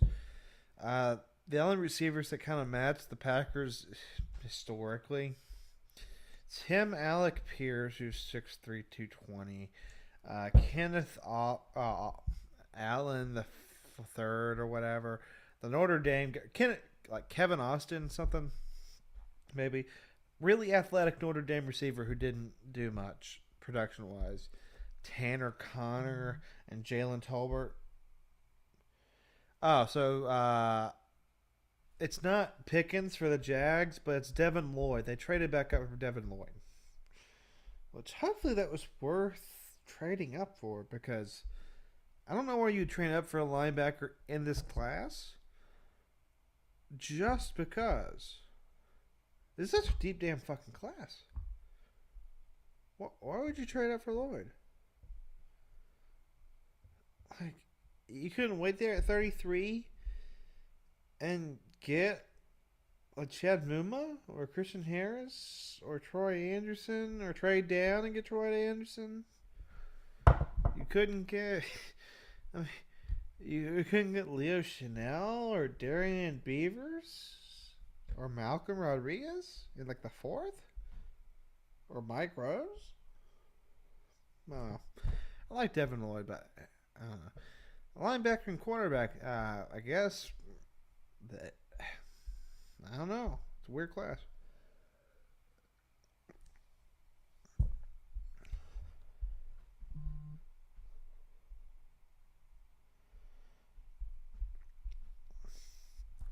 So, yeah, it's a weird. Hopefully, I didn't jinx my buddy with that George Pickens. I really did think George Pickens would be a first rounder, and I heard under really good information that he would be. So, Jags take Devin Lloyd. So, yeah, Devin Lloyd.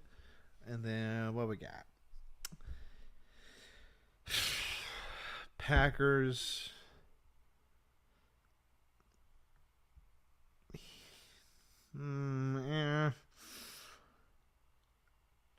This is kind of where they'll probably go George Karlaftis just to replace what Zadarius Smith.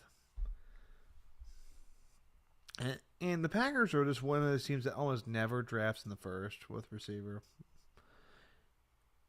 And I don't know if it's because Aaron Rodgers' secret is when he plays pissed off. But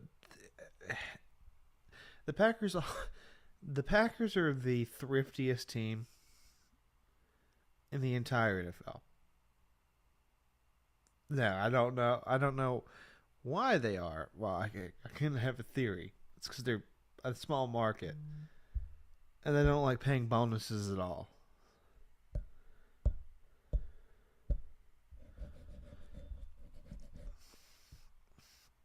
But look, all I gotta say is everybody who traded it into the future looks smart.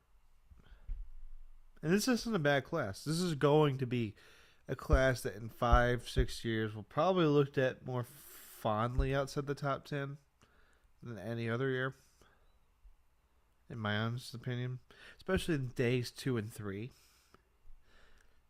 But it's one of those, like, in 5-6 years, there'll be, like, I have a good feeling that a lot of these guys, like 2013 is a classic. The top 10 fucking sucked. The top 20 picks sucked. Everything after 20 was great and was comparable to most of the 2012 class. They just didn't have, like, the elite guys because so much of the process is... It's the elite guys because they're the easiest guys to get highlights because they performed really well. So you just have more tape. And then even with the guys with talent, like, you can make 1,000 different excuses or reasons why they shouldn't perform well. And traits are projectable, and systems are projectable. So, you know, it is what it is. But at the same time, shit. I guess the simplest way to put it is this. Projectable is not the greatest just because there are a lot of guys you can't. It's more like what's translatable. What's stable year to year? There are a lot of guys, like, classic case of quarterbacks, third down conversion. Some years quarterbacks have a higher third down conversion rates than others. It's not a stable metric. Carson Wentz's second year was the best quarterback in converting third downs. It's more of a luck stat than really anything else. And everything else, he was like in the bottom third. And then I saw some bozo comparing him to Joe Burrow. Joe Burrow's like 97th percentile fucking everything. Except arm talent. And if you're perfect every time, and you're accurate every time, it doesn't fucking matter if you don't have arm talent. And he still hits people deep. And honestly, touch is better than really strength at throwing beyond 20 anyway.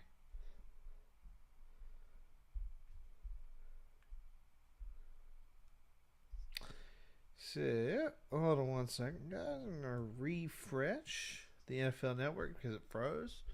And because I'm running too many tabs. And I'm pretty sure my computer is about to burn a hole through my table. I shouldn't have any more liquor until I miss something.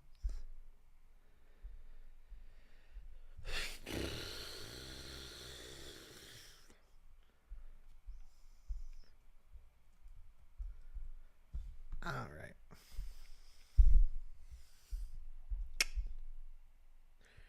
Well, we have that refresh.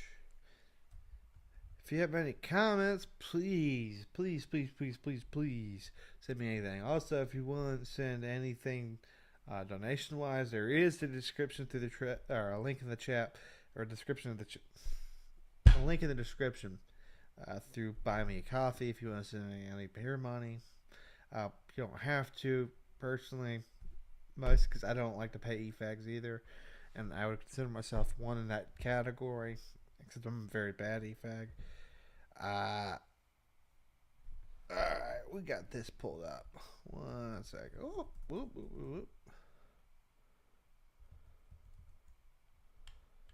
1 second, guys. I'm pulling down. So, hasn't had the Devin Lloyd pick go through. Patriots are in the clock. Quay Walker's already gone through. So, Quay Walker's gone through. So is Devin Lloyd. They want to trade up above to get Devin Lloyd. Karlaftis is still on the table. Linderbaum already left. Both of the safeguard prospects are taken. I don't see them going receiver.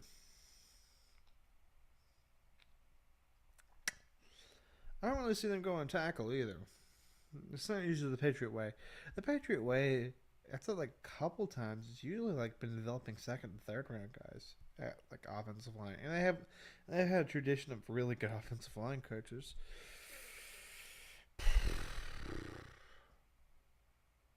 I'm gonna go Travis Jones, UConn defensive tackle, basically a nose guard. That's my wild pick. I don't know how true that ends up becoming.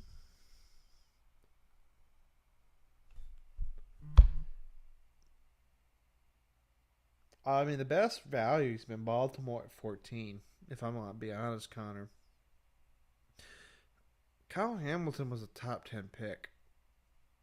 You get a top 10 pick when you had 3 trades in front of you with multiple day 2 picks. That's a winner. I'd probably see the second best value.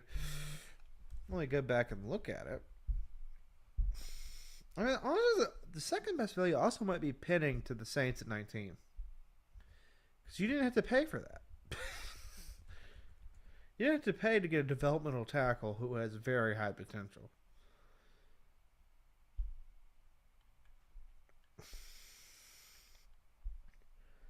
I mean,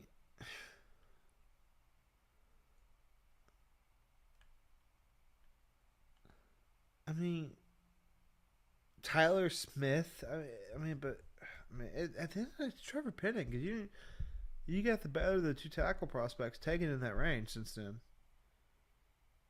and you had to pay for it.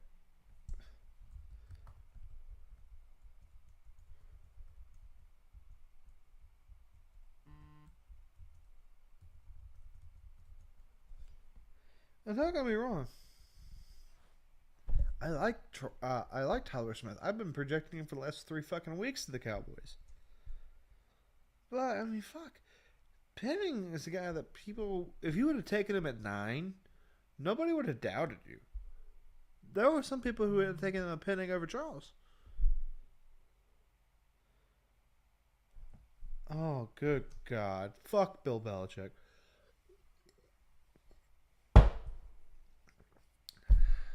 Guess what, guys?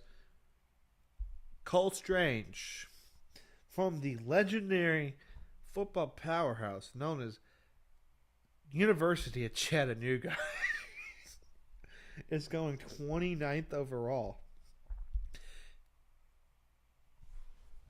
Chattanooga.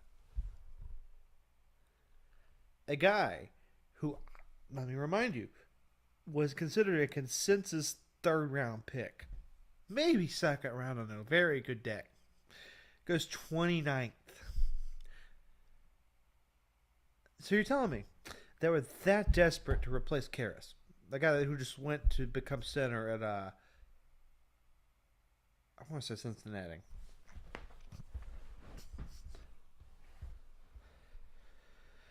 Fucking shit. Fucking embarrassing. You're telling me you could have gotten. I would have rather had Travis Jones here. I would have had a true nose. I would have Carl Loftus. I would have Pickens, even though they don't really need another outside receiver. I mean, I would take one, but.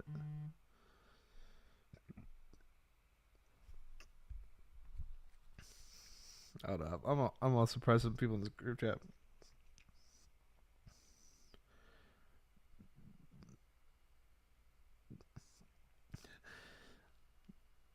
Chattanooga rules.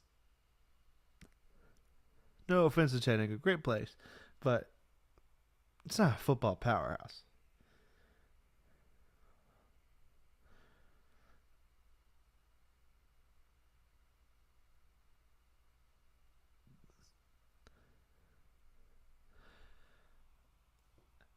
Anyway, so I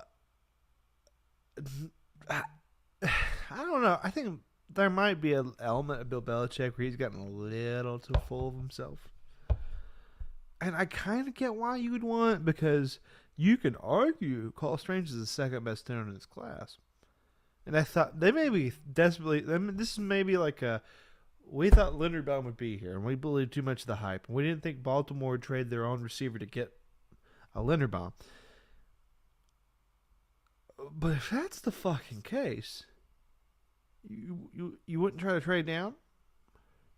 You wouldn't, like, because how many other people share that opinion? Probably not many. Maybe you might be the only team who is higher than the top 50 grade in Call Strange. Unless they got punked into believing it. Like, you couldn't trade down with the Seahawks? I mean, I'm just saying, because they got 41, or is that 40 and 41. You couldn't trade down with them so they could get a fifth-year option on a quarterback. Apparently, they've been very high Malik Willis.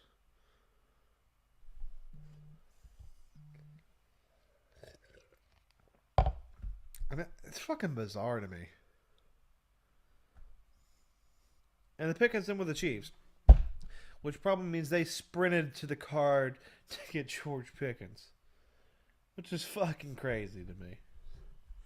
And I guess it opens up the question, who did the Bengals get? Because in my opinion, they should honestly look at edge. If I had to pick a Chiefs pick, Jalen Petrie.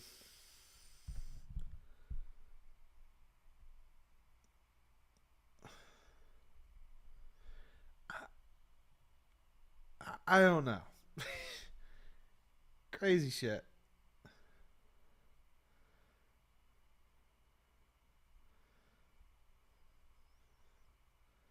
Hold up. But, yeah, it doesn't really matter. I mean, the Packers are going, at this point, the Packers are just saying, look, wait, hold up. The Packers got Devontae Wyatt? Hey, I like Devontae Wyatt. I didn't think they don't usually go above 22. Yeah, I salute them.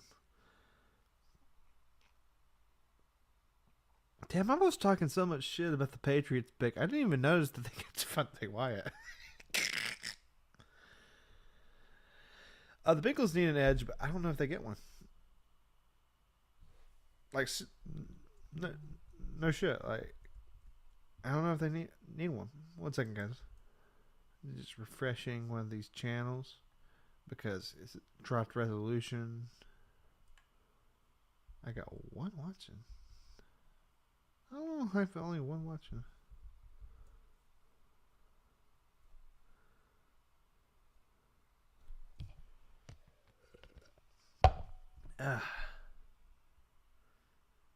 Oh yeah, so Chiefs got Carl Loftus.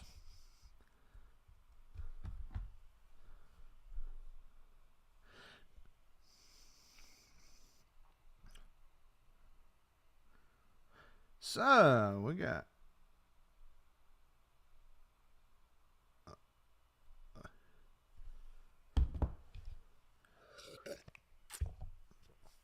that puts a major damper into the Bengals' plans.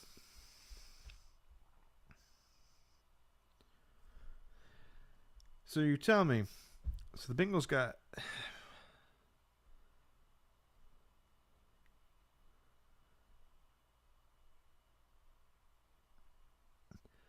I mean, the Vikings hold the pick at 32. They're probably going to trade down still. I'm just saying, like. Then again, it is kind of crazy. Only one quarterback has gone in the first, and it happens to be the guy that played in the same stadium as the one team.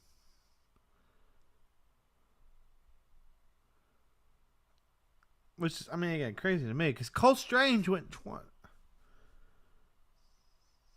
He's not Black Trubisky. He has a way better arm than Trubisky. He has a way better collegiate record than Trubisky. Say what you want about Liberty, but I mean they did decently well compared to what they are. Because Liberty, I'm trying to think of the best comparison. They're they're expensive Christian school, like a very expensive Christian school. And I mean, let's not like say what it is. All right, let's just say what it is. You're telling me he's a second round quarterback? A guy with that low athleticism?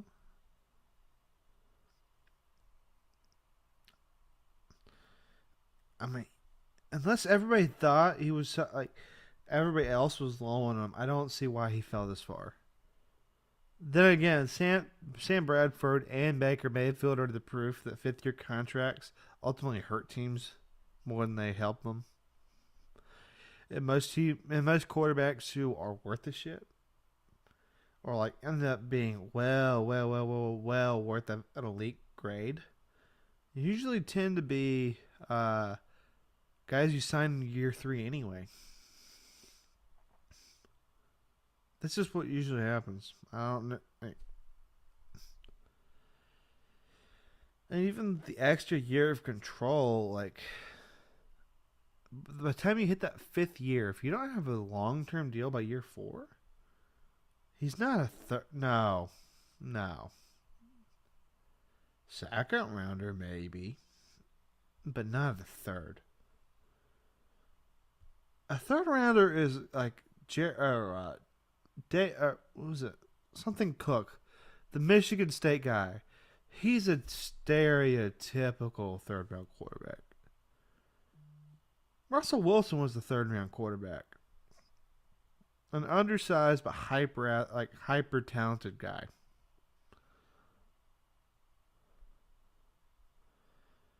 He's better than Pickett in almost every way.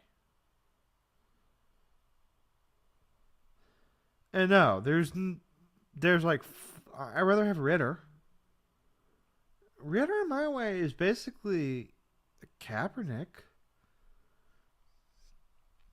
A very talented but inconsistent athlete. I wouldn't even just say athlete. It's kind of not even fully, like he's accurate when he wants to be.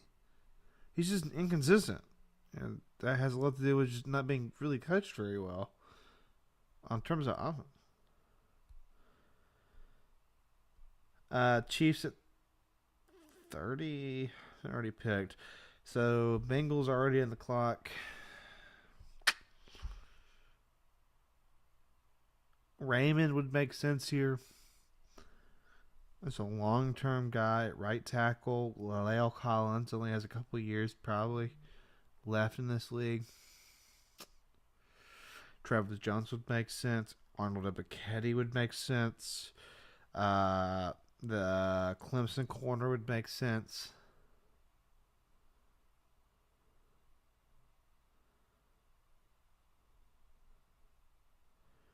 I wouldn't take Corral over Willis.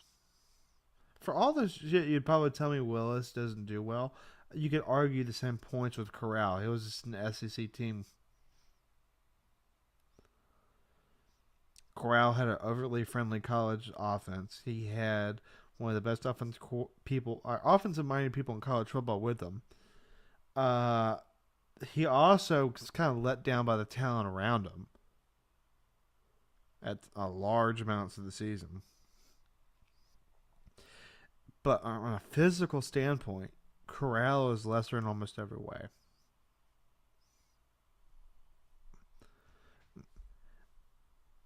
And I'd rather have a guy who's 6'2", 220 who does exactly the same shit,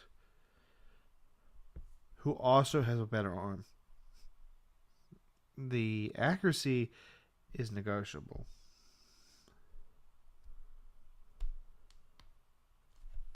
Hold on 1 second.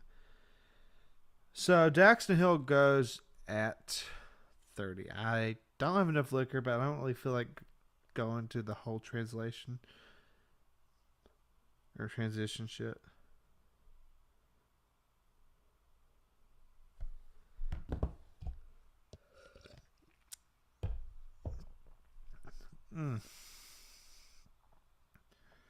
So Daxton Hill 31. That's a very good pick for the Bengals. It's also a long-term replacement to Von Bell. And the not just Von Bell. Von Bell, that's also a compliment to the Wake Forest guy, Jesse Bates. And it also is insurance in case, what's his name, the slot corner, the guy who had the pick against Patrick Mahomes. Fuck, I'm blanking on his name. Just came over from Pittsburgh. I can't think of it right now. I'm a little too hammered. He's insurance for all that shit. And honestly, I understand why you would go there instead of straight corner at this point, especially with Andrew Booth being right there. And then we got the Vikings. If the Vikings don't trade down,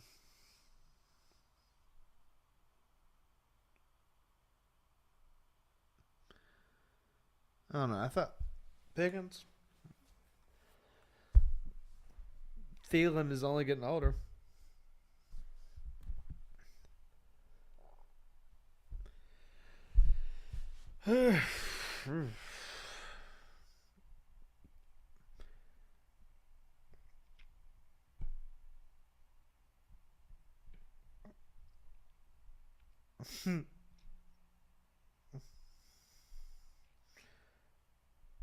Anyway.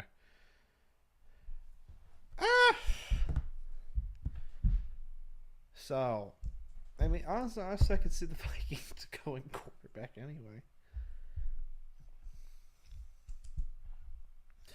But, you know, we'll see. We'll see.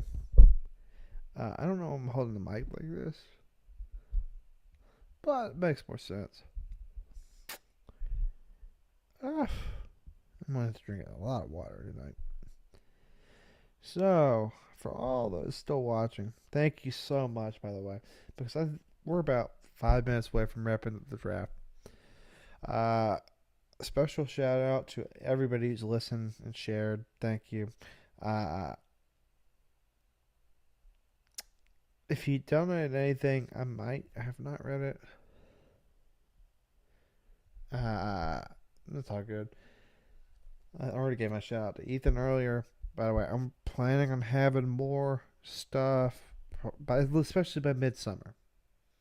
I'm going to start trying to get shit rolling by 2 weeks from now.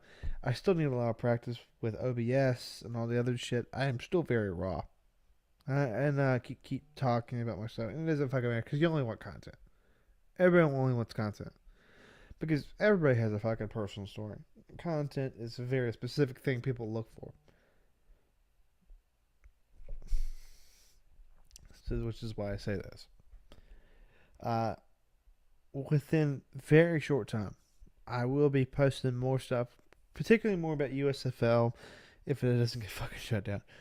I got a tweet. No, nothing important. USFL, especially professional fighting, as things start heating up towards the back end of the summer, because early summer looks like it's going to be dead ass terrible for most of the fighting stuff. And with the USFL, there'll be a few things, but most of it is going to be kind of on that lines. But we'll see. But as things start heating up, I will. Again, thank you to all those who are listening right now. Shout out to anybody. Search this. I'll keep posting it in the normal places where I'll be promoting. But hey, considering this is only my second or third YouTube stream ever, not bad. Not bad. You know, in the future shows, by the way, it's not just going to be me. I'm going to have Ethan Hart, who's also in the chat. It was in the chat earlier. I don't know if he's still in. I'll have Ethan. He's a lot better at the professional fighting stuff than I am. And I'm not going on and on. But to keep it short, we're going to have Monday being fight day, Wednesday being football day. And please, please, please, please, please, for all those left in here, we'll try, or not try, we will keep it entertaining. We will feed off each other. We'll listen to feedback. And again, at the end of the day, thank you all to listen. I know there's a lot of other people out there who have their own stream, but thank you for choosing us. Well, me, in this case. I didn't have another person. I couldn't get Zoom to work in time. But thank you so much. So, by the way, the Vikings trade down offers and make the pick. It wasn't Malik Willis. It was Luis Cien, who was their long-term Harrison Smith replacement. Honestly, I like the pick. But it kind of surprised me. Only one quarterback in the first round. Which means tomorrow is going to be a very busy day for quarterbacks. Weird day. Weird draft. Whew. Which means a lot. I mean, honestly, side point. Either everybody really thinks highly of the San Francisco guy. I'm thinking of with Northern Illinois. Yeah. Either everybody thinks highly of Garoppolo and Baker Mayfield, or they think lowly of Scott. I think it's more the other two, to be completely honest. Because only one quarterback goes in the first. Even in 13, there's only one was made on 15. And that's because the owner forced it. But even then, like, I just don't see that. I really don't see that. Unless there's like a very substantial cost difference to getting a veteran. I find it odd. So, again, to recap, very, very, very, very, very, very briefly, let's see if we can get...